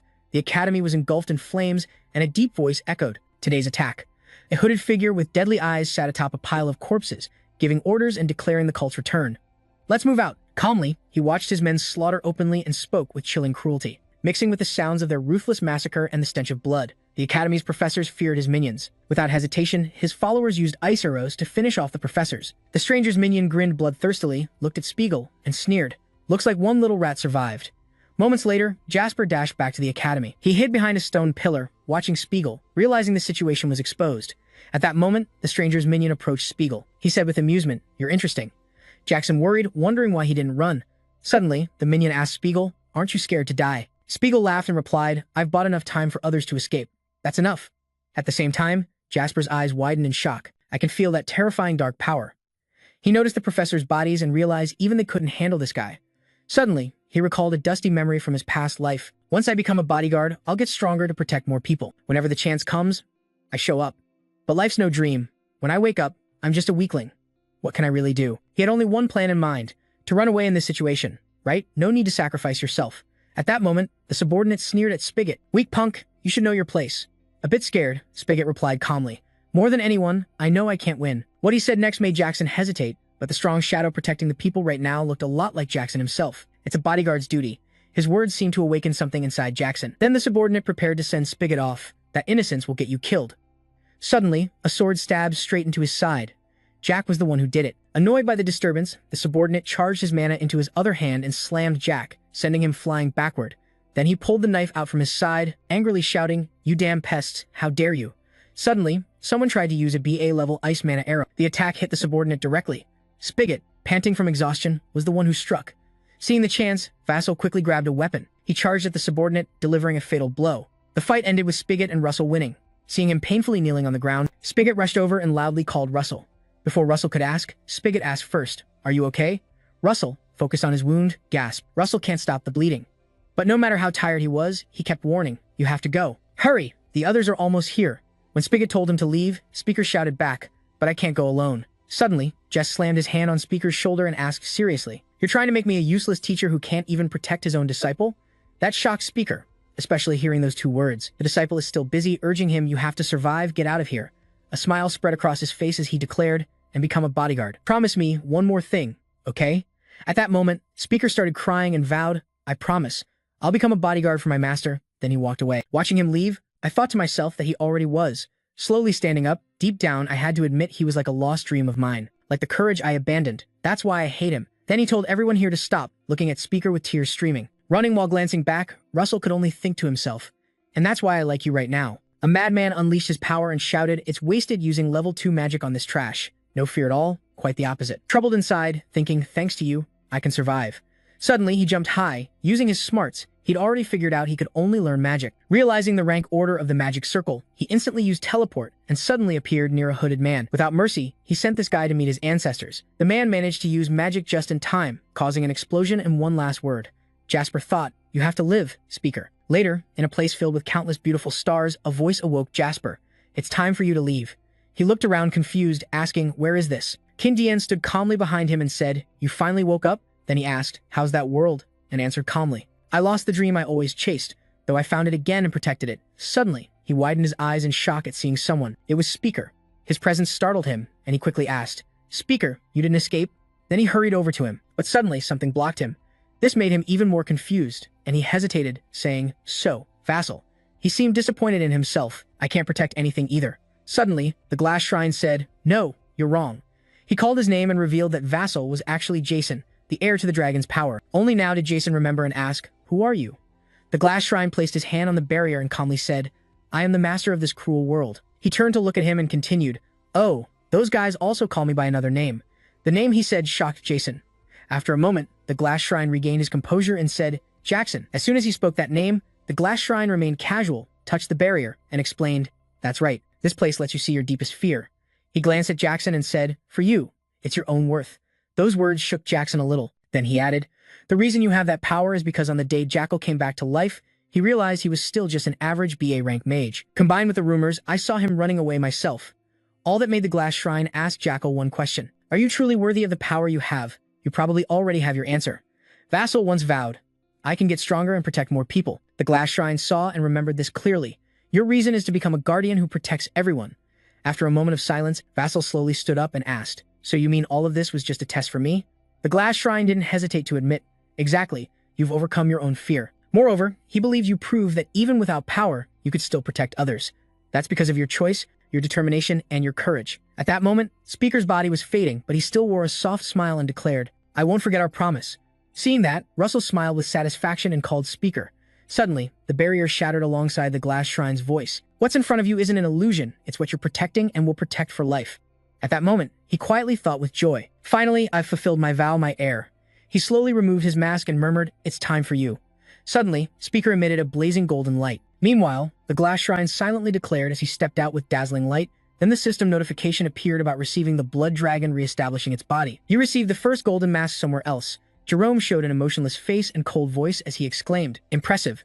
The current scene is unstable for humanity."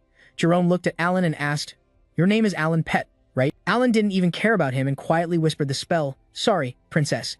After saying that, he weakly collapsed to his knees. Then Karen spoke, "I heard you're a genius." He praised Alan for the recent battle. "You understood the fight right from the start and acted smartly despite having little info." He recalled when Alan used prepare to save the blood knot, amazed. Who would have guessed you'd use that artifact as bait to save the princess? Back then, he could even trap Jerome on one side to buy time. But now, things are different. Still, those efforts don't help now. Karen watched Jerome fly toward the fortress and asked, "Hey, now that it's over, I'll clean up the leftovers." The situation now is Alan can only helplessly watch Jerome fly to the fortress. Jerome observed for a moment and muttered, "First, that magic barrier." Then he summoned a huge machine. Spiegelman recognized it immediately and panicked, shouting, "That's a relic from the Age of the Gods." Jerome worried and gritted his teeth, wondering, "Can't we do anything?" Meanwhile, Jerome started the machine, thinking. After finding that item, he firmly decided, "I won't give it to humanity. I'll show the world myself." His thought was as mad as Ben's "What I do will prove it. He just wants to prove I'm better than you." Immediately, he yelled and smashed it. The machine crashed straight into the fortress barrier. A loud crash echoed nonstop. Jerome kept controlling the machine to violently break the barrier. But soon after, instead of the barrier breaking, the machine was shattered. Jerome was stunned. Even Sharon and the other two, Hecat and Spiegelman, were so shocked they thought the same thing. Even the relic from the Age of Gods had no effect. A sharp shout rang out, "It's stuck inside the magic barrier." Then suddenly, Alan said, "Someone's on the other side." Sure enough, through the thick smoke appeared a faint magical light. The one who created that light and destroyed the relic machine was Jason. Karen jumped in surprise the moment she saw him, unable to believe it. Jerome shouted in shock, "That mask can't be real." Suddenly, Jason charged at Karen. Without hesitation, he immediately took a fighting stance. Then two powerful magic forces collided, but it seemed Jason's magic was stronger, forcing Karen to brace herself and grit her teeth, cursing, "Damn it." While he was distracted like that, Jason doubled his magic and finally hit him hard enough to push him back. Not stopping there, he suddenly blinked forward. Jerome, watching the fight, couldn't help but exclaim, "Can't believe you tore the teleport gate in half."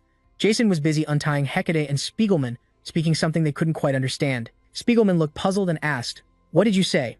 Seeing their confusion, Jason quickly removed his mask and smiled, "Glad you're all safe." The moment Hayate saw him, she gasped and shouted his name, "Jason Raymond."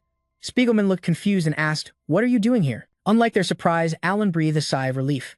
"Princess, I didn't expect this fight to be easy, but now that he's here." Hayate gently reached to touch Jason's face, unable to believe he was still alive. But before she could, he stopped her. Jerome flew up behind them. His presence made Jason grimace and say, "We'll talk later." Jerome's arrival put him in a bad mood as he snarled, "That rat pisses me off." His aura flared as he declared, "Coming back here won't solve anything. I'll kill you and take that artifact back." A magical glow appeared in the snowy landscape. Suddenly, a massive explosion rocked the area, followed by a sharp clang. Jason raised his weapon to block Jerome's attack and his madness. "This mask belongs to me." Ignoring Jerome's words, Jason asked, "You're the one behind all this, right?" Of course, Jerome didn't answer but yelled, "Shut up," then ruthlessly threw Jerome aside. Suddenly, Jackson appeared behind him and shouted, "Stop and admit it." He aggressively insisted that Jerome was just his shadow, then slashed at him. Jerome dodged quickly, somehow leaping over mountains before landing steadily. Facing him was Jason. In a hoarse voice, Jerome confidently declared, "The truth is simple. I am Jerome, the dawn of destruction." He attacked Jason fiercely and roared, "Not his shadow." Another earth-shattering explosion erupted with terrifying magic power. Thick dust covered everything. Surprisingly, Jackson stood firm after the blow. Suddenly, he dashed forward, leaving the chaos behind. The explosion debris scattered. Jerome's voice echoed, "If I had that mask, I'd be sure he'd be my shadow." His madness exploded. Power was his truth. He glanced at Jackson and shouted, "You know that damn well." After a pause, Jackson removed his mask and spoke, "Power isn't everything, Jerome." At that moment, a system notification popped up. The mask supporting thought and creating the mark of the Blood Dragon's second transformation was ready. "Do you want to use the mask?" Without hesitation, Jackson put the mask back on and ordered, "Hell yeah, I'm using it." Instantly, a powerful magical aura wrapped around him. Now, in his second dragon transformation, his strength surged, backed by his conviction. "Courage comes first." Jerome laughed mockingly and repeated, "Courage." Then he went insane, screaming, "What bullshit from someone who's never faced darkness." Jerome's stubbornness left Jackson speechless, unsure what to say. Finally, he admitted, "You're wrong. I've been in the darkness too." His voice deepened, but he spoke with conviction. "I've always aimed for the light." Then he summoned a magic spear with piercing damage. Jerome's words didn't sink in, they only made him scornful. "Nonsense." He lunged and roared, "Then prove it." As he attacked Jasper, he ground his teeth, "Prove that so-called light you chase." Facing the fierce attack, Jasper didn't hesitate to counterattack. Another massive explosion followed. After it, the two young men had pulled far apart. Suddenly, Jerome felt pain. One of his hands was crippled. He couldn't believe it, thinking, even the Chimera's heart was involved. He refused to accept defeat and asked, then why? Despair and frustration consumed his mind. Looking at Jason, why can't I reach him? Right then, Jason's voice rang out. Give it up, Jerome. Just hearing that drove Jerome crazy. Shut up. He refused to back down, sprouting more arms and shouting, I won't lose. But using too much magic left him badly wounded, coughing up blood.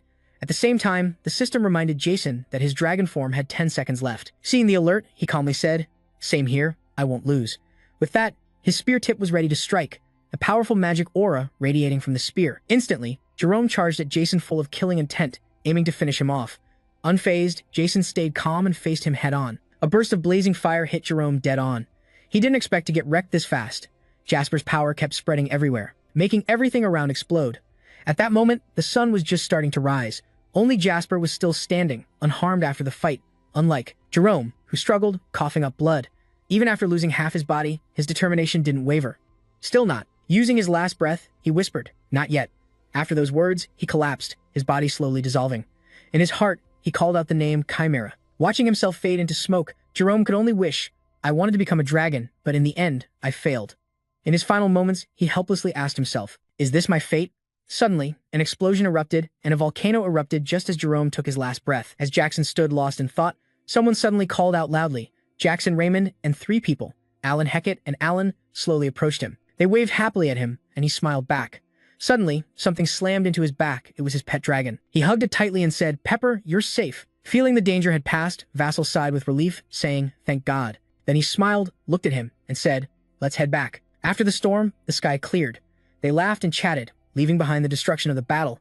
They decided to go home, back to Andy's land in the Endymion Kingdom. At the Endymion Supreme Court, Judge Jerome loudly declared, the Red Lion Mage conspired with evil forces, threatening the kingdom's security. The judge sternly named those to be punished. His master, the Red Tower Lord, was also held responsible. Then he called the defendant forward. The defendant stepped up beside Flask G, the Red Tower Lord. Then he gave Ben a chance to defend himself. Do you have anything to say? Ben openly admitted everything. No, it was my irresponsibility to overlook that, just as he was. About to say, a student's fault is the teacher's responsibility. The Tower Lord. I accept responsibility. Suddenly, a hand raised to interrupt. Your Honor, Bismarck wishes to speak. May I say a few words? Bismarck Rathmus, Grand Duke of the Empire. Before speaking, he calmly glanced around the room. He shot a warning look at the nobles present. Under his intimidating gaze, no one dared move or whisper. They all fell silent, listening as he spoke. Though the verdict was correct, the truth was, the Red Tower Lord had greatly contributed to the nation's benefit. He proposed reducing Ben's sentence. How about cutting it to 6 months? The judge nodded immediately without hesitation. Ben smirked, clearly pleased. This decision made someone in the court clench their fists in frustration. That person was none other than Darius. The current situation made her realize they had calculated everything. Darius, the White Snow Tower, Lord of the Fire Tower. Then she glanced at someone else. It was her. Looking up at the Empire's highest authority standing above the king of this kingdom, Alfonso. Seeing him silent, she anxiously wondered. The Grand Duke kept challenging royal authority. What was the king thinking? Meanwhile, Jasper was trying on new clothes. Spiegelman stood beside him, praising how the silk outfit suited him perfectly. While everyone admired the clothes, suddenly someone approached and said, so, everyone here. Seeing the newcomer, the 3 of them respectfully bowed. Bow to the princess. Or flash her a gentle smile and say, I'm the one who should be greeting everyone. Or just call her Princess Ramos. Suddenly, she bows to all 3 of them. To my benefactors, I sincerely thank you.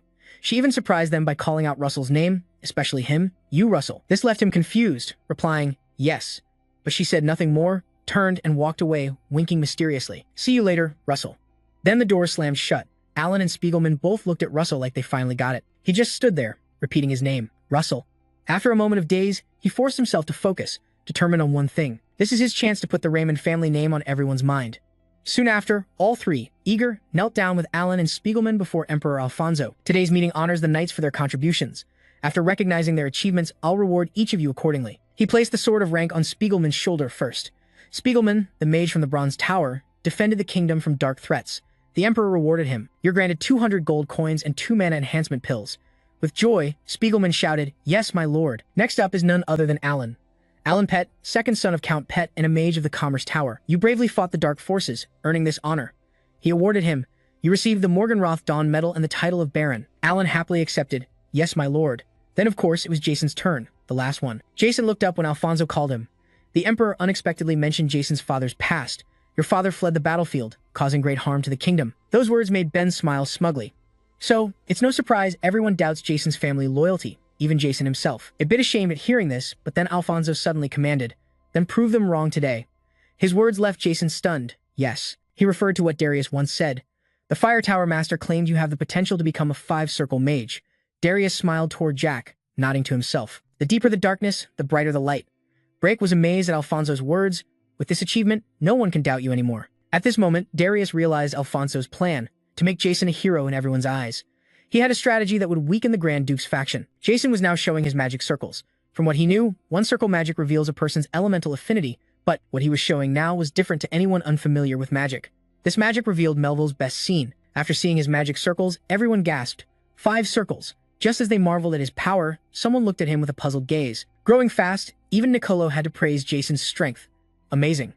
Emilia remained silent, giving no comment. Now Alfonso, seeing Jason's ability, said, I thought your father was a withered flower. He ended with an exclamation. Who would have thought he was hiding such a beautiful seed? Vassal responded, Your praise is kind, my lord. Then the emperor loudly declared, Hear me, knights, for the special case of the Raymond family, I bestow upon him the title of Count. Additionally, along with the 3rd-class military merit medal, he granted Jackson the right to tax 10,000 households outside the city. Receiving his reward, Jackson respectfully said, As you command, my lord. After this, all the nobles cheered in unison. Long lie de Monday, long lie de Monday. Suddenly, Alfonso placed his hand on Jackson's shoulder, then gently helped him to his feet with calm kindness. His warmth confused Jackson a bit, then Alfonso sincerely said, Thank you for saving my daughter's life. Those words came not from a king, but from a father wanting to repay a debt. Is there anything you want? Seeing the offer, Jackson hesitated, then said, If possible, my lord, I'd like to see you later in my chamber. Sitting on his bed, he thought about how worried he was about getting this, but everything went smoothly.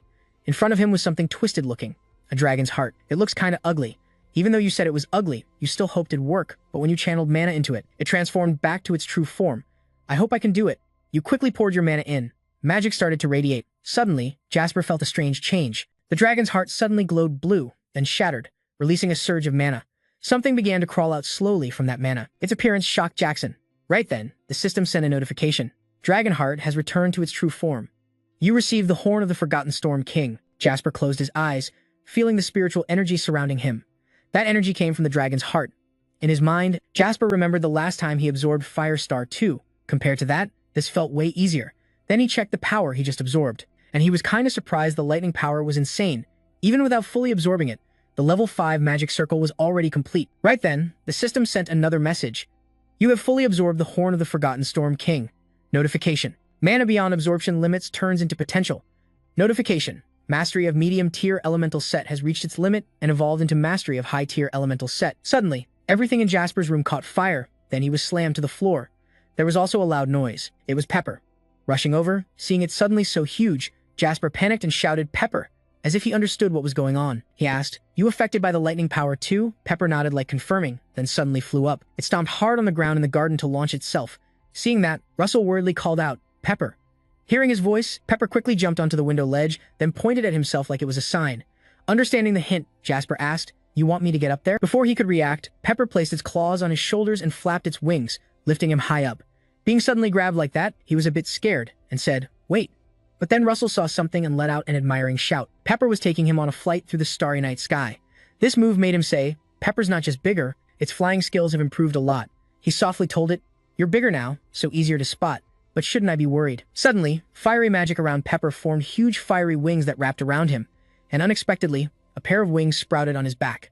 Seeing those massive wings, he happily asked, Soul wings made of spiritual fire. Should I call them soul wings? In his mind, he started listing what he had now. Medium-tier lightning mana from the level 5 magic circle was now soul wings. Confidence surged inside him. With this power, he felt he could face any opponent without fear. The next day, in Darius's office, Hubert seriously asked the Tower Master, I heard you have a mission for me? Darius coldly assigned him, Escort Count Kimberly, the Keen Kingdom's envoy here. According to her info, even though their national power is weak, they stay neutral due to abundant mana production.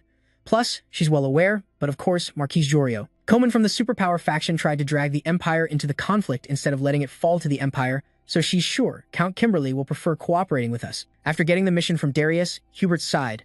Stepping out of the mansion, he grumbled, Keen Kingdom, this mission won't be easy.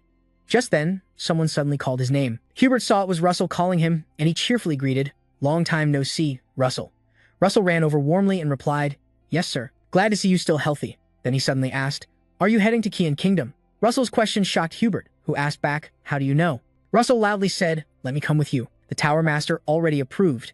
The reason Russell made this request was because, as far as he remembered, the memory of this event was clear. Professor Hubert would die on this mission. At the same time, the system sent a mission alert. Survive the danger with Hubert. Reward for completing high-tier mana stone multiplied by 3. Medium-tier mana stone multiplied by 5. Because of the mission board and Hubert, Jackal was determined, no reason to hold the teacher back, he had to go along. Soon after, the two left the capital together. Hubert gently landed on a tree branch and asked curiously, "We're almost there. Having you with me makes me feel safer, but why are you coming along?" Vassal flapped his dragon wings and replied seriously, "I want to achieve something new. I've never done a mission with you before. Also, you're using your wings to volunteer for the front lines. I'll scout ahead first." As he flew off to scout, he silently guessed, if the mission fails, Hubert will die, and the Empire will meddle in Kian's affairs, meaning they're probably involved in his death. He looked at his system screen, confident his task was clear. Suddenly, a clang rang out as two swords clashed. While flying, Vassal spotted a battle below between two factions. A thought popped into his head, we have to eliminate the Empire's threat. With that, he unleashed his magic and easily wiped out the weaklings below, thinking, and stop Hubert's death. At that moment, a man stepped out of a carriage. Seeing Jasper's power, he was surprised and thought, a level 5 mage? Who the hell is this guy now? Jackson landed calmly, and Pepper stepped back from him. Then he smiled politely and introduced himself. "Are you Count Kimberly? I'm Jackson Jason, a mage from the Fire Tower. I'm here to escort you." Kimberly recognized him instantly and happily exclaimed, "So, you're Jasper. Thanks a lot. Someone was already tailing me as soon as we left the castle." Just then, Jasper suddenly sensed something. He quickly told Kimberly, "Hold on a sec. I just spotted a powerful magic presence we can't ignore. I can feel it deep in the forest. That spiritual energy makes me cautious. Its realm is at least on par with Spanzoom, maybe even higher." Right then, one of Kimberly's guards fighting the powerful mage shouted, "The Count hasn't gone far." Then he ordered loudly to the troops, "We have to buy time." The powerful mage spoke, "The Count hasn't gone far." Then he shouted orders to his followers, "We must stall." They all replied in unison, "Roger that." Their stubbornness seemed to amuse the powerful mage, who smiled and then swung his sword to cut down the ones surrounding him. Vassal recognized him immediately. Suddenly, a massive explosion shook the area, leaving only one survivor. It was none other than the powerful mage Vassal knew, the one who killed Hubert, the Empire's swordsman, McCrae Hill, emerging from the forest shadows. Hubert quickly landed in front of Iron Steel and Kimberly. He introduced himself. "Glad to see you're safe. I'm Hubert, a tower mage of the Fire Tower." Kimberly bowed and replied, "I'm Kimberly. Thanks to him, I survived." Hubert's gaze fell on the corpse at his feet, and he said solemnly, "I figured it out. The Imperial Army did this." His words shocked Kimberly, who asked, "The Imperial Army?" Vassal cut in, "Looks like they don't care about hiding their identity. That means they don't think it's necessary." His words made Kimberly a bit uneasy, or maybe the situation was too urgent for them to care. As he spoke, Vassal glanced at someone and asked, "Right?" He addressed the cloaked figure in the carriage, "Princess." Immediately, the carriage door opened and Camila stepped out. She praised his sharp senses and introduced herself. "You really are as impressive as the rumors say. Let me introduce myself properly. I'm Princess Camila of the Kian Kingdom." Moments later, two figures dashed through the forest, accompanied by an explanation. Marquis Comanche is consolidating power by having his son marry the princess. Kimberly lay on Hubert's back, recounting everything in detail. With the Empire backing him, who knows how ruthless he'll get. He wondered why Hubert was moving so fast, but said, "I've already lost them." "Why the rush?" Hubert asked seriously. "They started chasing as soon as you left the castle. Probably a guild behind them." Jack, carrying the princess, sped up to escape, but something felt off. "I've come far and haven't seen any sign of a chase. But what's with this weird feeling?" Suddenly, he sensed a terrifying magic approaching. He shouted a warning quickly. "Everyone, duck down." Just as everyone ducked down, a surge of spiritual energy streaked past their heads. Vassal and Hubert were suddenly blocked by someone's magic. That magic was strong and trapping them, no way out. Knowing they had to fight, Hubert put Kimberly down and said, "Run now, we'll handle this." Vassal also set Camilla down and warned, "He's here." As the two Camilla ran off, Hubert and Jasper stayed to face the tough enemy. Hubert froze when he saw that guy. He recognized him, a monster in human skin, a legendary swordmaster of the Empire. Hugh stared at them and muttered, "Black hair, red eyes." Hubert quietly called out to his brother, "Cry Hugh." His gaze locked on Jasper as he asked, "You must be Jasper Joyce, right?" Just then, the system sent a mission alert. Mission: survive with Hubert, complete high-level mana stone tasks for triple rewards, mid-level mana stones for quintuple rewards. In that moment, Jack suddenly felt the danger closing in. The aura he gave off with just a glance was insane. Hugh's eyes burned with hatred as he declared, "You'll pay for killing my disciple." With that, he unleashed the creamy sword strike. Not waiting to die, Hubert slammed his hand on the ground and triggered an earthquake technique. Ruthless's eyes burned with fierce determination, no backing down. He cast a twin spell shield to block Hugh's sword. The earthquake shook the ground, forcing Hugh back. But Hugh wasn't just dodging. He swung hard, smashing all the flying rocks. With each strike, Hugh's wary eyes softened. He saw his chance. Suddenly, Hugh clenched his fists as stone pillars pinned him down. Seeing the opening, Hubert shouted, "Russell!" Hearing his name, Russell rushed at Hugh, and an explosion followed. Russell was fine, stepping back from the blast. In the smoky haze, a voice sneered, "You only know a few cheap tricks." Hugh appeared unscathed, using his sword as a shield, mocking, "Only from that bastard?" Jasper wondered if he was using aura as a shield. Hugh stabbed his sword into the ground, then smirked, "Let me show you something cool." He unleashed Fusha sword technique, and suddenly a sword stabbed straight into Hubert's stomach. Jasper panicked, yelling, "Hubert, now!" The villain proudly showed off his weapon, a sword made from dragon bone, blackened with the blood of 10 mages. He then pulled the sword stuck in the ground back out. Charging at Jasper, he shouted, "Perfect for taking down a mage like you." Seeing the danger, Jasper quickly spread his wings and carried Hubert away. He flew high as Hugh stood below, muttering, "Not bad." He then noticed the stones on the ground from Hugh's previous move. Those are fire altar stones. Of course, Hugh wasn't done and attacked again. "Try dodging this." Dodging his strike. Crack. Jasper thought fast those stones would explode with massive destruction if hit hard. That was enough to distract him. He quickly placed. Hubert stepped aside and thanked his dragon friend. "Thanks, Pepper." Hugh, annoyed by Hubert's evasions, asked, "You just trying to buy time for your team? Because you know you can't beat me." Russell ignored him and told Hubert, "Professor Hubert, when I signal, run fast and meet up with the princess and the count. I'll hold them off." Hubert nodded firmly. "I can't just leave the fight and run." But then he smiled confidently. "Trust me, I'll be back." Seeing their bond, Hugh angrily asked, "You done talking?" Vassal poured all his energy into Thunder Chain Explosion. It hit fast, he saw his chance. He shouted for Hubert to run. He'd planned for the fire altar stones to buy Hubert time. Still, he had to be ready for Hugh's power, but he couldn't underestimate him. So he unleashed 2 simultaneous Cloud Ring Wind Blades. At this moment, Jesse was in his second dragon form, fully determined, "I'm going all out." He quickly summoned the 9th Magic Spear, determined to win as he unleashed a barrage of spells. Hugh and that attack were far away. Hubert used his magic to protect himself and the 2 Camillas. The spear's aftershock caused a massive explosion that shook the earth and sky. This move was triggered. Jaxo had returned to his original state. Things looked bad when you realized what was happening. It sounded like Hugh's voice, still deep and clear. "You're done for." The guy was definitely a little drunk after that magical hit, but overall, he wasn't hurt any worse. He was still pissed off, shouting, "Don't think I'll go down easy." Seeing him still alive. Gritting his teeth, he cursed silently in anger. Damn it, he actually took that hit. Suddenly, the bone dragon's sword in his hand shifted, causing him pain and a loud curse. "What the hell? This damn sword?" An angry voice echoed from within the sword, questioning Hugh. "How dare you harm the Dragon King with the bone dragon?" That voice sounded familiar to Jackson. It was the voice he'd heard before inside the dragon's mind, expressing shock. Pathetic. Jackson realized who was inside the sword. Could it be the Holy Dragon King? The Holy Dragon King's appearance stunned Zoro. It loudly declared its identity, the Holy Dragon King. Then it solemnly said, "I will grant you power, but only for a limited time." It wanted you to punish those who dared to disgrace its name. Power to punish the filthy scum who insult the Dragon King's honor. Then it began to fade away. This made Jaxo rush to call it back. "Holy Dragon King, I have questions." Understanding, the king responded with guidance. "Find the Dragon Clan. They will help you connect with me. You will become their master and the hope of the remaining dragons in this world." The Holy Dragon King's magic spread over his hand. He clenched it tightly, thinking, "I don't get what the Dragon King means," even though he still didn't understand. But he was determined, "I have to test this power right now." Back to Hugh. One of his arms was destroyed by the Holy Dragon King's magic. Causing him to scream in pain, mercilessly, he cut off his own arm. Obviously, this hurt him to the bone. Seeing his chance, Vassal charged with the Overheat Human Fire Flame Spear attack, catching him off guard. From the severed arm, Hugh regenerated it, blocking Jackson's attack, then angrily gritted his teeth. "You seriously underestimate me." His deep voice startled Jackson. "You think losing an arm gives you the advantage?" He stared at him, furious. "That disgusted look is just like your old man's. The Diamante clan are all like that." That made Jaxo focus on one thing and quickly asked, "You know my dad?" The guy admitted bluntly. "Yeah." Hugh said he always wanted to gouge those eyes out. Too bad others interfered. His words made Jackson mad, ready to reply. But before he could finish, the guy appeared behind him and dropped a crucial hint. "Fool, why would you think? The Empire is behind your dad's death?" Then he swung his sword, but Jackson dodged quickly. Not stopping, he kept swinging. Jackson still dodged in time. As he landed, suddenly something shot up from the ground, piercing straight through his side. This surprise made him exclaim, "What is this?" Meanwhile, Hugh remained calm, underestimating him. "So lame, you can't even dodge that? This fight's boring." Then suddenly clenching his fist, a series of explosions erupted. Luckily, Jaxo quickly ran away.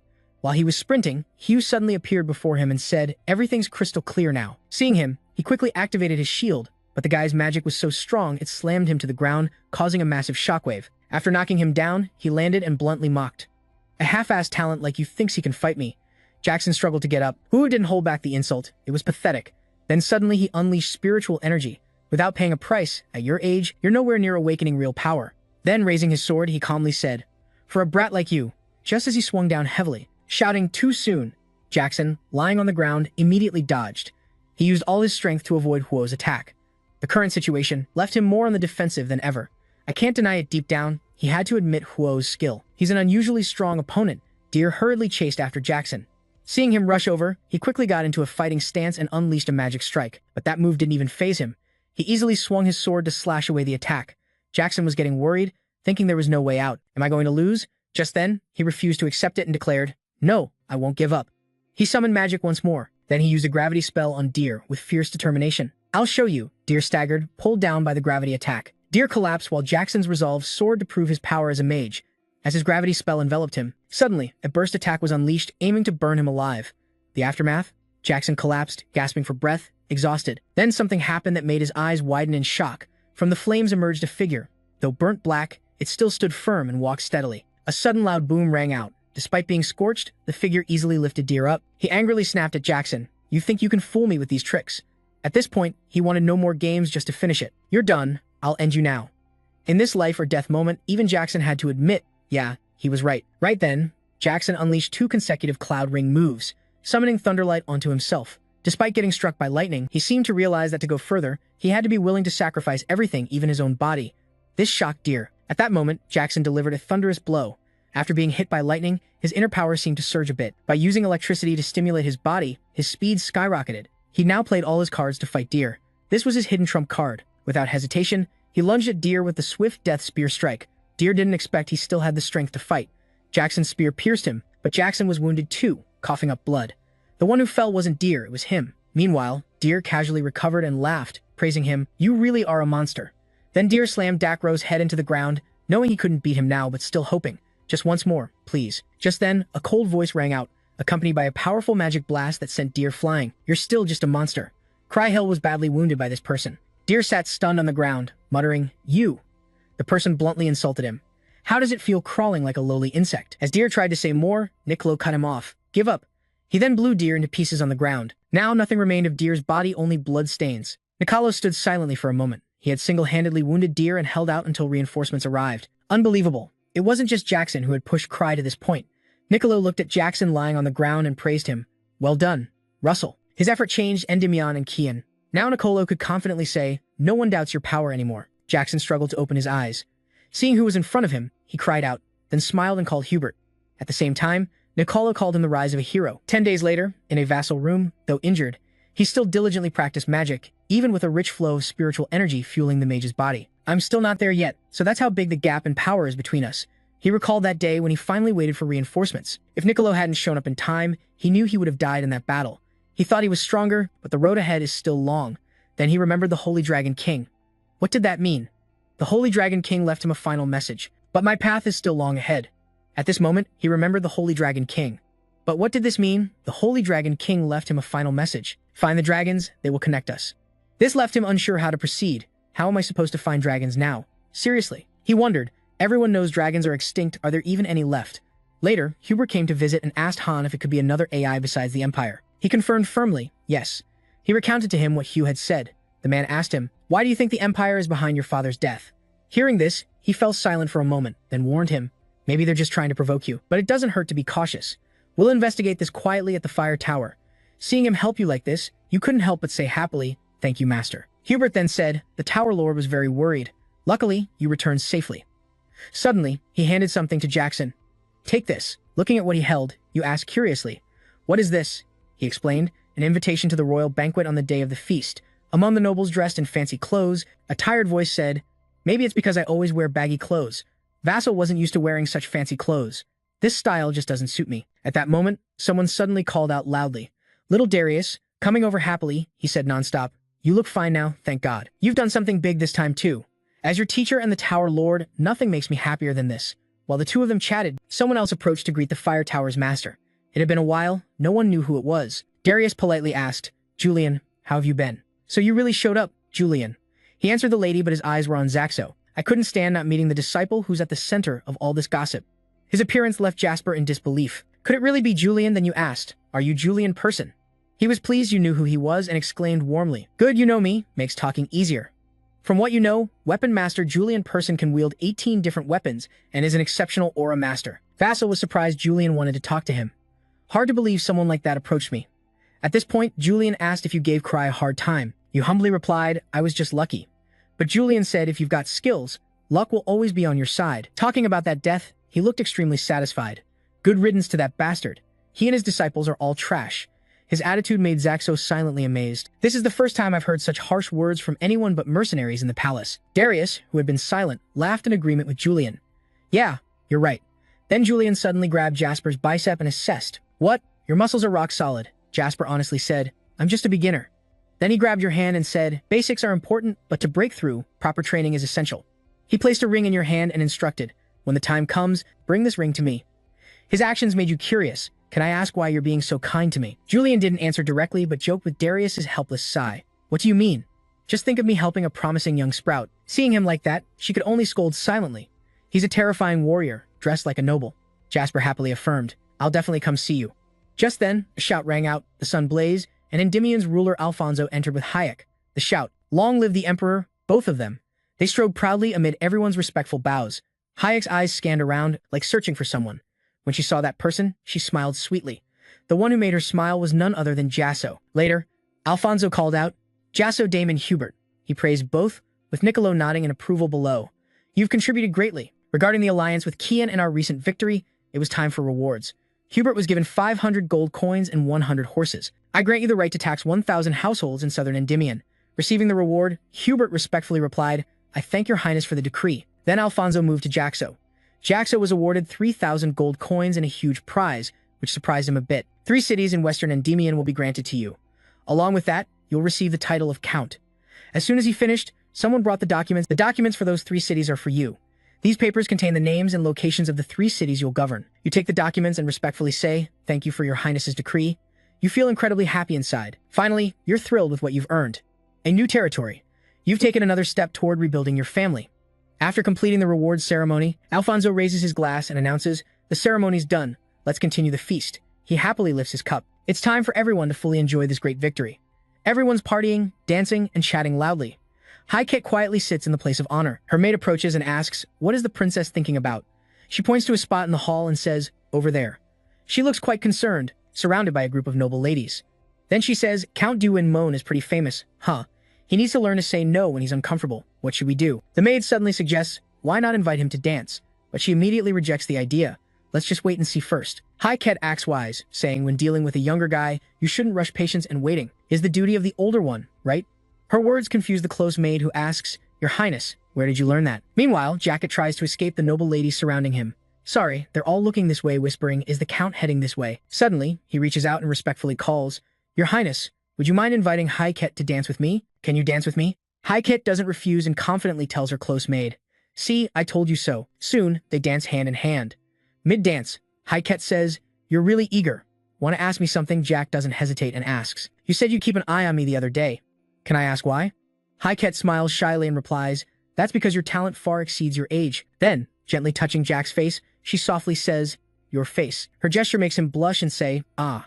She flirts without a hint of shame. A handsome face like yours is very popular. Hayek straightforwardly praises Jackson. You look handsome, just my type.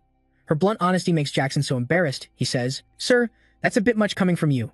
Suddenly, she wraps her arm around his waist and asks slyly, I wonder if you realize. Now she's like a sly guy flirting with the one he likes, but women don't say things like that to men they don't like. Plus, she smiles and says, like a sly guy flirting with the one he likes, but women don't say things like that to men they don't like. Plus, she smiles and says, and I'm not one of those who expects an immediate response. I just hope you'll return my feelings. Later, Jackson awkwardly sits by the fountain, pondering Hayek's confession. I already know her personality, but I didn't expect her to say something so flowery to me. He knows her status, Hayek Ramos, the king's only blood relative, the woman closest to the throne, the benefits if he marries her. He realizes that given her family background, accepting her feelings would be the best choice. But still, he's a little confused. He doesn't know what he really feels about her. Just then, someone approaches him, and it's Alan. He greets, Alan. Alan smiles and says, sorry to interrupt. Hearing that, he calmly replies, no problem. I was just thinking a bit. Seeing that, Alan openly says, good then. I came to discuss a proposal with you. The Count's straightforward words make him curious, and he asks, a proposal? Alan then says 3 words. Count Iron's blunt words made him curious, and he asked, a proposal? The man then spoke 3 simple words. "The bet," Alan said coldly. "I hope this ends soon." This left Jasper feeling uneasy. The next day, Darius held something in his hand and said coldly, "I was wondering why that old man sent all those letters. Let's end this bet, Alan. Last night, he also told us to inform the Tower Masters." Russell remembered his words and sighed. "I expected this, but it happened sooner than I thought." Back to Darius, she asked, "What do you think, little brother?" Vassal glanced at the system board and said, "The bet was supposed to last 3 years." At that moment, the system notified a new mission: reach Alan Page's level within 3 years. He usually completes the Master's ancient mana stone technique that drains human energy quickly. After reading the board, he continued, "I don't think we need to wait any longer." Darius agreed without objection. "All right, then let's head there." Later, at the arena powered by a level 6 spell, a battlefield shielded by magical barriers. It could even withstand blows from a seasoned Aura swordsman.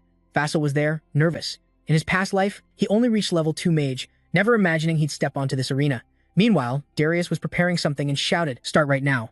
Melville did the same, smirking, "Let's see how long you can keep your pride." Then he revealed the shield was created by 2 Tower Masters using protective magic. "Let's see how long you can keep your pride." Then he revealed the shield was created by 2 Tower Masters using protective magic. A magical barrier surrounded the arena. Inside the shield, his excited voice rang out, "So no worries about damaging the environment, go all out." Only Alan and Zuko remained in the arena, watching Alan. Vassal felt no doubt. Even though Alan was a genius crowned as the Mage of Mages, skill-wise, he was close to his own level. He learned an important lesson. When fighting an equal opponent, eye contact mattered.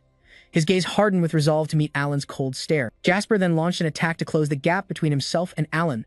This forced Alan to switch to high alert, sensing his opponent was a knight or swordsman, not a fellow mage. This showed his confidence in his firepower and stamina. Even so, Alan wasn't afraid to engage. His Ice Rain attack satisfied Jackson deeply. Indeed, Alan's spellcasting speed was insanely fast, but he wasn't intimidated and matched him blow for blow.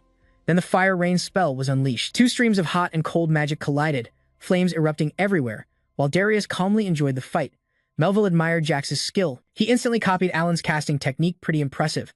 Amidst the dust, Jax burst out of the smoke. Now he had the upper hand. It was his turn to attack. He launched Fire Thunder next. A massive explosion shook the sky, but Alan quickly stepped back. Russell made sure to cut off his escape instantly.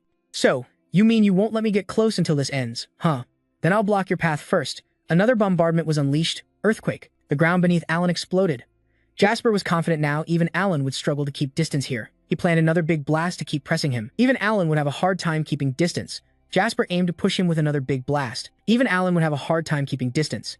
Jasper aimed to push him with another big blast. But before he could, the air suddenly chilled. Alan whispered a magic word, and the ground instantly froze under a layer of ice. The ice covered the earth, stopping the quake. Jasper found this move fascinating. He froze the ground to block the earthquake.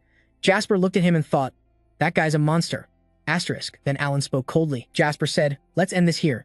He launched an attack as soon as he finished speaking, while Jasper quickly raised a fire shield, focusing on his flames. Suddenly, you feel Alan's ice engulfing you.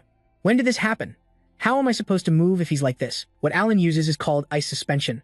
Darius knows exactly what it is and grins slyly, asking Melville, "Someone already taught him the Tower Spear's secret technique?" Melville replies coolly, "Alan's destined to become the Tower Spear Master." Makes sense, right? At that moment, Alan calls out to Russell. He says coldly, "Honestly, you've improved a lot. I wanted to see what else you could do, but confidently, I declare the Tower Master is waiting, so I have to stop here. Next time, we'll finish this." Then, he unleashes a huge burst of mana to attack Jasper, aiming to end it quickly. Seeing that mana rush toward him, Jasper isn't scared at all. He even complains, "I didn't want to reveal my true self already." Moments later, a massive shockwave appears in the arena, shaking everything outside it. Vassal looks like he's entered dragon form. He teleports toward Alan. Alan senses the danger, but can't do a thing. What the hell's going on? My aura's violent, wild, but my muscles won't move. Darius on the stands mutters 3 words, "Dragon fear." Melville eagerly says, "I wasn't joking. This kid's talent's off the charts." Watching Jasper in dragon form, he asks curiously, "So he really is a descendant of the dragon clan?" Meanwhile, Darius can't believe Jasper's transformation and says, "No way. I'm sure his parents are just normal people." Melville responds, "Then there's only one answer." On the arena floor, Jasper's dragon fire power erupts. Seeing him, Melville guesses one of the Raymond ancestors was a high-level dragon clan member. Meanwhile, Alan rises off the ground. He feels Jasper's mana, magic strong enough to make him tremble. Though he knows Jasper's mana can't be underestimated, he still wants to fight to the end. You're not the only one hiding power. Russell looks at the icy power surrounding him and realizes that at this level, the Spirit Beast territory can freeze an entire army. Of course, he's not scared and plans to charge straight in. "If I break this spell, I win." Alan seems done waiting and ready to act. "Let's end this." A blast of icy magic hits Jasper. The freezing wind chills every hair on his body, and a cold so intense it freezes both mana and time. He grips his spear, planning something. If suddenly, he slices this ice magic in half without his fight experience against Mcry Hill, breaking the spell would be nearly impossible. Alan gasps in horror. What the hell? Jack jumps high. Alan sees him ready to strike but can't react. Too fast. I can't blink out. I need to block this fast, or else. Then a massive explosion rocks the arena. Alan lies trembling with his spear pointed right at his face. Looks like Jasper won this round. Not angry about losing, Alan sighs helplessly inside. Just as I thought, it ends like this. He looks at Jackson and says, I lost. Right then a system notification pops up. Mission complete. You'll receive a high-grade mana stone, a relic from the Age of Gods. It'll be delivered through Hemingway. The match ends. Darius turns to leave, but not before reminding Melville. You've got to prepare the relic from the Age of Gods, right? The old man gets annoyed and snaps back. I admit I lost this bet. Happy now? Of course. He'll hand over what he promised. If Jackson wins as the Tower Spear Master, I'll keep my word. Didn't expect to lose. Here's the relic from the Age of Gods, just like I promised. Seeing him actually pull it out, Darius says satisfied. Can't believe you really brought it. Old man's going all in this time, huh? Later, on the carriage, Vassal checks the treasure he just got. Eric's sewing kit. According to info, he learned the relic mimics the goddess Eric's ability to cut and sew space. Also, there's a knife that can slice through time, and a dagger that cuts through space. As if planned, he channels mana into both items. Plus, if he channels mana into the thread connecting the dagger and needle, he notices a new effect for sewing space. Besides, it has another use. It can connect the physical world with the space trapped by the dagger. This treasure has Jack extremely satisfied. Even just cutting space is extraordinary. Can they be combined? If used right, it could be great for ambushes or defense. Just then, the carriage driver loudly announced, We're here, sir. He said it was the Thumia castle. Inside, weapons were displayed everywhere. The castle owner seemed pretty happy to see Russell. He appeared. Oh, you're here, Russell. Thanks for dropping by, Julian said, asking, I heard you beat Alan. Russell humbly replied, Just lucky, rumors spread too fast. Then he looked around and asked, Is this your workplace? Julian answered, Yeah. Why do you ask? Russell said it looked more like a training room, filled with weapons. Julian smiled and said, It wasn't like this at first, but training piled up over time. He touched his spear on the rack and asked, I heard you use a spear, right? Russell quickly answered, Yeah. After hearing this, Julian surprised him by handing over a spear and said, Take it. Russell wondered, Why suddenly give me this?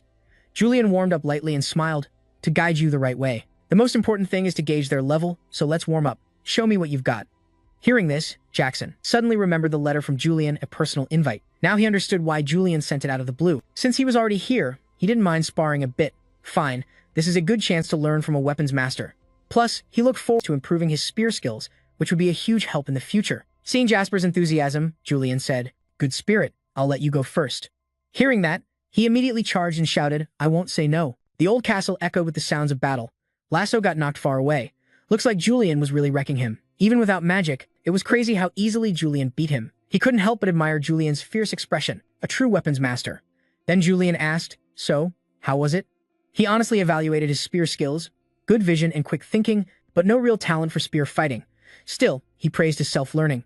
You've gotten this far on your own, I'm impressed. Then he smirked mysteriously. He thought to himself, this kid's got potential. I'm enjoying this. Jackson found it interesting, but didn't realize Julian was impressed. He was just wondering, maybe I should just stick to magic? Suddenly, Julian asked, You didn't expect me to teach you for free, huh? He made an offer. I'll train you for a week, but in return, you have to fight our knights. This made Jasper pause and think. Fighting knights wasn't a bad deal, but just fighting wouldn't be enough. He agreed, but with conditions. All right, let's make a deal. I have one request. This puzzled Julian. Later in the training yard, the knights gathered, buzzing with talk. What's going on? Rare to see all the knights gathered. Heard it's because Lord Jackal is visiting. They chatted about Jackal. Isn't Jackal the mage who blew off Cry Hill's brother's arm? Rumor has it he's got horns and breathes fire. They gossip. No way. What is this? A circus? Suddenly, someone warned. Quiet down. The Lord's here. Instantly, the knights saluted loudly. Julian got straight to the point. Everyone's here. From today, you'll fight 2 matches against this guy. His announcement left the knights confused. First match, magic and aura allowed. Second match, none. They murmured among themselves, we fight without magic or aura? That's clearly a disadvantage for the Lord, right? Actually, Jackson suggested this training style. The goal was skill improvement, not experience. So no magic was better.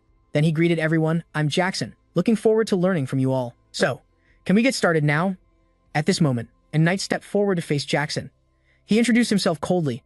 I'm Rohan, a 4th-ranked knight. It's an honor to spar with a hero like you, he said. Vasco laughed and replied, Let's get this started, Rohan. Hearing that, Rohan muttered darkly. Vasco stared at him warily. Suddenly, Rohan lunged at Vasco with a speed that made everyone gasp. That guy's fast. As they clashed, Vasco admired Rohan's skill. That stance was perfect, like something straight out of a swordsmanship manual. A fourth-rank knight that's skilled, just as expected from a knight trained by Lord Julian. Still, Vasco wasn't worried, but then a sharp snap rang out, and Rohan was knocked flat on his back. Jasper's spear tip was pressed against his face as he asked, "You want to keep going?" Rohan admitted, "No, I accept my 7th defeat." The knights were amazed and buzzing about Jasper's skill. Did you see his footwork? There's a reason he uses a spear instead of magic. Julian overheard the chatter and thought to himself, they're all shocked. He knew his pride was bruised after losing to a mage. That was only natural, especially in a fight based on martial skill. He recalled Jack's condition before fighting the knights. "I'll spar with the knights, but please let me do it without magic." At first, he thought he agreed just because it sounded interesting, but who knew that request would light a fire in the knight's blood? It became a huge boost for everyone. Then a swordsman stepped up, wanting to spar with Jackson. "Do you mind if I spar with you?" Vincent's challenge shocked everyone. No one expected him to want to face Jackson. "You're a second-ranked knight, right?" That meant he thought even a third-ranked knight couldn't handle Jackson. Vasco sized him up as second-ranked knight strong enough to compete against the deputy captain of the knight squad. Of course, he was happy to face him. "Thanks for the chance. I'm really looking forward to this experience." As night fell, laughter echoed inside the tower. "Can't believe you held your own against Vincent.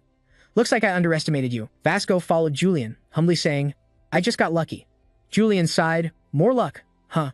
Suddenly he asked, "If you'd used magic there, do you think Vincent had a shot at beating you?" That question was hard to answer. Didn't he expect me to say no? Well, even if Vincent was a first-ranked knight, the outcome would be the same. Jasper agreed with him. He's not wrong. After all, I'm already a 5-ring mage. That puts me on par with a top-tier knight. Now the two stood before an iron gate, and Julian warned sternly, "Don't underestimate yourself. They say too much pride leads to arrogance." Vasco replied, "I'll keep that in mind." Just then Julian opened the gate and said, "Also." The gate swung open as he spoke. "Now it's time to show you your gift." Behind the gate was a library filled with books. Julian explained, "These are all the books I collected across the continent in my youth." He showed Jasper the books he needed. Spear techniques on the left. Jasper looked around, impressed. "This is amazing."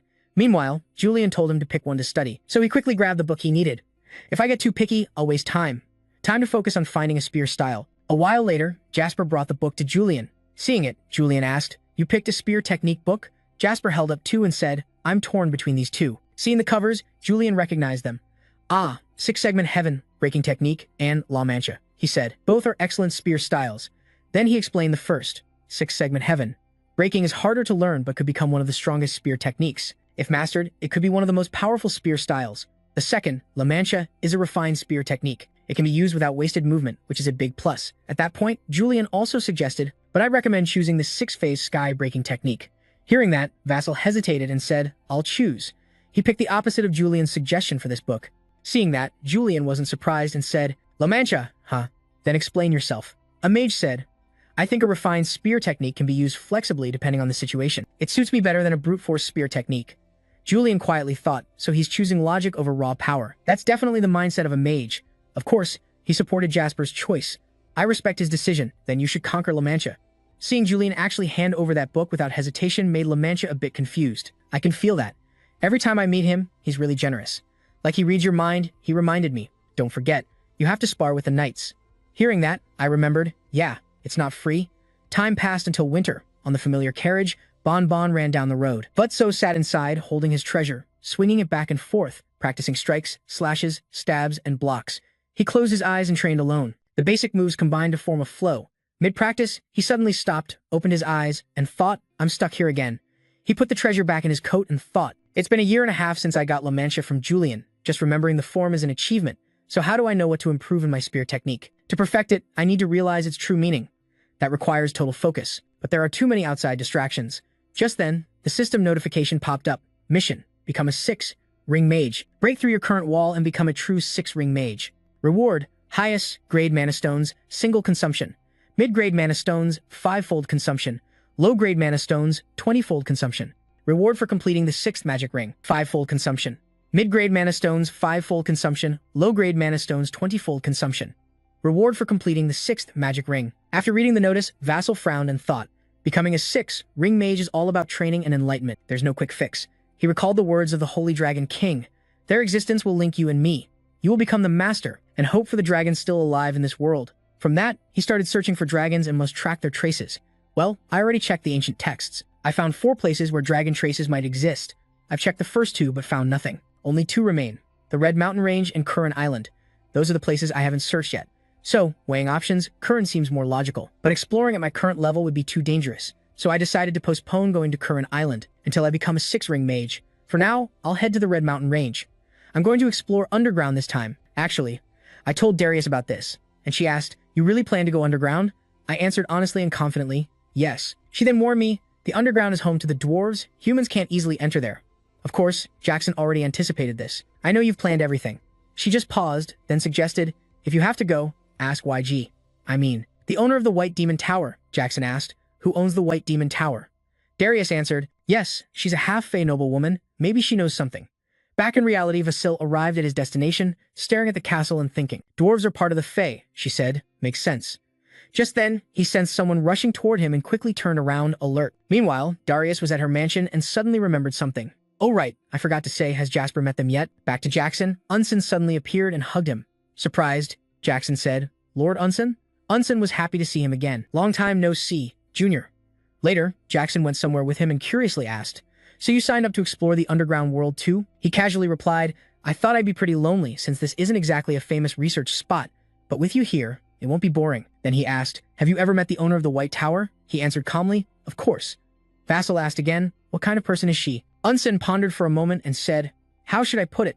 Then, as he led him to meet the White Tower's owner, he mysteriously added, "She's kind of adorable, but she's pretty weird." "Ah well, you'll understand when you meet her." Just stepping into the lavish room, Vasco was already pretty spooked. Looking at the decorations inside, he couldn't help but say, "So cute." At that moment, the person sitting on the chair greeted and welcomed him. While Olsen bowed respectfully, Jasper was so stunned he froze. Olsen and Emilia were the owners of the White Tower. The girl looked at Jasper and asked, "You're Jasper Raymond, right?" Emilia Merwin, the White Tower owner, holding a giant rabbit on the sofa in the middle of the room that was Emilia. Merwin, the White Tower master, who controls the wind spirit. Vasco glanced around the room, wondering if she might be a half-elf hybrid, part elf, part human, because he could sense a pretty pure magical energy from her. That kind of energy only comes from elves with pure souls. Meanwhile, Olsen beside him was clearly impressed and laughed out loud, praising, "The White Tower Master is really talented. She remembers the names of all the important people. You must be pretty important, kid." As soon as he finished, Emilia hopped on her plush rabbit and added, "Compared to that, you could say." She flew up in front of Jasper, poking and inspecting him. "You have some pretty magical traits." She got really close to him as she spoke. "Especially, I feel a strong magical energy coming from you." Surprised by how close she got, he blurted out, "Master of the Tower." But she ignored his voice and kept analyzing. "Ah, I get it now." Emilia looked up and smiled softly. Then she guessed, "So you formed a soul contract with a spirit, right?" Caught off guard by her insight, Vasco was a little shocked. "Yeah, just like you said, Master of the Tower." He kept a calm face but quietly worried inside. "No one has ever known I've made a contract with a spirit before." Right then, Emilia made an offer. "So do you want me to summon the spirit you contracted with?" Vasco asked in confusion, "Can I ask why you want to do that?" Seeing how clueless he was, she sighed and explained, "The underworld you want to enter is basically a place you can't just walk into normally. You need a special way. To get there, you have to be lucky enough to find a hidden spatial gate or have a detailed map showing the location clearly. Only then can the gate you want appear." Hearing this, Vasco seemed to understand and asked further, "But I don't have any of those things yet. So you mean I need to awaken my spirit's power to get there?" Emilia looked at the power radiating from his hand and said, "You've got the right idea." Then, from the flame of power Jasper emitted, a small dragon named Pepper appeared instantly, making Emilia freeze in surprise, exclaiming, "Oh my, what a creature." Then a moment later, she hugged it tightly, beaming, "So cute. This is even a mutated spirit beast. Its spirit power is mid-level. What's your name, little guy?" Scene change. At the same time, in another grand castle under the starry night sky, Big Mac was trimming a bonsai tree in his room. Suddenly, he stopped mid-trim for some reason. Bismarck calmly sensed something beside him and asked, "I know you're not Hypnos. You know how to act appropriately and wouldn't bother me without reason. So tell me, what brings you here at this hour?" He quietly called out the name of the person who had just appeared in his room. "You wouldn't bother me without a reason. Now tell me what brings you here at this hour." He quietly called the name of the person who just appeared in his room. The cultist boatman's skull ended his question. "Karen," he calmly replied to Big Mac, "just here for a business deal. Hypnos, your trading officer, is busy, so I had to come instead." Hearing this, the man had no choice but to accept and took the goods from Karen. He muttered, "Ah, I see. Has it really been 5 years already?" What he handed Bismarck was an apple that looked a bit different from regular apples. Karen looked at him, slowly brought the apple to her mouth, murmuring, "Yeah, it's time for you to use this." As Bismarck absorbed the apple, a burst of spiritual energy immediately surrounded him. He felt his body changing and was filled with hope. "I get it now. If I can keep finding good stuff like this, living forever won't be impossible. But right now, the side effects are still pretty bad, so there are still a lot of limits." Then he suddenly remembered something and asked Karen, "Do you know if Daria's disciple has reached the Blood Mountain Gorge?" Without hesitation, Karen replied, "I always keep an eye on anything involving people getting burned alive. I know what you're worried about. That gorge is right next to the Amazon forest. Based on Bismarck's question, Karen shared her guess about him. You're probably worried about that kid. That kid's gonna cause some serious trouble, right? That's what has you so worried. Bismarck rubbed his neck tiredly and answered, yeah, it's a real pain. I'm seriously worried about those kids. Karen quickly reassured him. Don't stress too much about it. The place where it's happening is deep inside the mountain, far from the forest. Without guidance, no one could find that spot. But right after, he looked worried and said, still, things are complicated since people are heading there. Nothing's predictable. Hearing this, Bismarck grew suspicious. What? What do you mean? But Karen didn't answer and hurried to leave. All right, just don't overthink it. That's all I'll say for now. I've got plenty more work to do, she said and left. He couldn't help but think bitterly. Talking to these cult fanatics is such a pain. The conversation with Karen ended. Bismarck turned back to his bonsai, daydreaming. All right, once I'm king, I'll. But before he finished, he swallowed the words, looking surprised. Huh? Bismarck stared at the bonsai that had died, chuckling inside. Anyway, you better hurry up with your plans. Scene shifts to a barren desert where a carriage rushes forward with voices chatting. Luckily, you were here. Thanks to your guidance, I've reached the underworld as planned. As the voice faded, Emilia holding Pepper appeared. With this spirit beast, it can sense the dwarf's spiritual energy underground, so you'll be able to find your way to the underworld. Ending the flashback, Vassal petted Pepper lying on his lap and continued talking to Yusin. I didn't do much. It's all thanks to Pepper. Right after he finished, a sound outside the carriage caught Yusin's attention. He looked at the houses built on the cliff. Bow, looks like we've arrived at Blood Mountain Gorge. Vassal inside the carriage looked out the window, softly marveling. Even sitting inside the carriage, far from the mountains, I can feel a mysterious power pulsing through every inch of soil and rock here. With Pepper kicking beside him, it was a mix of satisfaction and anticipation. The soil and rocks here, with Pepper kicking beside him, gave a feeling of satisfaction mixed with anticipation. This is truly a land rich in spiritual energy. So, here, if I'm lucky, I might find clues about the dragons. And Unsen, as if reading his mind, suggested, I think we should head straight to the gorge and get to work. No point wasting time in the city. What do you think? Without hesitation, Vassal immediately agreed. Sounds good to me.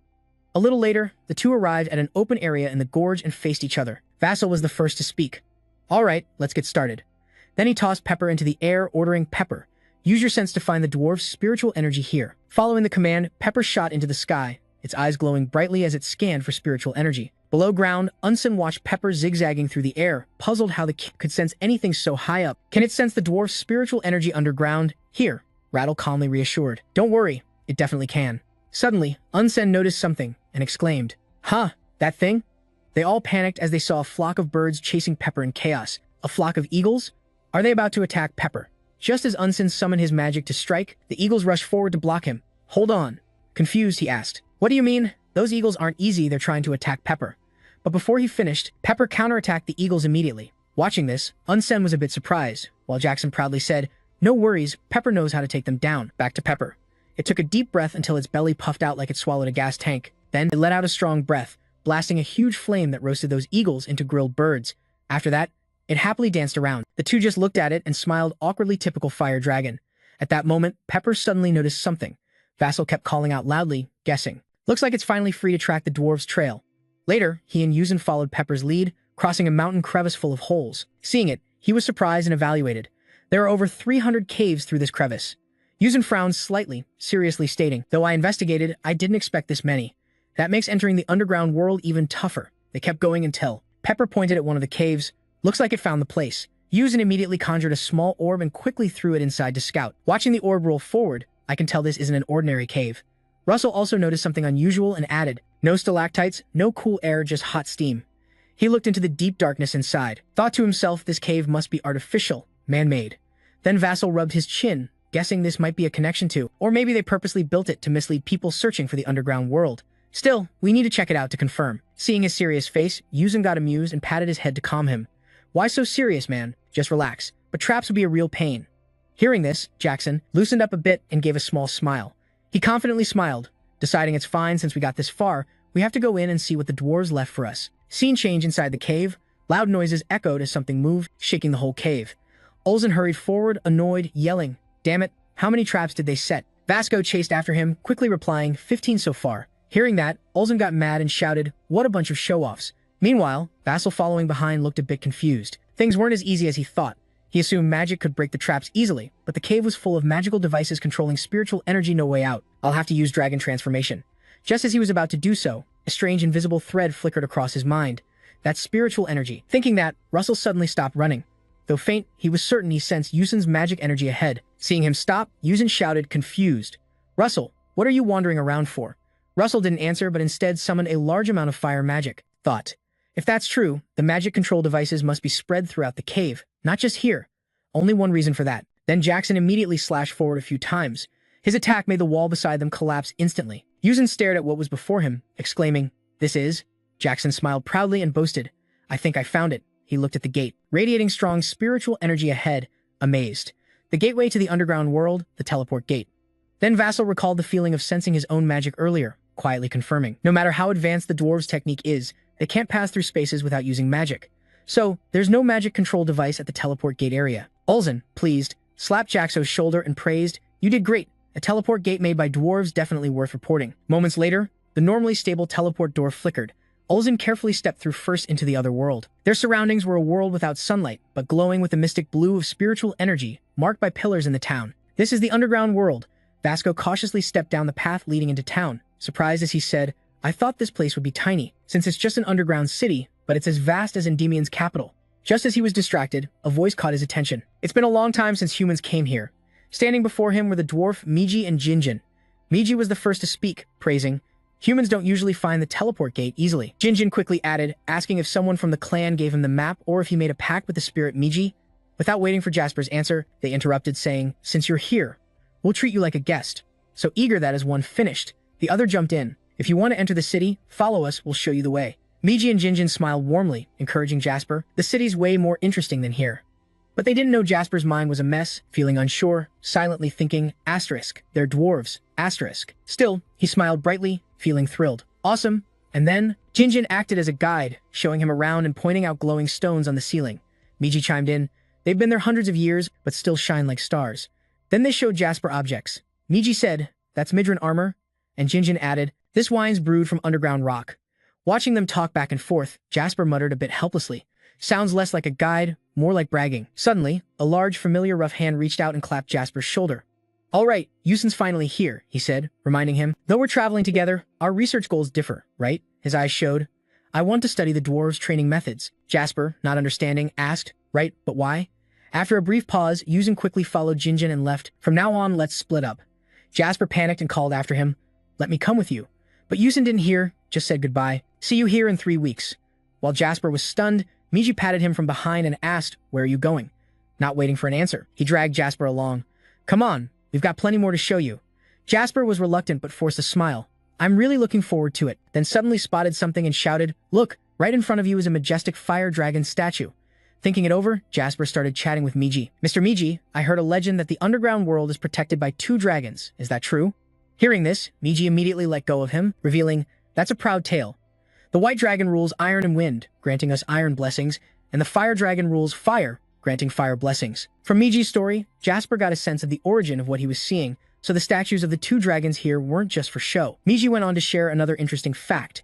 When the fire dragon gave us its power, they said it lived here thousands of years ago. Hearing that, Jasper's hopes sparked.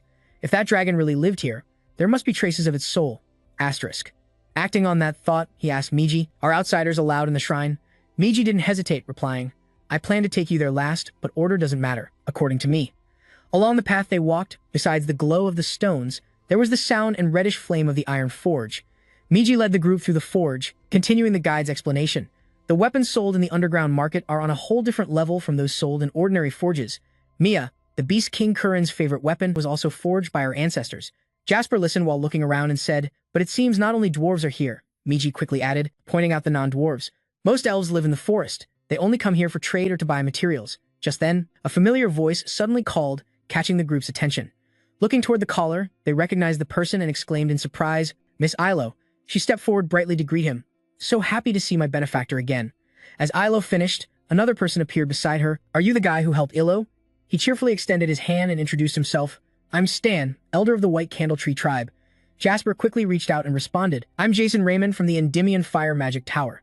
The moment their hands touched, Scan's eyes lit up with interest, thinking, "I heard you helped Elo, so I'm curious about who you really are." He felt the magic power in Jasper's body and quietly remarked, "Feels like I'm standing in front of a volcano. I didn't expect humans could possess such pure magical power."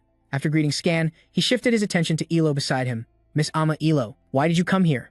Hearing her ask about him, she looked a bit surprised and flustered, replying, We came to buy weapons. That question felt weird to him. Since the Elfio clan is peaceful, why buy weapons? Thinking this, he asked straight up, is something wrong in the clan? At this, Ilo sighed briefly, hesitated, then said, well. She revealed shocking news that instantly worried him and Vassal. The battle between the forest monsters and the Amazons is brutal, she said, heartbroken, blaming herself. If your blood were normal, this wouldn't have happened. Vassal quickly hugged her, reassuring, it's not your fault, don't stress over it. Hearing their talk, Vassal started to piece things together. He'd been told Elo carries the Azure Dragon bloodline. A memory flashed of her then, gently holding his hand, confessing, actually, I do have Azure Dragon blood. Back in the present, Vassal, eager and curious, asked her, Miss Ilo, is there any dragon species or legend related to your White Maple clan? But her answer crushed his hopes. Sorry, I only know about my own dragon bloodline. Vassal laughed it off nervously, no worries. Then Ilo suddenly remembered something and asked Han, how long will your benefactor stay in the underworld? If there are clan records, I want to pass them to Mr. Vassal. She smiled politely, saying, thanks for your concern. I'll probably stay here about 3 weeks. After finishing with Ilo, he and Mage headed to the base of the Fire Dragon statue. This was the Fire Dragon Shrine. Vassal looked up at the huge statue, silently judging. A fan doesn't seem that special. Let's see what the White Dragon Shrine's like. After Fire Dragon, they moved to White Dragon. Mage folded her arms proudly. The size and placement of the White Dragon and Fire Dragon shrines are exactly the same. Vassal looked up at the White Dragon statue, agreeing with her, adding, the only difference is the color. He carefully observed the statue, ignoring everything else. This stone statue is the last stop. Huh. Looks pretty plain. Mage quickly dropped a line, then left, I'll wait for you outside the gate, so feel free to explore. He called after her, replying, okay. After she left, Vassal approached the stone pedestal beneath the statue, touched it, murmuring, is there anything special here? The moment his hand touched the stone, a mysterious magical force wrapped around it. Vassal saw a magic circle appear on his hand's back and gasped, the statue's reacting. Then suddenly, the White Dragon's eye blazed with blinding light. A deep, mysterious voice echoed. A massive power is unleashed. I've waited long. Glad you arrived before I pass on. The light from the White Dragon grew stronger and more blinding. Its voice continued. Come here, ancestor of dragons, our master. That immense magic surrounded Vassal as he listened, stunned, to words hinting he was the dragon origin. You are the master of our dragon clan. He looked at the magic compass on his hand, pointing a direction, noting the voice was weak, like it could fade any second. Vassal infused spiritual energy into his heels, shouted, speed up. Immediately, he shot forward at insane speed. Following the arrow's direction, Vassal flew like a shooting star across the sky, muttering, this creature looks like it's about to die soon. His target was the teleport gate. Without hesitation, he dashed right in. Can't be wrong about this. After crossing the teleport gate, he returned to the Blood Mountain ravine, pushed his speed further, urging, gotta hurry. Vassal flew ahead, watching the compass arrow nearing the target. To boost speed, he kicked a rock in the ravine hard, and then launched into the sky like a rocket, shouting, I'm getting close to that dragon. Reaching a certain height, facing the blazing sun, he looked around for what he sought. After a moment, Vassal spotted a house in the ravine and yelled, found it. Then quickly landed by that house, curious, thinking, is this a dragon's house? It's so small. Maybe it's to hide its true identity. Saying that, Vassal gently pushed the main door open. The moment he saw what was inside, he smirked slightly and said, well, that's a surprise. Behind the door, instead of a house, there was a dark space, unlike the blazing sunlight outside the Bloodfire Mountain Pass. Vassal exclaimed excitedly, just as I thought. Then he carefully stepped deeper inside, heading toward another door. Jazzle looked at the massive door ahead, wondering, is that the entrance? No sooner had he finished speaking than the mysterious sound echoed again. Eyes wide with surprise, Jazzle heard, you've arrived? Before him appeared a blinding streak of light, and that voice came from it, the master of our dragon clan. As the light faded, a gigantic dragon appeared right in front of him, introducing, White Dragon Sinverter. Greetings, welcome to this place. It lay weakly on the ground, regretfully saying, I wish I could talk with you longer, but I don't have much time left. Hearing this, Vassal asked confusedly, what do you mean? Sinverter looked deeply into his eyes and replied, dust returns to dust. That's what I mean, I'm about to return to my ancestors. Hearing this, Vassal felt a bit of admiration, thinking silently, he's dying but still so calm, typical dragon clan. I can't predict him at all. Just as he got a little distracted, Sinbad suddenly produced a small horn. This power I received from my former master. Saying that, he respectfully handed the horn flying over to Vassal. Now I pass it on to you. Immediately, a system notification popped up, announcing the inheritance of White Dragon Sinverter's power, the Horn of the Wind God. Seeing this, Vassal was stunned, couldn't believe his eyes, thinking, so this horn gives me the power of wind and fire? Even with such a treasure, Jazzle still had doubts, couldn't fully trust it. So this is the Horn of the Wind God? That's really something. But Sinbad's voice rang out again, snapping him out of his thoughts. Will you accept this power? Jazzle had no reason to refuse, replying, thank you. Clenching his fist excitedly, he cheered. This horn has given me so much more knowledge of magic. Compared to slow training, I've basically leveled up. When I reach magic tier 6, I'll definitely use these spells more effectively. At that moment, Sinverter's body suddenly trembled. An immense magical force lifted him off the ground. Isn't that right? After absorbing such a huge power, you remain calm like nothing happened. You truly are the Dragon Clan's strength we've been waiting for. Everything is set. I hope you can carry on my will to save the Dragon Clan. Seeing this, Vassal struggled to stay on his feet, shouting in panic. I still have so many questions but no time. Before he could say more, Sinbad turned into dust and blew away. He didn't forget to leave a message for him. Though my body has faded, my mission isn't over. My power will follow and protect you, my master. In the future, when you meet a child with dragon blood, then my power will finally end. Hearing this, Vassal, dumbfounded and confused, said, a child with dragon blood? Sinverter's remaining spiritual energy flew through the Bloodfire Mountain Pass, passing the teleport gate into the underground world. When that energy reached Elo, who was gazing out the window, she reached out curiously and caught the faint thread. Just this small action by Elo caused Sinverter's spiritual energy to immediately enter her. In the dark underground city, Ilo's room suddenly glowed in the night. At the same time, Vassal returned from the mountain pass, stepping through the teleport gate back into the underground world. He looked a bit tired, rubbing his forehead and exhaling deeply. Vassal sighed softly with regret. Didn't expect him to vanish so fast. I still couldn't ask anything. Just then, a figure suddenly appeared before him. Seeing who it was, Vassal gasped softly, Master Ilo, but her current state seemed strange. She took off her cloak, reintroducing Elo from the Spirit Tree clan. Suddenly, her steely eyes widened in shock. I still can't figure anything out. Just then, a shadow suddenly appeared before him. Seeing who it was, Vassal whispered in shock, Lord Elo, but her condition seemed strange. She reached up and took off her cloak and hood. Reintroducing herself as Ilo of the Tree clan, her sharp eyes suddenly widened in surprise, like she'd seen something terrifying. Vassal noticed the glowing aura around Elo's head and panicked, Lord Elo, on your head. But she didn't seem to care and knelt down to bow, greeting with a strange phrase, Greetings, Dragon Emperor. The moment Elo repeated that, her body swayed. Dragon Emperor. Vassal watched as Elo fainted and collapsed, shouting in panic, Lord Elo, snap out of it.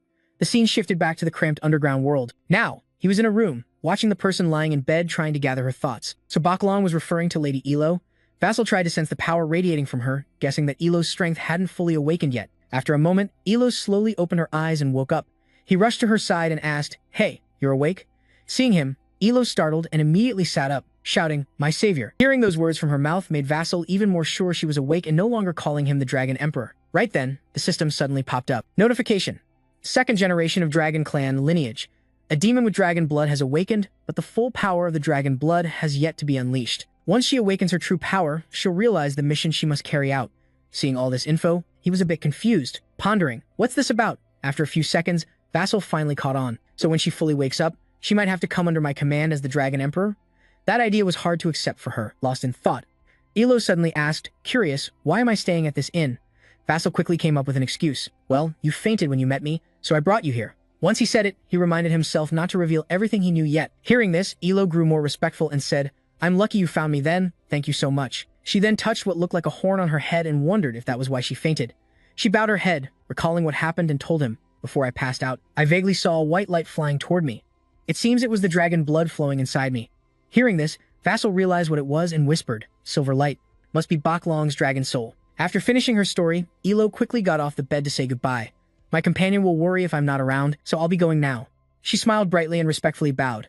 See you again, my savior, before leaving. Elo didn't forget to send Jackson a blessing. May the forest god bless your path. Time flew to the next day, and Vassal found himself wandering the busy streets. Thinking to himself, he quickly tracked down Baklong's trail in no time. Looks like I've got plenty of time here now. After walking for a while, Vassal looked up at something and decided to take this opportunity. What he was looking at was the shop sign of the duo, Mage and Jinjin.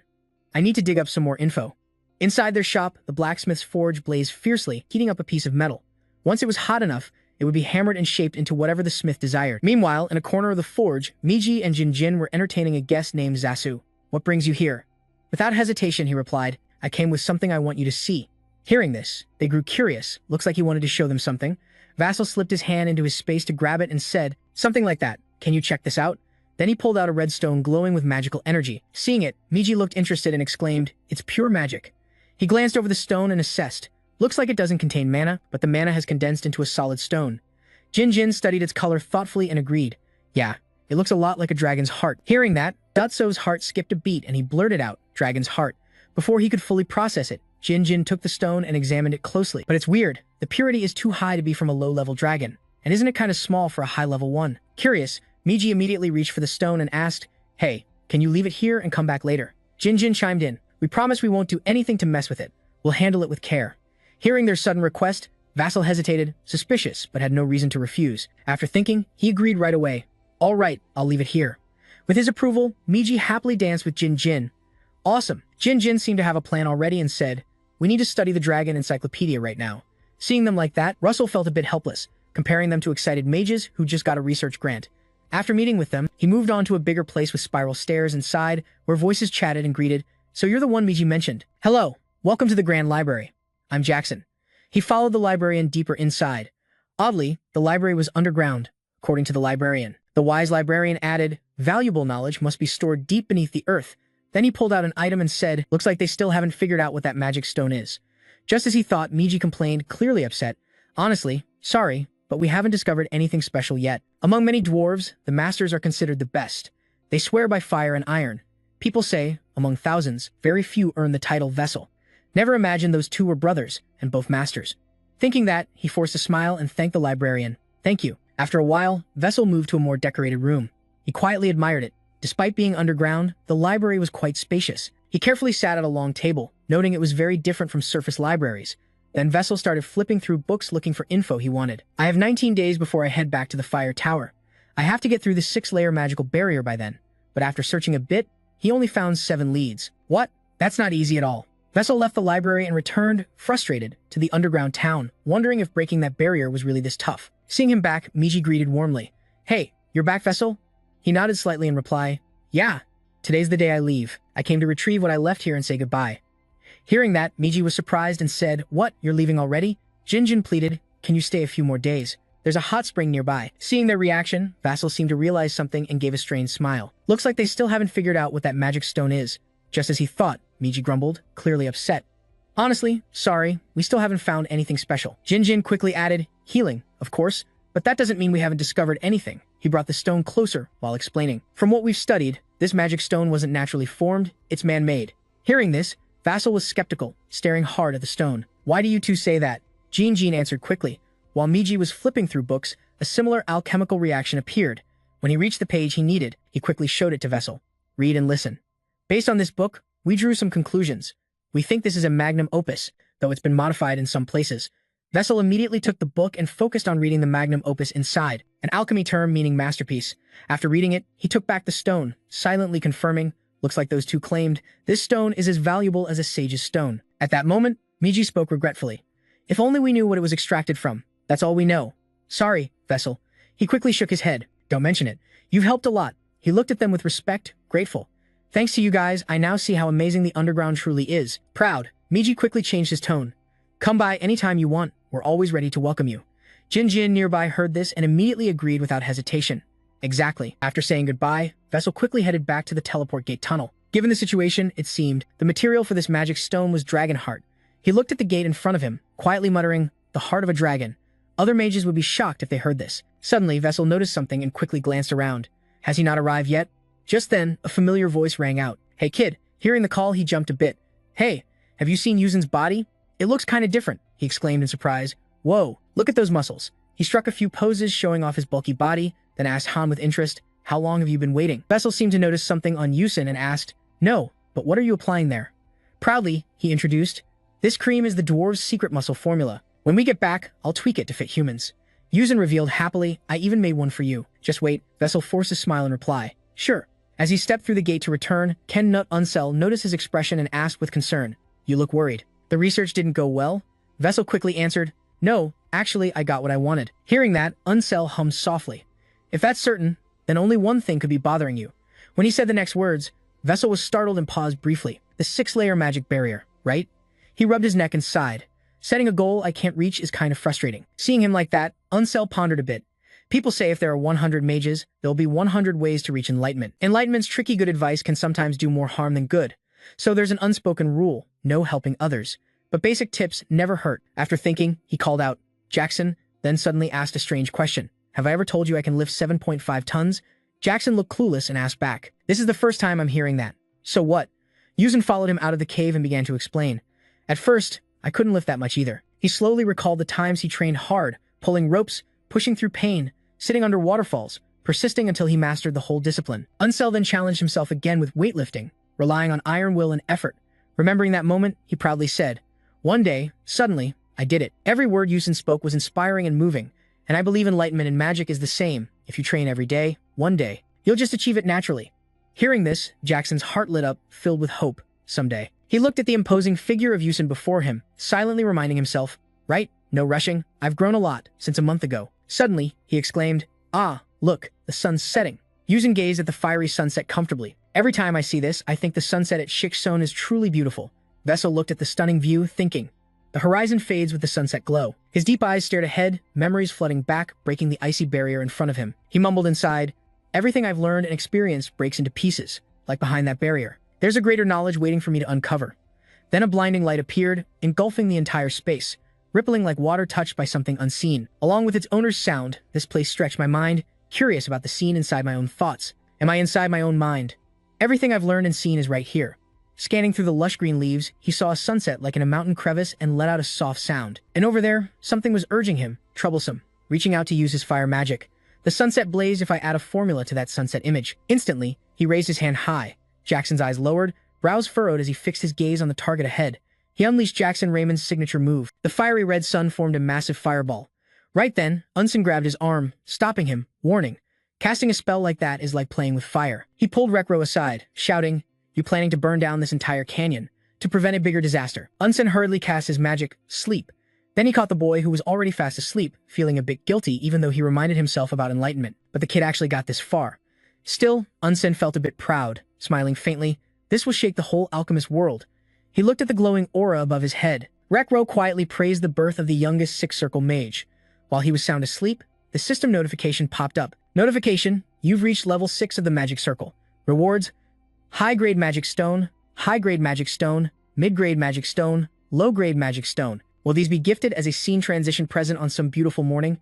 Bright sunlight shone directly on the flame tower, under a vast blue sky with gentle drifting clouds. Inside the flame tower, Russell sat dumbfounded in his room doing something. He was staring at his right hand. Vassal recalled that moment. I created a giant fireball from this hand.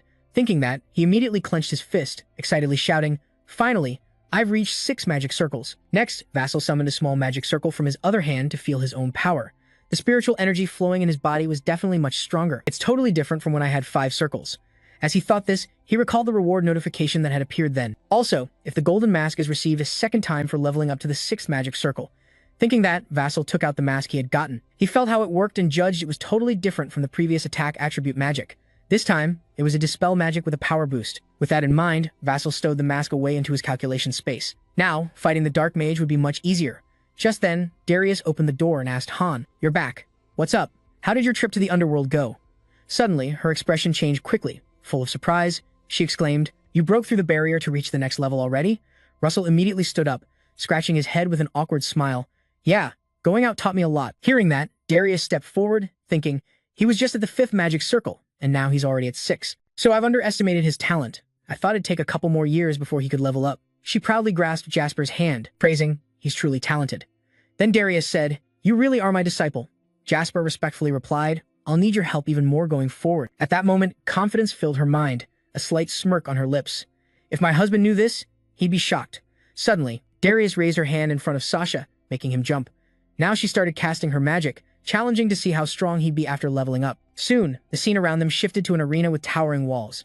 Looking at the surrounding, Vassal spoke, a bit nostalgic. "This place reminds me of the ruins I explored before, when I faced a giant. Well, that was exhausting enough." Hearing this, she began to radiate magic, reading his intent. "Now you can handle this dungeon more easily." Somehow, there was a lollipop in Darius's mouth, full of excitement. "So, do I need to level up too?"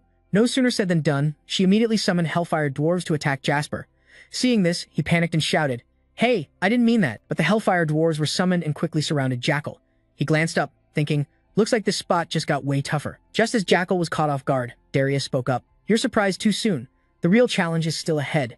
She used a balancing summoning technique to conjure a massive fireball. From inside that fireball, a bunch of stone men appeared bigger than the dwarves surrounded by flames. The heat around him intensified as the stone men landed. Those giant stone figures were the Hellfire Dwarf Kings, struggling to withstand the scorching heat blowing their way. Gritting his teeth, he thought, if it's come to this, he quickly unleashed his power, ready to strike back. "I've gotta." Darius caught his move, smirking slightly. "Nice one, Vassal." Meanwhile, he summoned the huge fireball. Like he did in the Blood Mountain ravine, he thought, time to go all out. Darius watched eagerly, cheering. "All right, Throw everything you've got. His eyes were full of confidence as he smiled brightly. Master this spell. Following the flow of his thoughts, he hurled the giant fireball toward the monsters surrounding him. What he'd realized before suddenly shone brightly in front of them. The monsters stared dumbfounded as the firelight spread. Starting from a tiny spark, it grew until it lit up the whole area, like it wanted to blast all the monsters away. After a while, that brilliant light faded into the air. Only the crackling of flames remained. Vassal looked at the wreckage before him and quietly marveled. That's some serious destruction. If this fight were real, there'd be a lot of collateral damage. Darius strode through the battlefield ruins toward him, praising, I didn't expect you to grasp so much after leveling up like that. What you show here honestly surprised me. He said this without hesitation as Vassal immediately recounted everything to her. It was a spell showing the transformation of fire magic. Darius got interested. So it's a shift from the original nature? Then a thought sparked in her mind. He'd awakened to the core of fire energy. This was crucial for mages aiming for great achievements later on. Plus, he hadn't even perfected the spell yet, but its offensive power was already strong. So what happens when it's fully mastered? She couldn't guess what she was thinking at the time, so she just smiled foolishly. Definitely something to look forward to. Whatever he achieves next, I'll be watching. The trial fight ended, and the scene shifted to a brighter room bathed in sunlight. Vassal sat meditating on the bed, murmuring something. The speed of his moves, the smoothness of his magic, the attributes he was repeating everything Darius had said. All of it met the standards of primal magic. Now he could officially register, join the Mage Guild.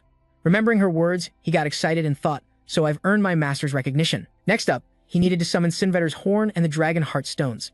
Lucky to have these. He reached out and grabbed Sinvedr's horn, deciding it was time to absorb it before the exam. This would take some time.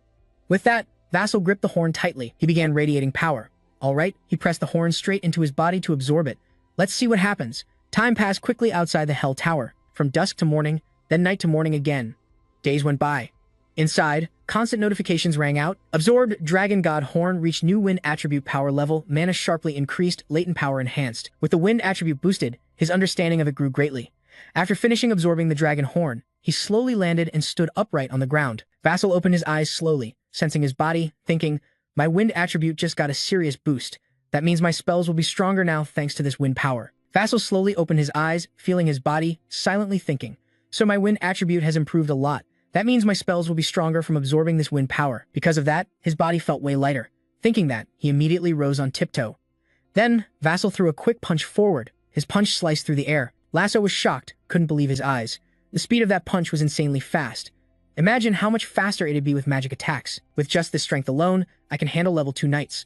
Right then, someone knocked at the door, interrupting him. Someone requested to see you, sir. The moment the servant said that, Vassal knew who it was. Was it the one who said they'd meet him after returning? Scene shift, the surroundings changed from his room to a more elegant chamber. A conversation echoed. So, you've arrived in the underworld? Vassal, dressed sharply, replied to the person in front of him. That's right. The familiar girl gently brushed her hair back, saying, I'm really curious, what did you learn down there? No wonder I rushed here to see you. Hearing that, Vassal hurriedly shared some details about the underworld. There are lots of caves, and many dwarves there. But before he could finish, she cut in. Exactly what I expected. As soon as she spoke, the system suddenly popped up. Seeing it, Vassal was at a loss for words. The system screen showed a mission notification. Please respond as the princess wishes. Princess Hale K. Ramos has been waiting for your answer for a long time. So, hurry up and reply to her. Reward, mid-level magic stone, attribute magic ring, per the system notice. She eagerly called out to him, You're so tough. Did you think of me while you were out adventuring? Hearing both the question and mission, he grumbled with some annoyance. What the hell kind of mission is this? 2 questions. Did you think about me at all during your trip? Vassal blushed. He covered his mouth, hesitating. Princess, you're such a tease. She calmly sipped her tea. Your reaction puts my mind at ease. You hardly ever show your feelings, so teasing you's the only fun I have. Sitting across from Vassal, she said, At least my efforts haven't been wasted. He looked confused. Efforts? She smiled brightly and explained, Even if I tease you, I'm not that kind of person. I don't expect an instant reply. But remember, Vassal recalled the past since the last ball. He always thought about the 2 of them. He beat himself up for acting thoughtlessly back then. Vassal used revenge as an excuse to push her away. He fell silent, sitting there, feeling awful inside, truly cowardly. No wonder it turned into a mission.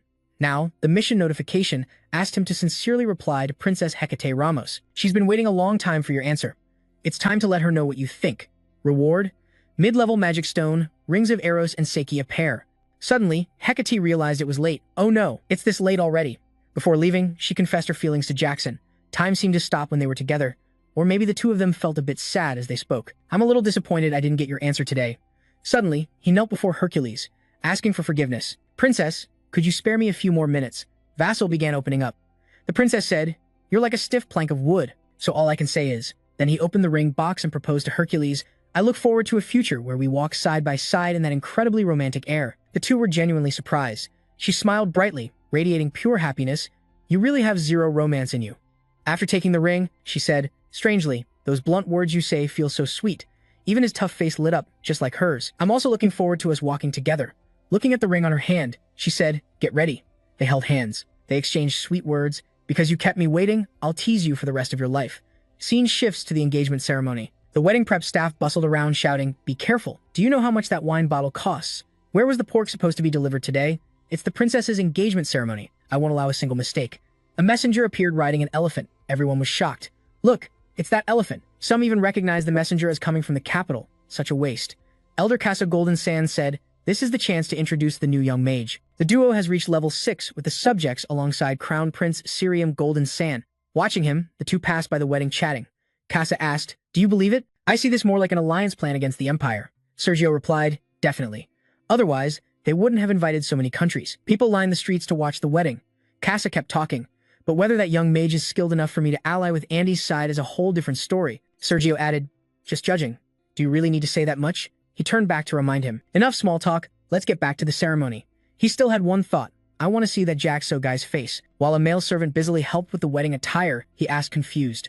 4 suits for the banquet and a cloak? Alan, are engagements always this complicated? Alan closed his book and started explaining. Today isn't just an engagement. He detailed that today's wedding was also a gathering of envoys from nearby unaligned nations. His Majesty seemed to want this engagement to be more than just a celebration. So it looks like everything's clear now. Seems like someone's aiming for political gains through this engagement, Alan replied. Of course, not just to solidify royal power, but to flaunt Endymion's influence. So he pondered, flaunt Endymion's power? Damn. I'm the card they want to show off. He feigned exhaustion. Well, that's a heavy responsibility. Alan began to reassure him, I'm sure you'll do great. Seizing the moment, Alan pushed, if you think that way, why don't we learn the etiquette rules? Vassal collapsed? Oh no.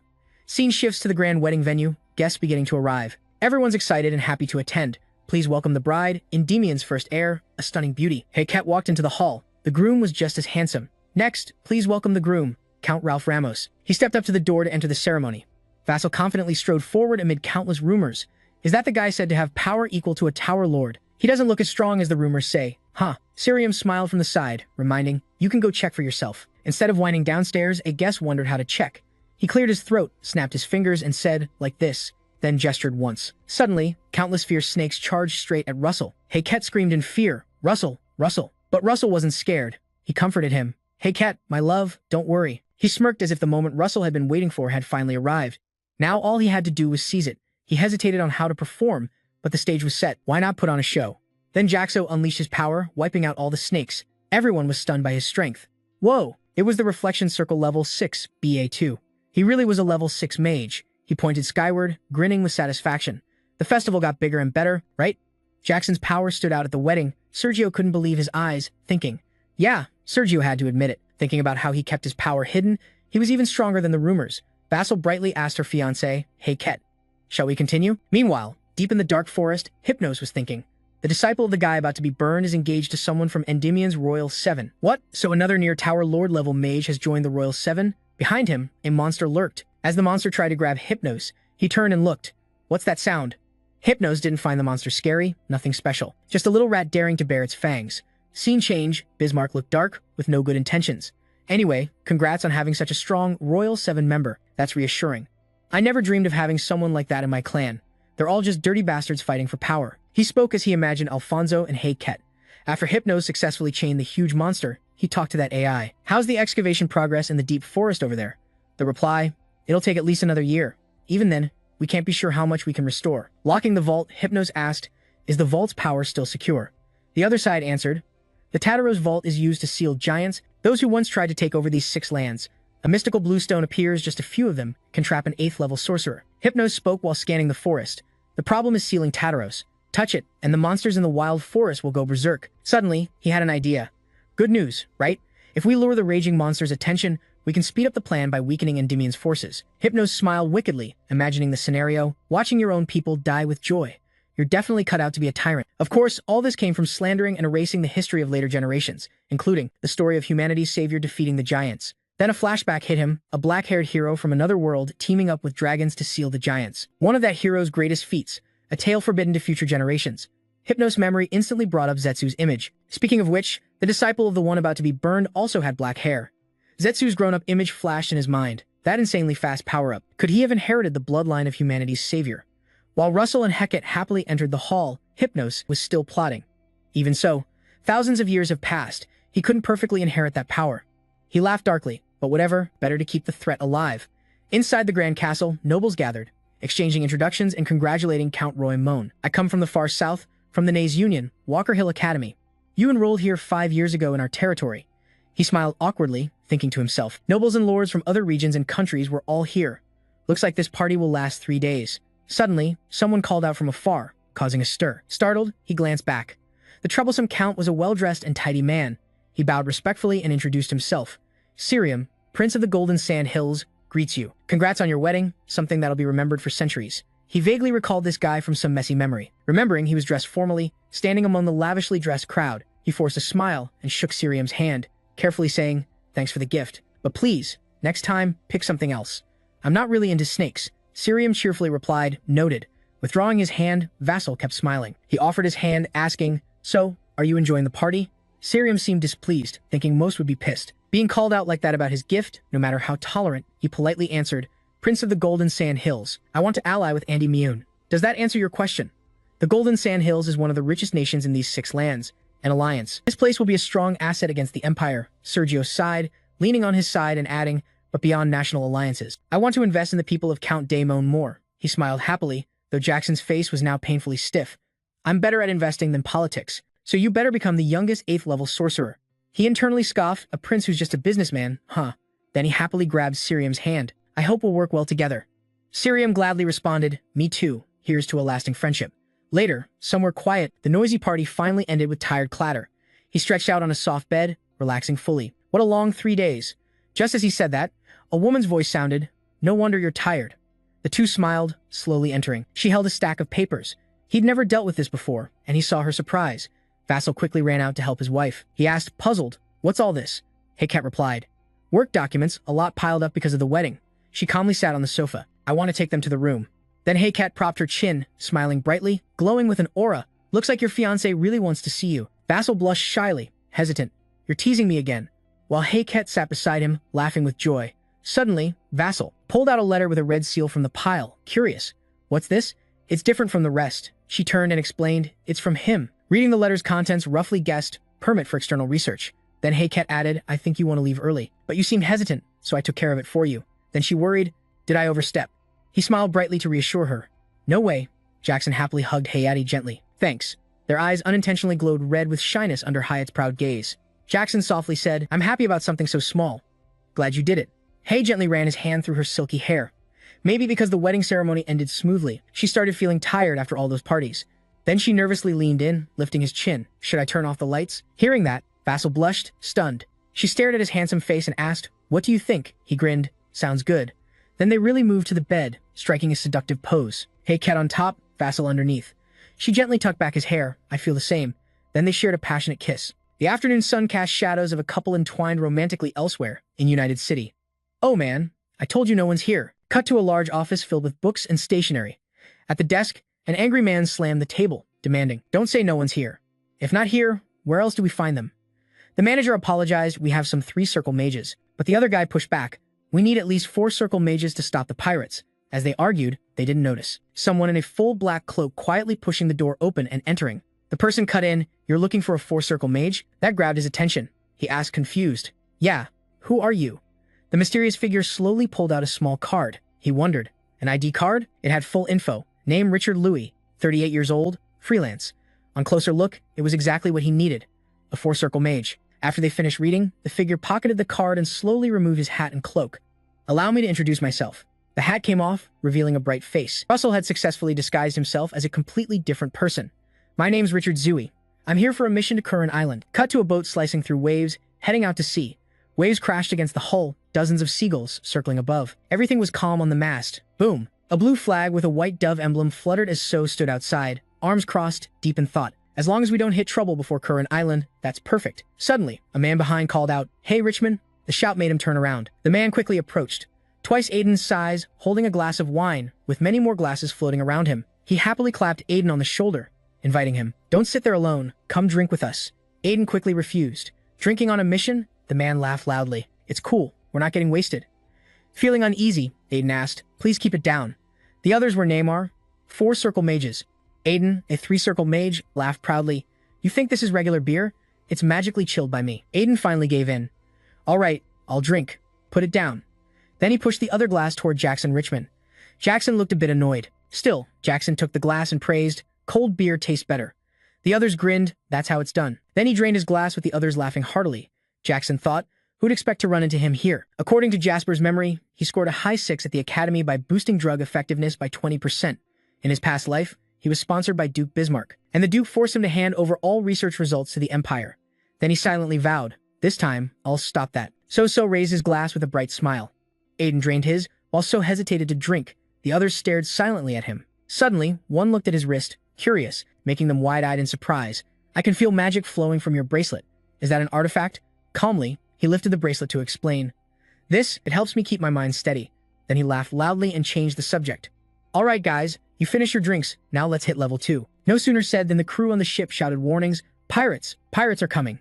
Vassal was shocked too, surrounded by a fleet of ships closing in from all sides. 5 ships were approaching. The guys who hired the mages panicked, urging, hurry up, where are the mages? Suddenly, he broke into a twisted smile.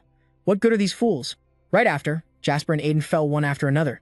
He spread his arms wide and laughed loudly. Fools, they don't realize the beer's been spiked.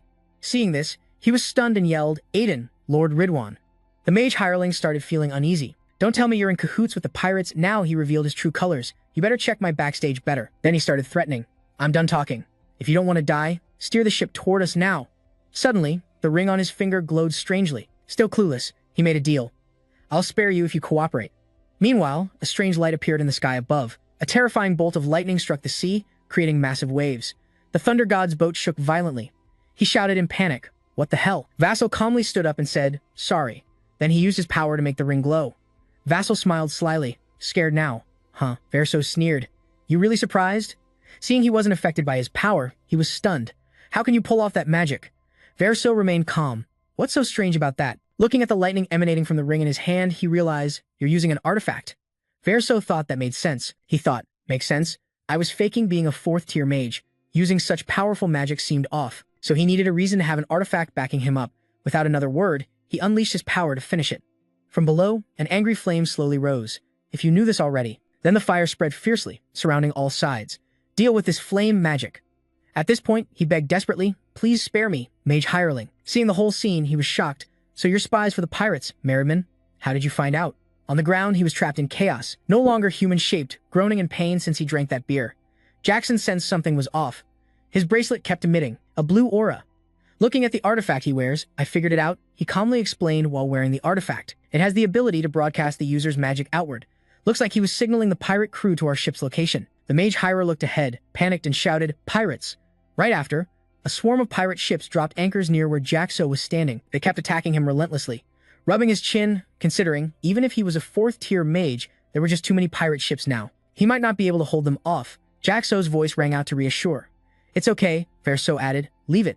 I'll go for a bit, Eden. You handle things here. Surprised, he asked. Huh, where are you going? The flame from earlier flared up, surrounding Verso. Verso smiled brightly at him. Just going to handle some business. Then, Verso quickly used his power and flew straight up to the central cabin. Power radiated from his hands. I need to finish this fast. Sparks shot out like fireworks around him, gradually spreading. Meteor storm. Moments later, only wreckage of the pirate ships remained on the sea. The waters calmed again. The fiery sunset started to fade. Idol slowly opened his eyes. Suddenly a voice called out, You're awake! Idol panicked as he woke up. Huh? What about the pirates now? As Ridwan finished speaking, a sharp pain shot from his chest. Aiden held the painful spot, grimacing. Jasper's calm voice echoed, It's okay, just rest. I brought you here. You're tired, don't worry about anything. Idol shyly said, I tried, but I wasn't strong enough. Jasper reassured him, It's all right. Then he raised a paper in his hand. Did you write this book? Idol was shocked seeing Jasper holding his document. That's my material, Ridwan. What's up with you? Slowly standing up, he explained, I just happened to see it. Is this research about boosting revival drug efficiency? You said with surprise, that's pretty unique. Aiden's face brightened up hearing that. Excited, he asked. You really think so? Ridwan stood happily by the bed, agreeing. Yeah, that's right. Mind if I help you with this project? Aiden hesitated a bit, thanks for the support. But the idol shyly explained, You've read it too. That research needs way too many herbal ingredients, so the costs are sky high. Ridwan calmly said, money's just temporary. I've got cash, so don't worry. Right after, he pulled out a token from his pocket, proof he could take the point tower for them. Show this, and they'll back you on the research. He thought, Master will definitely realize how important this research is. Asterisk. Reading the words there, Aiden's eyes lit up. When he saw the name of the Hell Tower Mage, he jumped in surprise. His hair flew up with a shock. Aiden looked amazed, mixed with a bit of admiration, muttering, why didn't I think I'd run into someone this famous? Then he asked in surprise, what's with that look? The other smiled and explained, I'm just in disguise. That's when Aiden calmed down. Oh, I see. Aiden sat quietly, hands clasped. Honestly, up until now, you're the first one who has recognized the value of my research. Feeling grateful, he placed his hand on his chest and said, it's an honor. I'm idle. I'll follow your advice from now on. A moment later, at the ship's bow, Vessel held a map as a beautiful island peeked into view. That's Kieran Iceland, but comparing it to the map, he muttered. Something was off. The paper had drawings marking the way. A bright red path led to the treasure. Before, the map showed a dot, but now the dot disappeared, replaced by the phrase, fire flows on the glacier's river, go upstream to the fire river's source. Vessel stared, analyzing. So this phrase just showed up. Seems like as they neared Kieran Iceland, a new clue came to him. The hint kept echoing, fire river flowing on glacier's river. Soon, the ship docked. The sailors prepared to drop anchor. The mage's employer clasped his hands in thanks. Thanks to you too, the ship arrived safely. Thank you both so much. Aiden waved him off. I didn't do much. It's all Richard Man. Russell didn't pay much attention, just smiled brightly, thinking, whatever, let him be. Then he handed over a bag full of gold bars shining in the sunlight. Aiden was stunned. This is your reward and payment. Please accept it. Seeing the money, his eyes lit up as he quickly reached out. With Aiden's admiring gaze, the other kept shaking hands, thanking him, wishing you success on your future journeys. Aiden sadly thought about wanting to stay by his side to learn more but was lost in thought. Then a voice called from across. Aiden. He jumped, turned and answered Jasper. Yes. Jasper shifted back to his true form, smiling with hidden meaning. You should head to Hell Tower, Aiden. Got it. The whole way, hardly a soul in sight. Jasper sighed. This is the Beastman land. Humans rarely show up. He looked around, thinking, looks like I'll have to go deeper inside. Suddenly, a figure flashed by overhead. Vassal squinted, guessing silently. Is that a monkey tribe? Don't move too fast. The monkey from before stopped to watch. Below, Vassal was still fumbling. Where the hell is this place? He sighed, looking across. All right, need to hit the tavern for some info. From the reception, a talking goat warmly greeted, are you traveling alone? Vassal firmly placed a gold coin down. I'll order a cold beer. The bartender was shocked by his wealth and tried to refuse. That's too much gold. Vassal smiled and said, it's fine. You keep it. I just want some info. That's all. The manager eagerly reached out. Go ahead. Ask away. As he slid the beer toward Vessel, he asked, is there a fire river around here? The manager explained, surprised. Fire river? There's only a few spots with lava flow. Vassal raised the glass, puzzled. A few spots? Then he pictured the beautiful scenery. This island was formed by volcanic lava. The manager smiled knowingly, hands on hips. Of course, the lava flows there aren't strong. Vessel nodded, satisfied, and asked, I see. What about the fire river flowing on the glacier's river? Do you understand that? He probably memorized that line and got embarrassed, bowing politely. That's beyond me. Vessel waved it off kindly. It's okay. Vassal pushed the door open, sighed, disappointed. Guess I'll have to figure this out myself. Then he looked toward the city gate. The sun blazed down on a scorching day. All right, since I'm here, I need to get to the bottom of this. The focus shifted to a few minutes later. Vassal was already following a trail into the forest. After walking for a while, he was blocked by a huge rock. He stood there, rubbing his chin, staring straight ahead. Then, suddenly from the nearby trees, a monkey hand appeared, cheerfully saying, Sir, need a guide? Then, a Wyvern tribe member jumped down, flashing a friendly smile. His eyes sparkled as he held out his hand, offering, 1 hour, 2 silver coins, I'll take you anywhere. He looked down in surprise, thinking, this servant guy, they seem pretty wild already. He stood there, clasping his hands and forcing a smile, trying to convince Jackson. Around them, thousands of glowing red eyes had appeared among the trees without him noticing. Following the scene change, after a moment, the confident voice of the Wyvern tribe member echoed through the peaceful forest. Among the coastal races, none have connections wider than us. Wyvern tribe. Follow me, I'll lead the way. He spread his arms wide as if to prove his trustworthiness. Doesn't that mean we know this area best? Russell slowly walked behind and replied, oh, that sounds believable. But where exactly are you taking me? That question made the Wyvern tribe member freeze for a moment, then he turned to Jackson, clasped his hands, and gave a fake smile. That depends entirely on what you want. As he took a step away, Jackson quickly cut him off, making him stop again. This is weird. I don't remember ever telling you where to go, did I? His eyes slowly shifted to the trees above. I don't remember telling you the destination, do I? His gaze slowly moved up to the treetops. As for the 2 silver coins, Weso had already spotted all those hidden characters and exposed them. Looks like there are too many guides already. The Wyvern tribe member saw that Weso knew long ago, so he nervously took a step back. Oh, since when did you know? Weso calmly replied, since you first came to me, He looked surprised. Huh. Then why? Weiso said nonchalantly. Because I need servants. That made the Wyvern tribe member grind his teeth, gnashing his jaws. He changed his attitude, smiling twistedly. I was going to spare your life if you gave me what you have, but I've changed my mind. Then, the Wyvern tribe member shouted, calling his buddies to tear him apart. Of course, Jasper didn't even bother about any of this. Jasper smiled confidently. You think I walk into this trap clueless? Hell no. Seeing thousands of magical beams burst powerfully from Jackson's hands, he stuttered in fear. All the magic halted, but it was already too late. Jackson joked. This is gonna hurt a bit. At once, a shockwave erupted, blinding them. Moments later, only the earlier Wyvern tribe member remained alive. All the others were burnt black, leaving him terrified, barely able to stand. Unbelievable? Wipe them all out? Suddenly, he got chills and slowly turned around. Jackson continued gathering power, speaking softly but threateningly. You guys must be tired, huh?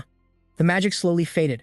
I'm a little curious. Then Jackson placed a hand on his shoulder, smiling eerily, freezing the Wyvern tribe member. I bet you'll answer me nicely, right? With just some basic kid-level intimidation, they finally gave in. Jackson and the Wyvern tribe member spoke. Is this the place where lava erupts? He sat down by a dry tree and answered, yes, exactly where the fiery river flows over the frozen stream. The Wyvern tribe members down there looked pathetic, led by the same Wyvern tribe member. He reluctantly admitted, sorry, but I've never heard of such a place. So started losing patience and questioned sharply. So you're lying about knowing Current best? Seeing this, he quickly denied, no way, there really isn't a place like that on the island outskirts. Not stopping there, so pressed on. If not on the outskirts, then it's inside the island, right? Seeing he could no longer hide anything, the Wyvern tribe member finally lowered his head honestly. Honestly, I don't know what's inside the island. Jackson was expected to scold him, but instead he slowly stood and moved forward. If that's the case, I'll have to go deeper into the island.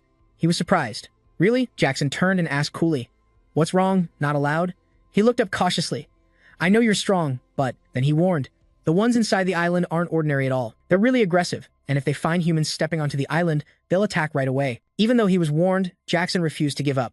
After a while, night had fallen. Jackson sat alone by the fire to keep warm. He thought to himself, I was clearly warned, but suddenly, a powerful voice shattered Jackson's thoughts. The newcomer stirring up this island was him. They all stared at Jackson. Assessment. Smaller than I expected. Seeing them, he thought, isn't this way too fast? The three beastmen before him were huge, with buffalo-like heads and massive horns. Vassal marveled at the deadly encounter. Is this just the instinct of beastmen who only chase power? Yet his face showed no hesitation. Calmly, he asked, you came here to fight me, right? One beastman answered, so you already know why we're here. Sorry, but this is our instinct.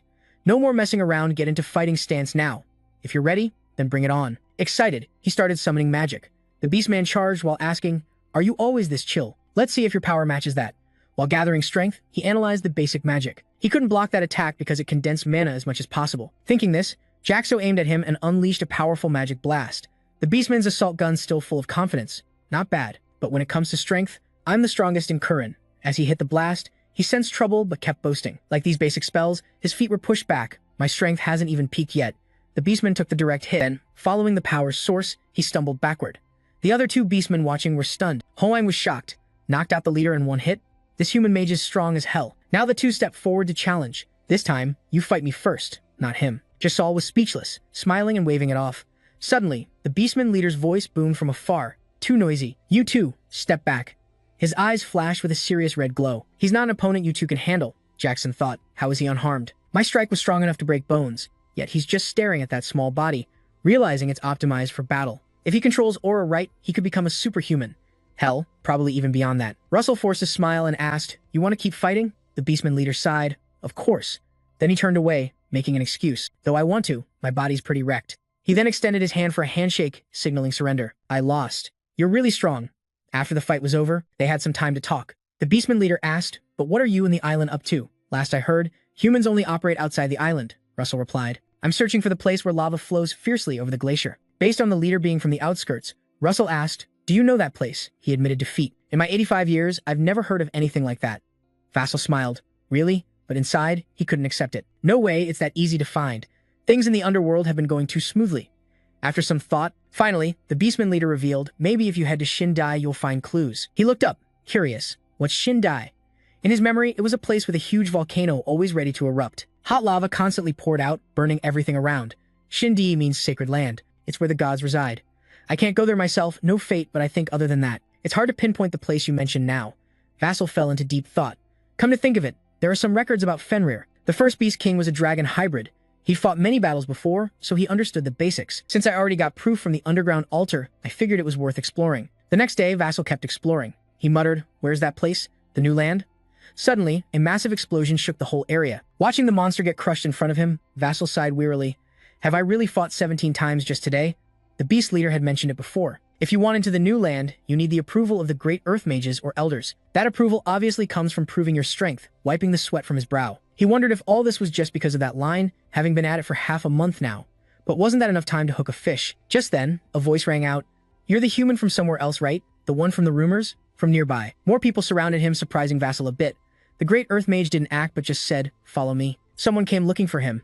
Seeing the cord on Vassal, he guessed it symbolized the great earth mage, right? Vassal asked straight up, "Who is that? A great earth mage or elder?" He replied, "That's Sir Mia." Vassal was stunned. Beast King Mia? Then eagerly clenched his fist, smiling with excitement. I figured someone from the earth mage or elder rank would come for me, but I didn't expect the Beast King himself. That's one hell of a big fish I didn't see coming. Elsewhere, the atmosphere was misty and mysterious. Whispered conversations floated through the air. You've probably heard about that human causing chaos on the island recently. Right, dude? Replied, yeah. The Beast King heard the gatekeeper commander of the tribe. The White Serpent and Lion tribe leader were also attacked. Sitting with his chin in his hand, a female beast smiled, showing sharp teeth, excited. Even those about to reach the great earth mage realm got attacked.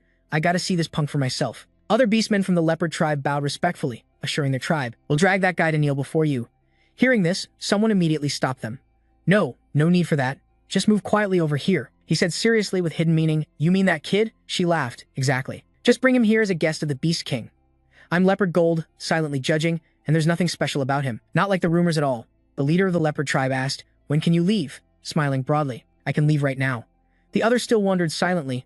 Those attacked last time were way too careless. Why is he treating this guy like a guest? Suddenly he lost his cool, face grimacing, about to do something. What the hell was the Beast King planning? Before anything happened, a voice shouted, "Stop, he's the Beast King's guest." The leopard tribe leader snarled, threatening, "If your fighting instincts are running wild for no reason, don't meddle." Fine, I won't blame you then.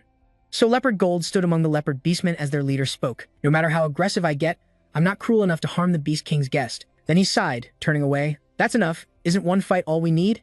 Suddenly, a golden leopard rushed at Jackson, calling out, "Hey buddy." Hearing this, he was surprised, glancing at the black leopard leader. Seeing him raise his voice, he immediately got annoyed. He ignored it and said seriously, "We're pretty busy, so we gotta speed things up.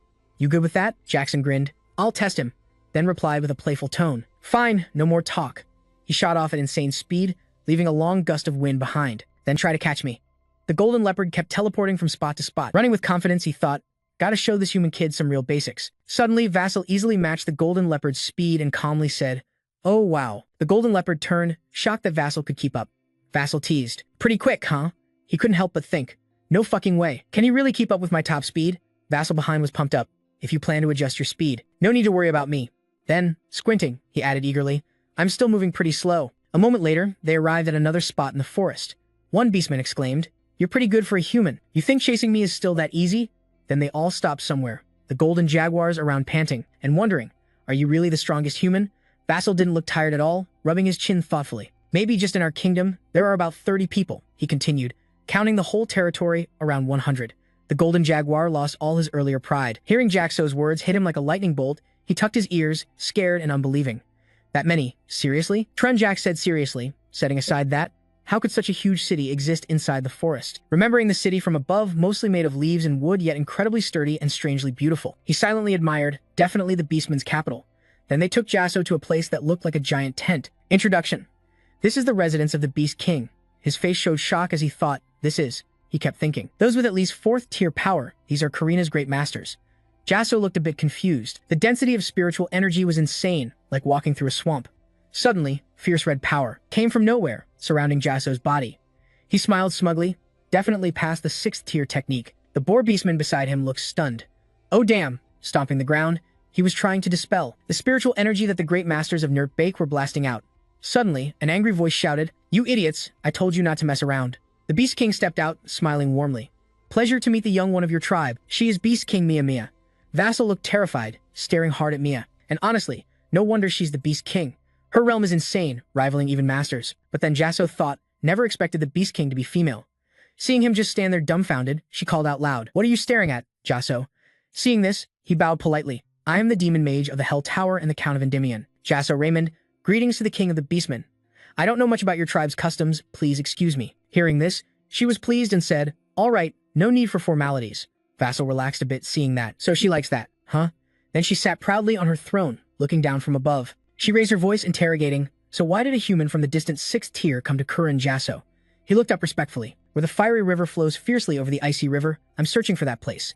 Suddenly, the beastmen around gasped. He looked at them thoughtfully. Judging by their reaction, I'm right, they definitely know that place. Thinking that, Jasso spoke his theory.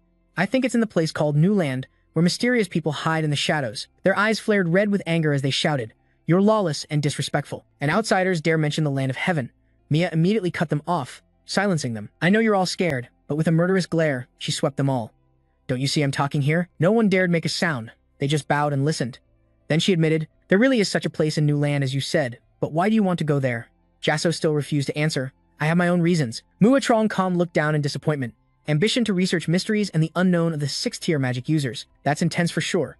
Seeing she wasn't angry, he sighed in relief. Luckily, their refusal wasn't too harsh. Things should go smoothly. Suddenly, she spoke again. But what can we do?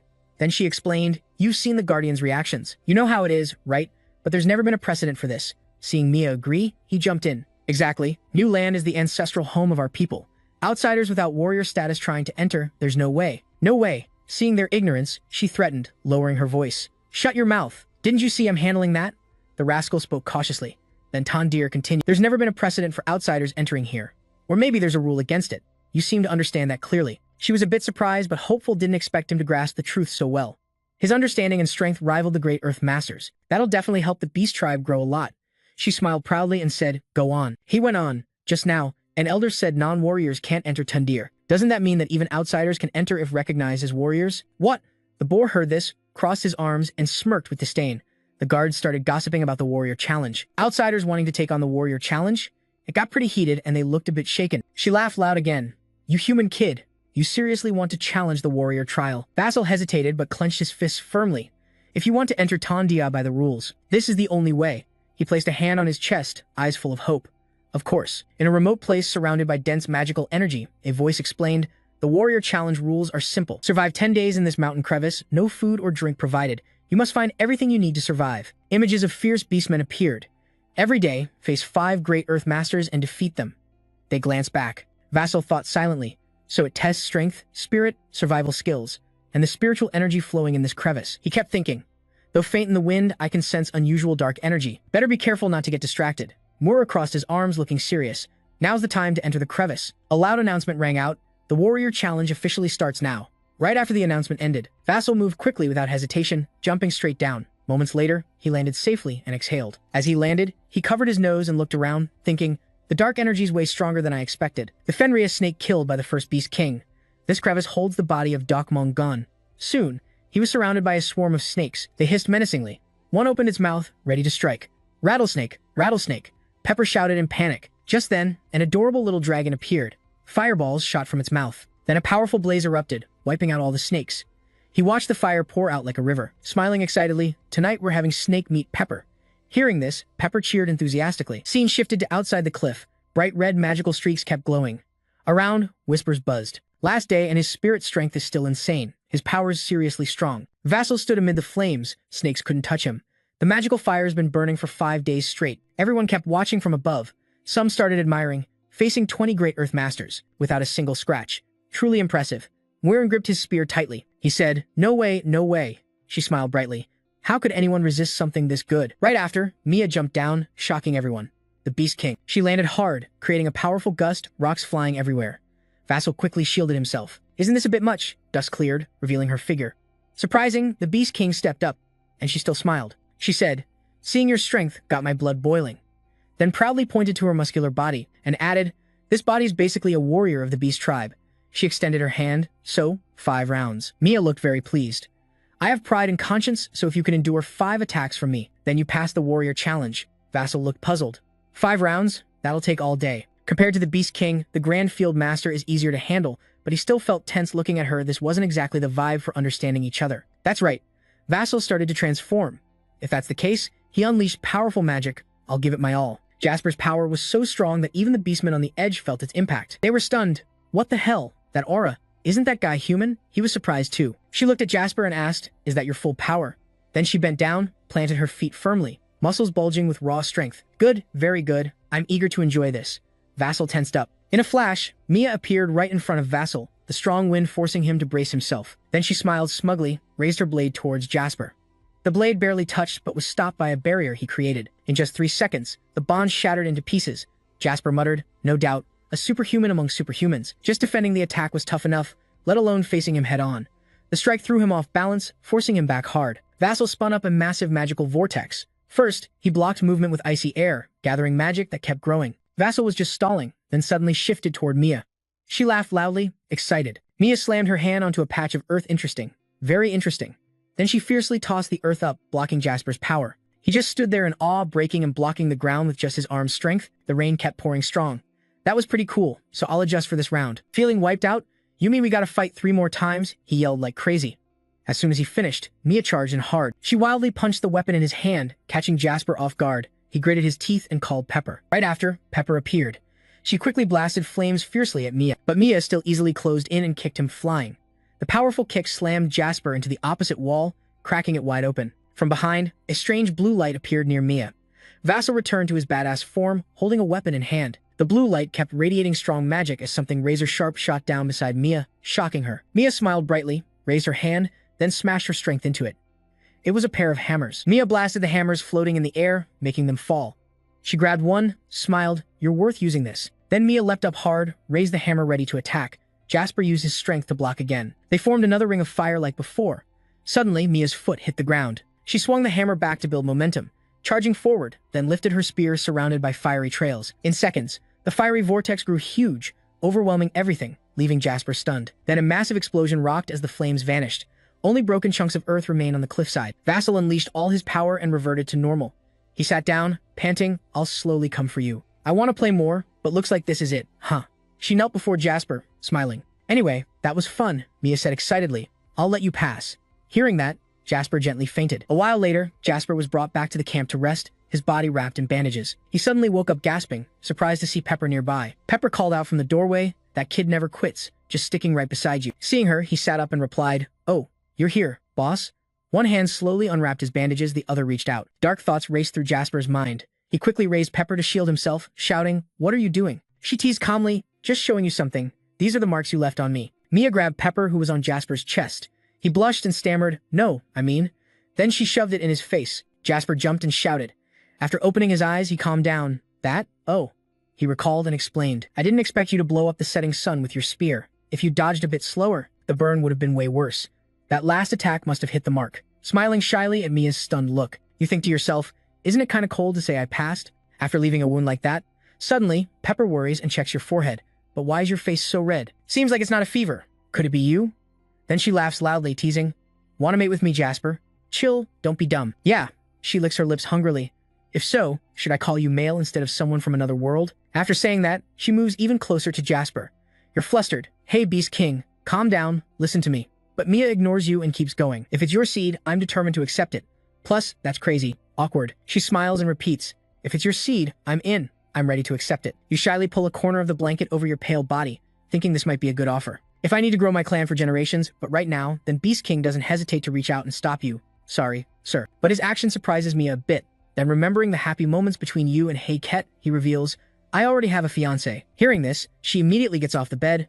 Then I'll withdraw my offer. I won't marry someone already promised to another. But Mia keeps teasing Jackson with a smile. But don't let your guard down. I'm not one to waste my food. Jackson awkwardly gets to the point. Can I go to the new land with you now? She turns to explain. After seeing your strength yesterday, I didn't believe you become the target of envy. In this kingdom here, Jasper wonders. So when will you let me go? Looking at Jasper's battered body, she answers, first, your body needs to fully heal. The doctor says at least 2 months. Sometime later, in a corner of a forest under a clear blue sky, combined with the sound of flowing waterfalls creating a romantic scene, a voice calls out, ridiculous. Beast King, holding you in his arms, wonders, how come you can already run and jump like this after just 3 weeks? Are you a monster? You politely turn to Khan. You even tore up the ground barehanded and you say that? A mage's overloaded body has to carry the Beast King. Thanks to the Beast King, he's recovered. Moving high up, he questions more. Thanks for taking time to help me heal, but aren't you busy? You're the Beast King after all. She still looks unbothered, laughing loudly. Humans and beasts, we all see things differently. Why bother? Suddenly, she points to the clear lake nearby and shouts, come down the cliff with me. Vassal doesn't hesitate and immediately dives down, but you suggest, don't jump in the lake, just skim across the water. After finishing, you ask again, what do I do now? She excitedly points to the source of the cold tears flowing and suggests, fly into that cave. Jasper immediately obeys, and as he looks inside the cave, he's instantly captivated. I didn't expect such a magical space inside this cave. Then Jasper gently sets her down on a rocky shore inside the cave's corner, pointing toward the source. Can you see it? The lakes inside and outside the cave are all fed by that waterfall. That's called the New Land Waterfall, Mua explains. That's the entrance. Once inside, remember to go upstream. She continues. Then you'll find what you're looking for. Your body will stay here. Beast King flies up, surrounded by mystical power. Then he doesn't hesitate to rush toward where Mia pointed. He blinks through places fast. After a while, Jasper finally finds the exit and gazes at the majestic scene ahead. Jasper marvels, this is the New Land, a sacred place where the beast gods dwell. The scroll slowly landed on the riverbank, saying, behind the waterfall lies a massive river, a lake, formed from the pure waters of the gods. Then he followed the current, exclaiming, but is this what I'm looking for? It's huge, but looks pretty ordinary. After a while, he noticed something odd, wondering, why is the water split into two colors? Putting that aside, he reminded himself his mission was to reach the river's end. Fire, let's keep going. When he arrived, Jackson felt the warm heat of the lake before him and said, I never thought a river's source could be a volcano. His face said it all. I never imagined a river's source was a volcano. Jackson kept looking around, thinking about what might be here. The mission hint made him sure this was the right place. Suddenly, a small movement in the hot lake caught Jackson's attention. He stared, excited. I think I found it. Without hesitation, he jumped into the deep lake, diving down. Rattles guessed the rising bubbles meant something was at the lake's bottom. His eyes scanned, searching carefully. This was the real source of the river bubbles slowly rising from a small hole. Rattles was sure now. This was it.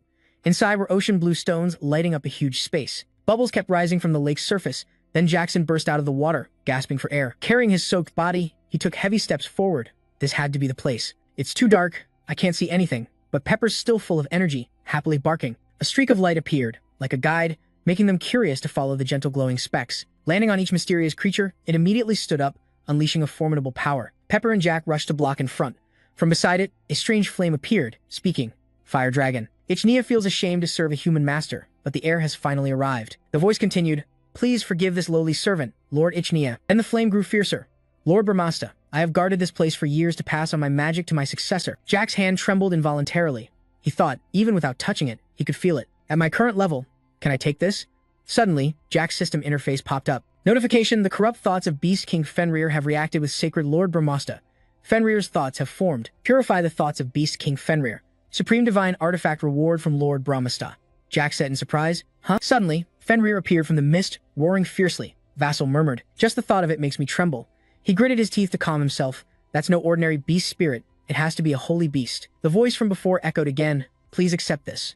From the air, the flame shaped into a weapon, radiating warmth non-stop. The voice repeated, Please hold on to this flame. It shone directly into Jasper's surprised eyes. Without hesitation, he grabbed it. Like finding its true master, a powerful force radiated from the weapon, enveloping Jasper's body.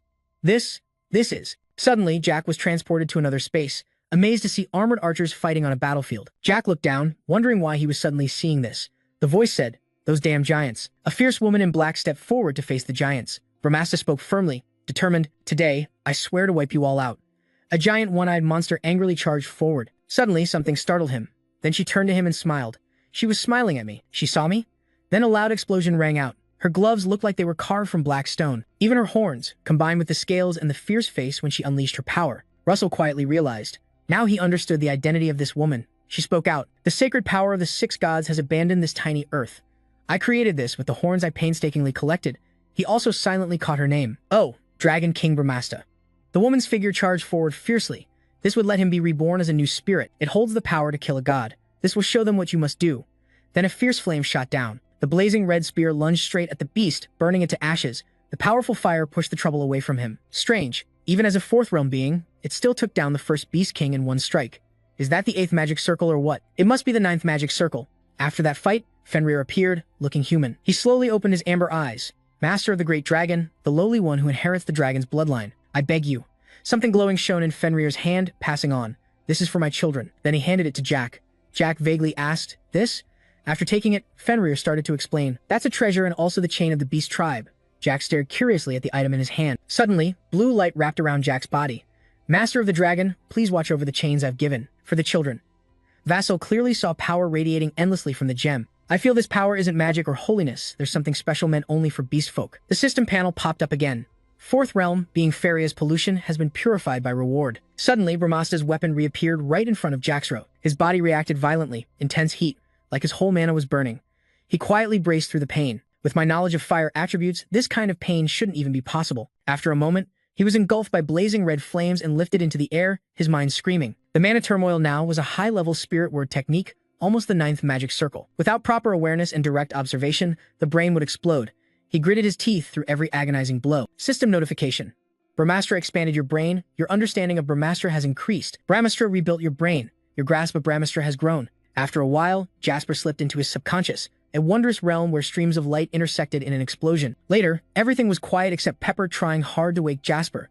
It rubbed its head against him, anxious and worried. Then the dragon's voice comforted him. Don't worry. Little Master is just tired and passed out for a bit. He'll wake soon. My child was supposed to greet the Little Master at first, but fate didn't allow it. So, kid, if you want, do you want to inherit this power? Pepper's ears drooped. Scared, the dragon would try to convince him. No surprise, even though you're a spirit, you're also a mutation. Streams of power surrounded his strange egg. If you inherit even a bit of dragon's essence, it could work. Pepper innocently widened its eyes, listening closely. I hope you become the new fire dragon and walk alongside the Little Master. I earnestly hope you carry on the dragon's bloodline. At that moment, Jaxro slowly woke, clutching his head in discomfort. Wondering how long he'd been out? Seeing Pepper happily nibbling something, Jaxro asked surprised, "What the hell are you eating now?" Its mouth full, Pepper cheerfully looked over. Judging by its excited face, Jaxro thought, no clue. Probably just eating whatever's edible, right? Suddenly, fire burst around Pepper. Pepper, he panicked trying to stop it, but a notification popped up. Pepper's spirit absorbed the nutrients inside and the fire dragon egg's shell. All preparations for growth are complete. Then the flames fiercely engulfed it again. The mission board required. Absorbing the power and evolving into a second-generation dragon will take a very long time. Suddenly, Pepper made a sound Jaxro could understand. It rubbed its eyes and said, I'm sleepy, want to sleep. Jaxro was stunned. This was Pepper's fourth thought. The system alert read, Pepper, the spirit entered sleep mode. It shut its eyes tight and said, see you later, my master. Then it slowly vanished into the flames. Vassal called for Pepper, sad and regretful. Pepper fell asleep. If I'd known this, I'd have played with it more often. Outside, Mia still stood waiting. Vassal quickly jumped out and stood beside her. He looked at Mia puzzled. What's up? She shared her guess. Your eyes have gotten brighter and deeper in just 5 days. You must have gained something incredible, right? Then he turned and suggested, can you take a look at this for me? Suddenly, Mia's eyes darkened. She stared at the stone radiating fierce power, then angrily demanded, where did you get that? How did you get it? From now on, you better explain everything in detail. Vassal's body twitched involuntarily. How did you get it? You better explain everything in detail from now on.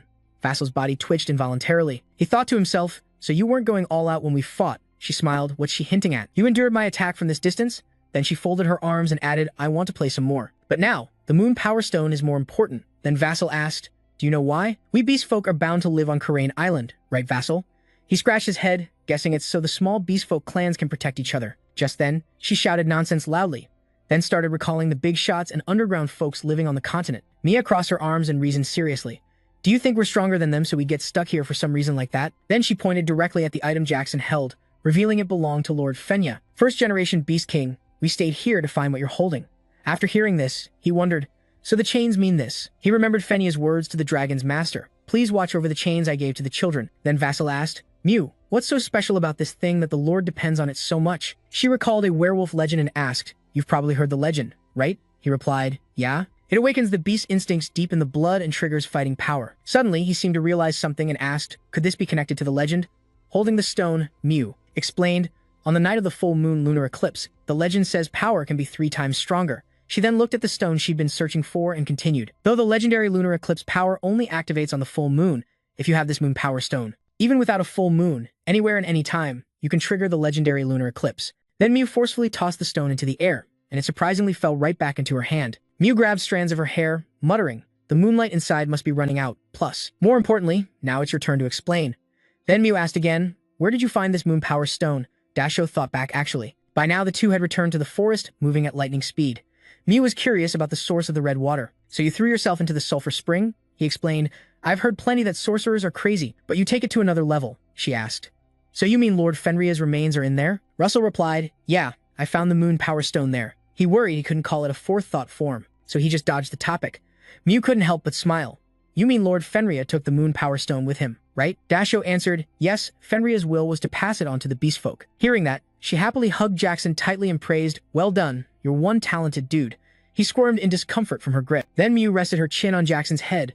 I'll give you a big reward, so just say if you want anything. Then she teased, all right, if you want me to take your seed, I'm down any time. Jackson was powerless against this beast man and blurted out, no, I'm fine. Then his eyes widened. Ah, Jackson smiled knowingly. There's something I want. Out by Vassal Beach where Mew just knocked me flying. He closed his eyes in frustration. She kept yelling, what, you're already breathing hard? This body is just getting started. He sighed, lowering his head. Damn, fighting for an hour a day is too much. The muscular guy holding a weapon encouraged him. Push a little harder. If you keep acting weak like this, I'll make you eat it. Weak like that? You won't satisfy the partner you promised your future to. Regaining his spirit, he burst with power and smiled. You don't need to worry. Then weapons appeared behind him, pointing every which way. Excited, he said. I'm still fired up. They all charged at Mew. Finally, she exclaimed excitedly, awesome. Being male is a seriously badass stance. Time passed a few hours. At the beach, there was a small hole surrounded by dirt. Dasho sat under a coconut tree, panting, no different from a monster. Is fighting without acceptance too much? Mew approached him. She asked, so, is it over? This is way too boring. Arms crossed, she said, changing like before. What do you think, Vassal? Smiling brightly, he answered, I'm laying the groundwork. So that's why the training feels pointless. Mew puckered her lips and turned away. That's your excuse, but I see no new excitement. Glancing at Jackson, she said, Male, I've got a favor to ask. Jackson looked puzzled. A favor? Mew crossed her arms again and smiled. Since we found the Moon Energy Stone, I'll leave the island with the Beast Men in a few years. I hope you'll be my bridge then. Dasho rubbed his chin, asking, exactly. What do you mean by that role? Asking to split Endymion's territory seems extreme. Nguyen jumped up. You think that chance comes from such a shameless demand? Blushing, she scolded. I just hope you give us a small piece of land, just enough to live on. Futso turned aside, smiling and thinking, isn't that basically the same thing? Suddenly, he seemed to realize something. Vassal stood and asked the Beast King, does what you said mean it would belong to Endymion? Mia faced her, eyes closed, answering, if needed, I'll bow respectfully to your king. Territory disputes or war, we can help with that too. Vassal covered his mouth, eyes wide. The Beast King will bow to Endymion? Help with war too? That's insane. Scene shifts to inside Endymion's palace. Alfonso sat on the throne. Heiket stood beside him. Below were officials. The finance minister asked, the Korean island Zion Beast Tribe, over 200,000 beast men. How can we prepare food and housing for them all? The military minister analyzed the benefits. Even if only half join the fight, that's still 100,000 free regular troops. That's a number we can't ignore. Vassal listened quietly. He thought the opposing opinions were just as expected. Suddenly, Alfonso raised his voice to stop everyone, saying, without clear data, it's just pointless debate. Alfonso clasped his hands, tone serious. Prospective Prince Consort Alfonso Zoe Moon, I want to hear from you who met them firsthand. Vassal obeyed. Yes, your majesty. He recounted the past and recalled meeting the tribe leader and the great monk. Though the beastmen I encountered were mostly aggressive, they don't have a culture that's completely foreign to us. Vassal's words surprised everyone there. Space support might be needed, but if you think of it as raising 100,000 troops, it's actually a benefit. Julian seemed to agree, clearing his throat. So that's how it is, we need to rethink. Then he asked about the situation. So what's the Beast King's real strength? Russell said honestly, based on my standards, it's hard to judge, but from the standpoint of having fought her, Heiket frowned, Vassal continued, I think she's at least a BA level fighter, stronger than him. Jillian hesitated. That strong? Emilia suddenly appeared next to Jillian and asked, is that true? The girl looked at them and lazily asked, you're not just feeling it wrong because you're weak, right? Jillian said, trying to calm the girl. The White Tower Master looked annoyed. They cursed Jillian while he smiled brightly to ease the tension. Just some idiot who only knows weapons calling someone a kid. Get out of the way. Jillian laughed and replied, the Beast King is a fighter, not a mage. If that's the case, wouldn't it be perfect for me to step up as an aura user? Jillian spoke up. All right then. Then he used his power to summon green arrows. Julian pointed for those arrows to head straight for Jasper. Try catching these, and then thousands of arrows flew his way. Russell was stunned by his true ability. Even the shape of the arrowheads formed hundreds of weapon types. No doubt he's a weapon master. He thought, if I face him head-on, I'll break.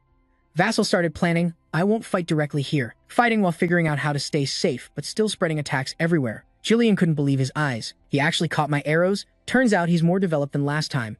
Against thousands of arrows that can pierce Jaxo, he still stands firm as if enlightened from his battle with the Beast King. Jaxo bowed, thanking the Lord for mercy. Jillian waved his hand. All right, I'm the one who should be thanking you. Then, he placed his hand over his heart to apologize to Alfonso. Though it was to confirm the truth, it was also an apology for causing a scene. Your Majesty, judging by the abilities of the groom's retainer, we might trust his assessment of the Beast King. Alfonso rested his chin on his hand and said, now we just need to grasp the Beast King's true intentions. Is he sincere or hiding something? Vassal looked down at the necklace he wore and answered, he's sincere, Your Majesty. Someone wondered about the necklace. He replied, this is the Beast King's fruit. He recalled the past. Yuan said it was made from her fangs, so Jackson honestly answered, the necklace's material, according to references, is the Beast King's fang. Everyone whispered and gossiped about the necklace. How could it be so savage? But that doesn't mean he's sincere. Some talked, others crowded around, causing trouble, asking about the necklace. Alfonso signaled, "Everyone, stop. Since we've grasped the basics to some extent, we'll discuss this matter later." He spoke before everyone, though this was just the first consultation. But if nothing unexpected happens, Endymion will have 200,000 Beast Tribe members, and Jackson is the one Alfonso praises. So, we honor Count Jackson Demon's contributions. He bowed sincerely before the king. Meeting the Beast Tribe was just luck. Before Alfonso, he responded with humility. "I don't intend to take credit, Your Majesty." Still, Alfonso greatly recognized his efforts. Regardless, credit is credit. As he knelt before Alfonso, the king loudly declared, "I confer upon Jason J. Moon the title of New Celestial Merit, bearing the name Morning Star, and grant him ownership of one of the 7 Royal Notes artifacts. I hope you'll become a shining star for Endymion, just like the title Vassal holds," imagining piles of gold and treasures. If it's an artifact from the 7 Royal Notes, it must be extremely valuable. The mission isn't even complete, yet I'm already getting such an incredible gift. Otherwise, maybe he has other intentions. Covering his mouth to hide his confusion, a voice called out, "Little bro." Russell turned and saw Darius's figure. He thought, "Master?" Someone reminded him, "The consultation's over. Head to the audience chamber. His Highness probably wants to share something with you." Russell saw her smiling brightly and couldn't help but wonder. Alone with Hecate, he eagerly presented the hairpin. "This is a jade pin, jewelry for women made from special jade. I heard it's used to tie and fix long hair." Hecate sat opposite, arms crossed, eyeing the hairpin. "I recall seeing this in a book. They say it also works to detoxify simple poisons." But she looked cautious. "Why did you buy this?" Jasper cheerfully replied, "'Cause it suits Hecate perfectly." She took the pin, lifting it to her chin. "That made me happier than the gift itself." She asked Jasper, "This is unfamiliar to me, so I don't know how to use it. Can you show me?" He smiled and stood up. "Of course." While Jackson was helping Hecate, she asked, "Now that I think about it, you called the Beast King she during the meeting. Is the Beast King a woman?" Then Hecate asked again, "So, what's your relationship with her?" As soon as Jackson heard that, he dropped the hairpin. He tried to explain to Hecate, "Relationship? Like I said, we just fought each other." She reached for the hairpin and said, "That's really strange." The two stood up, making Jackson instinctively step back. Their relationship was just like that. She sneered, wrapping the hairpin around the necklace. "And you gave her a necklace?" Jackson panicked. Something's not right. The two laughed even more eerily, then pulled out their own fangs. "What the hell?" Jackson broke out in cold sweat. He thought to himself, something definitely feels off. Meanwhile, at the Endymion royal path, Jasper's thoughts slipped unexpectedly. Hercules was jealous, his face flushed with embarrassment. It was a bit unfair, but he felt relieved. Alfonso's image appeared in Jasper's mind. "You waited long? This atmosphere." Thinking that, he silently thought, "Really lucky the king showed up just in time." Then Vaso focused on the paper in his hand. Although the king's words were shocking, Alfonso's thoughtful expression replayed in Jasper's mind. "I confirmed the related reports with the Daemon clan." At this point, he suddenly grew furious, and it turns out part of the reports about guards reclaiming Daemon clan territory were forged. Actually, the territory was unnecessarily reclaimed and he was pushed out of his own land. This info shocked Jackson immediately. "What the hell?" After a moment, Alfonso bowed apologetically. "I'm sorry. This was clearly my mistake. I must apologize to the Daemon clan and to you." Jackson was even more shocked. "Your Majesty, don't say that." At the same time, Vassal suddenly recalled Hugh's past scolding, "Stupid. Why would you think the Empire killed your father?" He clenched his teeth and guessed that the forged documents reported to the king meant there were murderers within Endymion itself. Maybe what MC Hughes said was true. While he was shaking with anger, a delicate hand slowly reached out. It was Hecate gently comforting Jackson. Thanks to her, his mood began to calm. Then Alfonso sighed and handed Jackson a scroll. "Though this can't make up for your lost years, please accept it." Pausing for about 2 seconds, he continued, "It'll help you reconnect with the present." When Jackson arrived at the museum door, this was his permit to access the basement level 6 of the Rubidium Museum. He figured he had to go to the museum first, then check out the Royal 7 Notes. As he stepped inside, he hurriedly searched the basement level 5 of the Rubidium Museum, even though he knew it was the deepest part of the museum. Actually, there was one more level beneath. Basement level 6 stored their original magic and the magical perspectives of the symbolic Mage Tower lords. The paper quickly glowed, showing that only those with a royal seal permit could enter. Immediately after, a magic array activated, surrounding him tightly. He instantly recognized space-shifting magic, his eyes wide with surprise at the sight. Not just basement level 6, but a whole other space. In a flash, he was transported to a library packed with books, thousands of them. As he looked around, Vassal analyzed the situation. The allowed time was 48 hours. Reading all these books in that time was impossible. He tried summoning magic to confirm his guess. Because this was a restricted magical space, he couldn't use image magic to take pictures. The next moment, Vassal thought of a more efficient search method. First, scanning just titles, since that's the only way to prioritize which books to read. After a while, one book caught his attention. The author was Ivan Yushin, The Roar of the Earth Dragon. Turns out he was the Royal Tower Lord of the Divine Path 400 years ago. As Vassal skimmed the content, he marveled. This is sick. So it's the Emperor Tower Master Wang Dao from 400 years ago. Skimming the content, Vassal marveled. This is insane. His eyes lit up at the fascinating info. The chilly transformation of magic, the 5th magic ring boosted to the 7th ring standard. Vassal quickly pictured what the book described, absorbing magic energy from the Earth's surface spreading deep underground, and if it erupts, the absorbed magic takes the form of a fan pattern with shockwaves. Then, the system suddenly appeared, surprising him. Notice, knowledge of Earth attribute magic has increased slightly, advanced level of Earth attribute understanding, reached a plus 99.9 ultimate limit. Before he could even recover, the system announced another mission. Increase your Earth attribute knowledge level. Push your advanced Earth attribute understanding to its limit, raise it to the highest level. The reward is a high-level magic stone, 2 true dragon footprints of the Earth Dragon. He immediately grasped the mission's core. The Earth Dragon's footprints in just moments made Vassal happier than ever. After the Silver Dragon and Fire Dragon, he was vague about how to track a dragon, but there's no way something like this would be a fake reward. Since it's a mission reward, it has to be legit. His joy didn't last long before he realized the problem. How to increase Earth attribute knowledge to the highest level. No choice but to memorize it. What? After memorizing tons of books for a while, Vassal concluded, just memorizing doesn't actually boost understanding. Come to think of it, Alfonso said when leaving the library, you can take one book you want out. Then he pondered which book to pick. Suddenly, Vassal got curious. What book was he holding? He approached the statue and took the book from its hands. Why would a book be on a statue instead of the shelf? The opening lines showed, Transcendent Dream by Founder Joman. Seeing it, Vassal exclaimed, this one. He imagined Founder Joman, the ancestor of the Joman family, and Transcendent Dream is magic, just like the statue symbolizes him. After studying the statue for a while, Vassal guessed it was modeled after the ancestor. He bowed respectfully to the statue with sincerity. Maybe all this was arranged by the ancestor. After careful thought, Vassal chose that book and left the library. Just as he stepped outside, Darius's voice rang out perfectly timed. Young Master. Her appearance shocked him. Master didn't care about Jasper's surprise. Darius wore a scolding face. Looks like you haven't rested at all in the past 48 hours. I always say rest is as important as effort. Now that you're grown, you're gonna ignore your master? You push yourself every single day. I can't help nagging, honestly. After a moment of complaining, she noticed the book in his hand. Isn't that Transcendent Dream? Vassal was even more surprised. Master, you know Transcendent Dream, Darius? She immediately explained what she knew about the book. Transcendent Dream is shedding human form and rebirth through magical essence. It's an outer magic that escapes the limits of the world.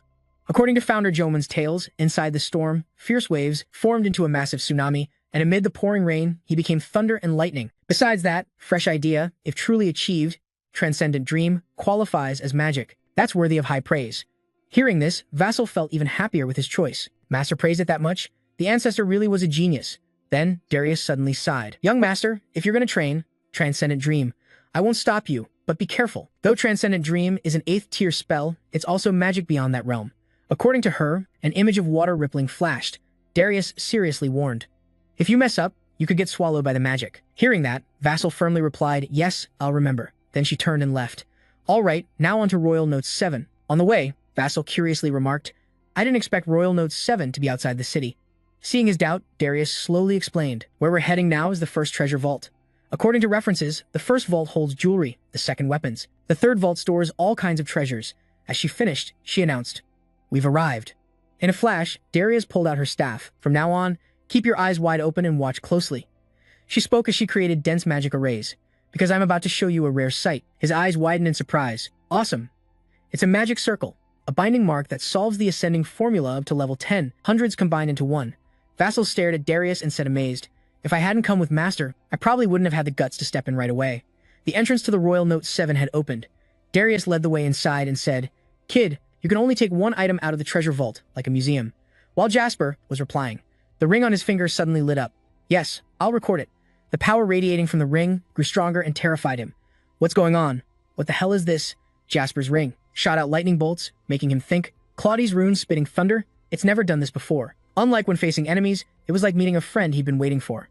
Seeing this, Darius quickly turned and guessed. Maybe there's the other half of your ring in the note. He immediately fell silent. Paired artifacts. Artifacts are usually finished products and that function mechanically, but some special artifacts only activate their abilities when paired. Thinking of two masks, Vassal thought quietly. So it's like my golden mask. He propped his chin and recalled, now that I think about it, most dragon-related quest rewards are like this. The next moment, lightning from Jasper's ring shot straight ahead, like it was pointing the way. Curious, Darius said. So you're trying to show me where the other half is? He gently answered, yeah, I got a bit curious since I kept getting interrupted. This made her even more intrigued. What kind of artifact is stressing this kid out so much? In the treasure vault, a sudden flash lit up the whole room clearer than ever. Following the light, Darius stepped forward amazed. Turns out this is the Cloud Jade. Strange info that's confusing and troublesome. Cloud Jade? She quickly explained. Exactly. Cloud Jade has the special power to control weather. He was quietly surprised inside. Weather control, only 10 mages on the entire continent can do that. Managing climate is complex and classified as a field that's not easy to train. Seeing Zoro's face full of shock, Darius calmly analyzed the pros and cons of this power. Climate control has clear benefits but comes with serious risks, like draining spiritual energy and time division. Hearing her say that, he realized it felt just like when he controlled Brahmastra. If you look at efficiency, it's not Cloud Jade. He stared at the ring in his hand, weighing the pros and cons inside. Maybe it's better to pick another artifact. But right after, Vassal decisively said, I'll take this one. Without hesitation, he gently touched the jade. The next moment, Vassal was stunned as the sight was absorbed into the ring. What? The ring quickly showed cloud patterns. The system immediately announced, you've obtained a Cloud Dragon Wing Shard. Cloud Dragon, ruler of clouds and weather, is a rare mutated thunder dragon born with a low chance. Reading the info on screen, Vassal's mouth dropped open. Mutated thunder dragon, he started analyzing the claim inside. It's common knowledge in academia that lightning attribute comes from fire attribute, going against the 5 elements concept. Usually, mages training lightning attribute are more prestigious and recognized. If the attribute comes from lightning like that, its value can't be compared to anything else. Then Vassal closed his eyes, slowly feeling the power radiating from the ring and the true ability of Cloud Jade. Not just weather control, this is way more terrifying. Darius's voice rang out, cutting through his thoughts. Kid, figured out how this item works yet? Then Jasso eagerly replied, yeah, maybe a little. Hearing this confirmation, she chimed in eager. Then let's head out. I'm really curious how powerful the paired artifact will be. The two of them stepped outside together as Jasso's announcement sounded. It rang out, I'm starting now. The power from the ring on his hands spread everywhere, even to his feet. Jasper also gathered his strength, ready for this move. Just as expected, he shot straight up the hill like lightning. Seeing this, Darius praised, flying magic? Nah, just a simple leap, huh? While she was still marveling, Jack had already flown far away. As he looked over the city, he was surprised. You can really fly this high just by jumping. Is it thanks to the mist like clouds? Jasper lifted his leg high, then pushed himself even higher. The jump wasn't the end. Turns out it's even better than flying magic faster and no need to slow down when changing direction. Jasper was sweating after a short while. Of course, the huge energy drain made him tired already. Then he swung his hand. Next up. On the ground, Darius wondered aloud. Is that thunderstorm? She watched Sasuke carefully. That level could probably destroy a small town. While she was speaking, he started to stagger in midair. According to Darius, Vassal fell straight down into the river below. Although that probably drained his energy. Cut to the Mage Guild. Vassal walked slowly, quietly grumbling. Damn, my whole body aches. Maybe I should cut back on using cardling for now. Then he approached the bookcase. Having collected everything needed, it was time to get back to the mission. At that moment, the system popped up. Upgrade your understanding of the Earth attribute to the highest level. Next, Vassal pulled out a book, thinking, the place to master Earth magic in Endymion is the Royal Tower. But first, he had to find a mage. Circles 6 and above belong to the Royal Tower. After flipping a few pages, he suddenly froze. This guy. Cut to Spiegelman's office. It's been a while. Heard you've been pretty active lately. Jasper's slow voice replied, I should have visited more often. Sorry, Elder Spiegelman. Hearing that, Spiegelman laughed heartily. Visit, there's a saying, no news is good news. Meanwhile, he suddenly remembered the fierce battles. No way. Just at the Mirror Shrine alone. Someone at Circle 5 reached Circle 6. Then Spiegelman asked Han curiously, you said you want advice on Earth magic. Without hesitation, Vasco answered, yes, because I was really impressed by the Earth magic I read about in the basement, floor 6, during my visit. His expression was relaxed. Of course, I welcome that request. If you're ready, let's start right away. Like he'd been waiting for those words, Vasco eagerly pulled out a stack of papers. If so, here you go. Spiegelman wiped sweat off his brow. Did I do something wrong to you? Night had fallen at the castle where Bismarck stayed, and the number of bribed people was rising fast. While sorting documents, he muttered to himself, weapon crafting is going smoothly, and food supplies should be fine. Bismarck quickly fell into thought. Now we just wait. Then he smiled with satisfaction. The throne of Endymion will be mine. At that moment, the door near him suddenly burst open and Karen's voice rang out. Sorry for coming so late. In a second, Bismarck regained his composure. You're the green-eyed Karen, Karen greeted calmly, seeming like this was our first direct meeting. Greetings, Duke Bismarck. I am Karen. He acted as comfortable as if at home. Bismarck propped his chin, questioning, you're acting unusually polite. Coming this late? You planning to mess with me? Karen immediately denied. No way, my visit to you is completely legitimate. Then, he pulled out a strange item for the Duke to see. It puzzled him, and the next moment, Karen explained, this is the sample you need, the Wind Demon's Summit Stone. The horrifying images. Bismarck kept thinking, the Seal Stone at Fengma Peak has blocked Tartarus for a long time. Still, his face stayed calm but uncertain. Unusual, isn't it? This sly energy buried deep in Tartarus's abyss, but Bismarck didn't bother and dismissed it as just an ordinary rock. Remembering Darius and Melville, he analyzed. At this level, it can't stop Endymion's ancient monsters. What you guys promised probably isn't just some object. Hearing this, Karen was shocked. That purple energy only Endymion's royal bloodline has. Even if pushed beyond the border, the bloodline remains royal. What? After a while, he started questioning. Prince, do you know how many monsters and giants are sealed inside Tartarus? Before Bismarck could answer, Karen quickly explained. The battle that sparked the war between giants and gods, Gigantomachia, ended with the gods winning after a long fight. Hundreds of monsters and giants were sealed in Tartarus. To seal giants with immense power, it required many pillars equal to their number. Karen's eyes lit up confidently. Just digging up 2 of those hundreds of pillars can bind the actions of the Lord of Hell and the Lord of Commerce. Once excavation speeds up, the real pillar will definitely be found. Hearing this, Bismarck smirked slyly. I wondered why you brought the sample. So it's to report progress, huh? Karen grew serious, wanting to prove her loyalty. We'll definitely keep our promise. So Prince, you must keep yours with us. Next stone, he confirmed in a deep voice. Of course, if I become king, I'll help you kill that bitch Darius. As he turned to leave, he threatened. But remember, if you break the promise, you'll face my wrath. Karen quickly replied, I'll remember that. As he left, Bismarck pondered the earlier words. Teaming up with me to kill Darius, huh? Pausing for about 2 seconds, he slowly stepped away from the desk. Bismarck walked over to the chessboard, scoffing at words even a kid wouldn't believe. Then he grabbed a piece, thinking if he becomes king, nothing else matters. In a flash, Bismarck smashed the white chess piece with his own. No matter what tricks they used, the board instantly fell into chaos. The dog, after finishing the hunt, just cook it and toss it aside. Cut to Spiegelman, who lowered his head, exhausted. Russell, you sleeping? Answering your 40 questions was just 2 days ago, and now there's even more piled up. What's up? Spiegelman suddenly raised his worried face. Each question cuts right to the core. He simply thought Russell was a genius, but Vassal had no clue about Spiegelman's worries. Cheerfully, Russell said, I hope I'm not taking up too much of the Elder's time. Not just in a short time, Spiegelman realized that with this effort, Russell could develop this much as a person. Once he thought it through, Spiegelman laughed heartily. If he doesn't work hard, someone will catch up for sure. Night fell and Russell returned to his room with the documents he thoroughly researched. Russell entered a thoughtful state. The roar of the Earth Dragon wasn't just a simple release of magic power. Using the Earth's rhythm is the key spell. If heat's involved, can it combine with the fire attribute? Left behind by the Earth attribute that's spreading? Best not to limit anything that sparks fire, wind, thunder, or lightning. Open it all if possible. Immediately, the image of a vibrant ancient tree with many colors appeared before him. At the same time, the system appeared. Due to your effort, your Earth attribute understanding has increased slightly. Fire left in the Earth attribute is spreading. Better not limit things that spark fire, wind, thunder, lightning. If possible, unlock them all. Right after, the image of a vibrant ancient tree with many colors appeared before his eyes. At the same time, the system appeared. Due to your effort, your understanding of the Earth attribute has increased slightly. The advanced Earth attribute knowledge upgraded to the highest level. It then announced the next mission. You've completed Human Level 2 mission. High-level Earth Dragon Magic Stone. Reward, Earth Dragon's Footprint Mark. Holding the reward in hand, Vassal's eyes went wide in surprise. This is the Earth Dragon's footprint, but he curiously examined the footprint closely. How do I use this? Like a curious kid, Vassal kept waving the reward around. Since it's an Earth Dragon's footprint, I thought the reward was like the map last time. But a weapon? What? The power was too weak. 7,749 tries and still nothing. He kept examining it. Luckily, Jackie had found this pattern. Could it prove his theory? He hurriedly poured ink on the Earth Dragon's footprint. As the pattern appeared, Jackie thought, seeing this pattern, I suspected. It's not a simple diagram, but a Yang engraved chart. The dots on the paper mark constellations, so this has to be an astronomical chart. Just as expected, the system showed a mission. Find the location marked on the astronomical chart, and enter the Earth Dragon's lair. If you get close enough, the light will guide you to the reward. Clear. Horn of the Dragon, God King. Purify high-level demonic stone, real dragon kin 5 years. Low-level demonic stone, real dragon kin 7. Vassal smiled with satisfaction. Alright, since I got this mission, I guess my guess was right. Still, Vassal raised some other questions.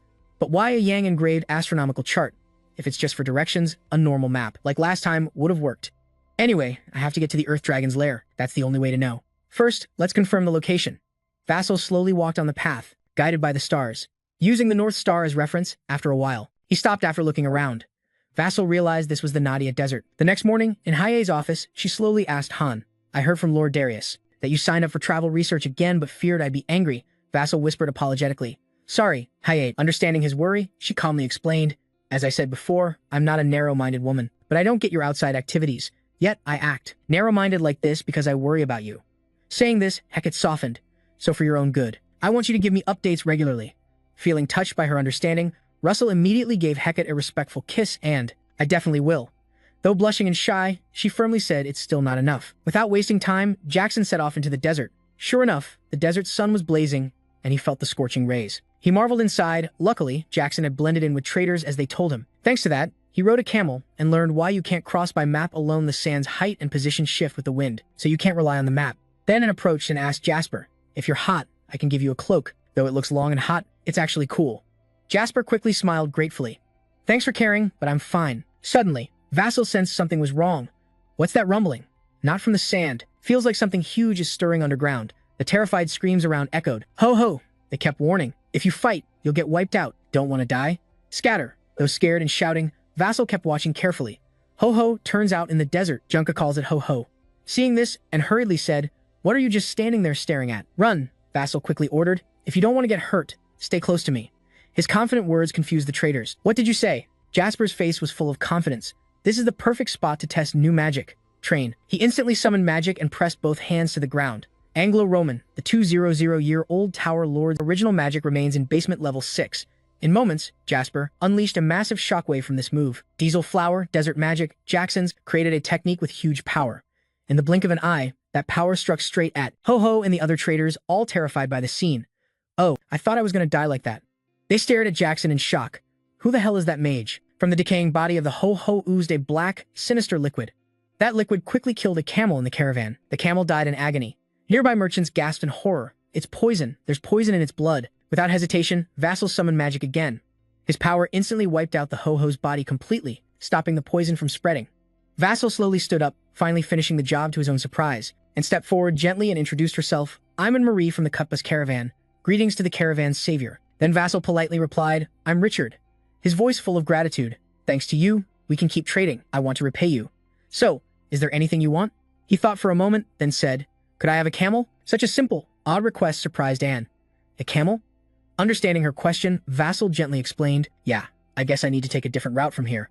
After killing the Ho-Ho, the desert sky seemed clearer than ever. Jackson split from the group and took his own path. What about those bird tracks? Suddenly, the Dungkuk Thien Van Do inside his coat started reacting lightly. The reaction grew stronger, surprising Jackson. The Dungkuk Thien Van Do flashed a bright beam of light pointing straight ahead in an instant, meaning when he got close, the light path would guide him. Without hesitation, he rushed after that beam. Flying through the air, Vassal pondered, still doubtful because the path felt suspiciously smooth. Seriously, there's just sand all around. If so, it's exactly as predicted. Vassal held his head, wondering if there was more below. Like a lightning bolt, he summoned Jackson's shadow technique. Swiftly moving through the deep darkness, he kept casting magic tick tick tick. After digging deep underground, Jackson's expression grew more serious. On the surface where he entered, a deep hole had appeared. Landing, Vassal noticed marble, not sand. What the hell? But out of habit, he quickly said, "Pepper, start a fire." Then Vassal slipped, scratching his head and muttering.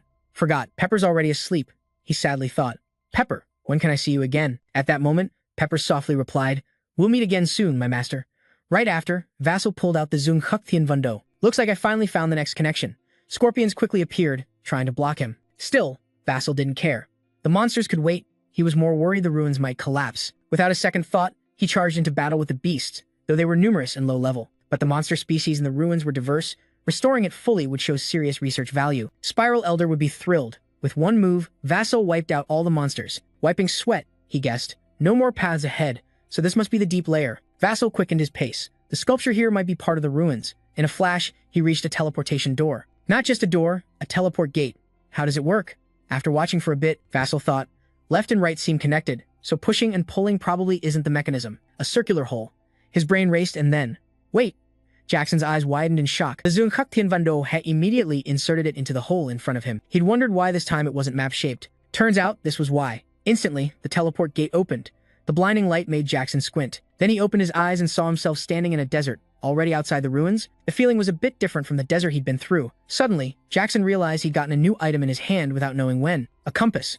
Why does it have only one needle? Right then, the system screen popped up with a mission. This space is a dream created to test the AI. You need to reach the end using the compass, but you can't use any teleportation magic. Reward, Clear Horn of the Dragon God King. High-grade Earth, Purifying Demon Stone, Actual Dragon, Human Level 5. Low-grade Demon Stone, Actual Dragon, Human Level 7. After reading the mission carefully, Vassal realized it was inside that AI's dream. That's why he felt something different. Anyway, the destination's set. Easy enough, just follow the compass direction. Before he could even finish thinking, a terrifying whirlwind appeared. Its destructive power left Vassal wide-eyed in shock. Still, he held onto a bit of hope and turned back. Could it really be that unlucky? The compass pointed the opposite way, making Jackson go pale. He slapped his own head like trying to comfort himself. Nothing's ever easy. Just as he regained his spirit, Jackson boldly stepped into the whirlpool. All right, I'll get through this. The moment he entered the vortex, Vassal was stunned and amazed more and more.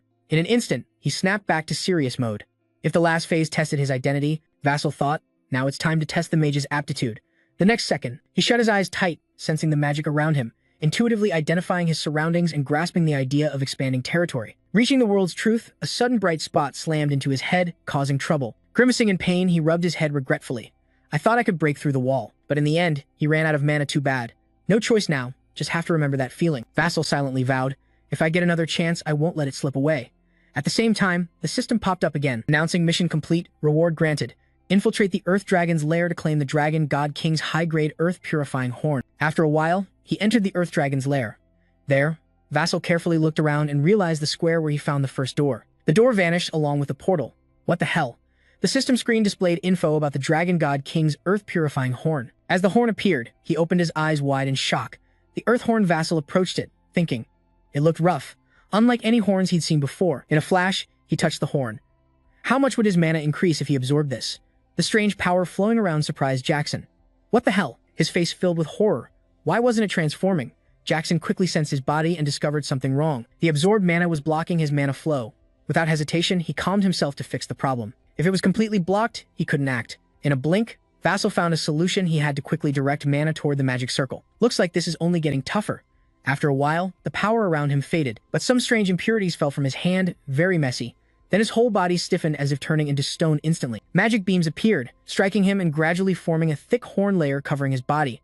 The horn cracked slowly. Then, the system screen kept popping up. Notification. Absorbed and purified the Dragon God King's Earth Horn to the maximum limit. Mana has exceeded the absorbable limit, unleashing hidden power inside. Notification. This hidden power will awaken and boost your strength greatly. Highest level Earth attribute understanding slightly increased. As he returned to normal, Vassal curiously looked down.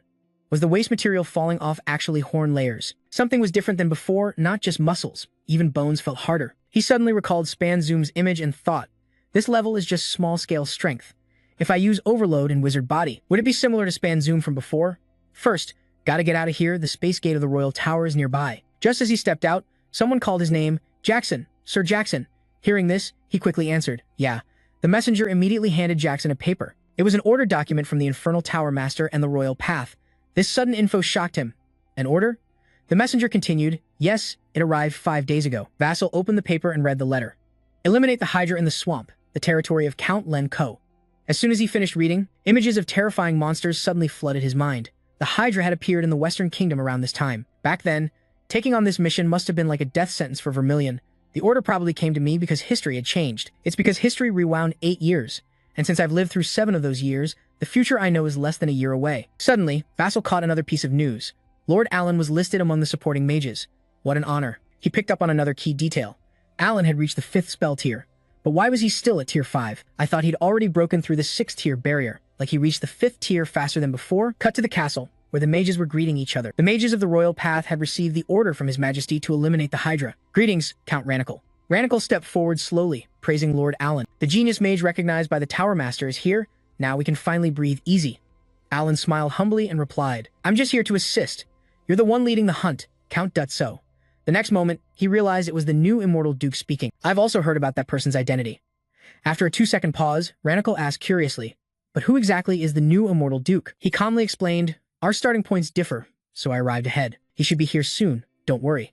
After a moment, Alan suddenly asked, Count, do you know where the Hydra's lair is? Without hesitation, he answered, it's the swamp on the other side of the plains. That's where it built its nest. Alan pressed, has it attacked before? Ranical answered decisively, not yet. This news made Alan worried, lost in thought. What now? I was waiting for Count Dutso, but the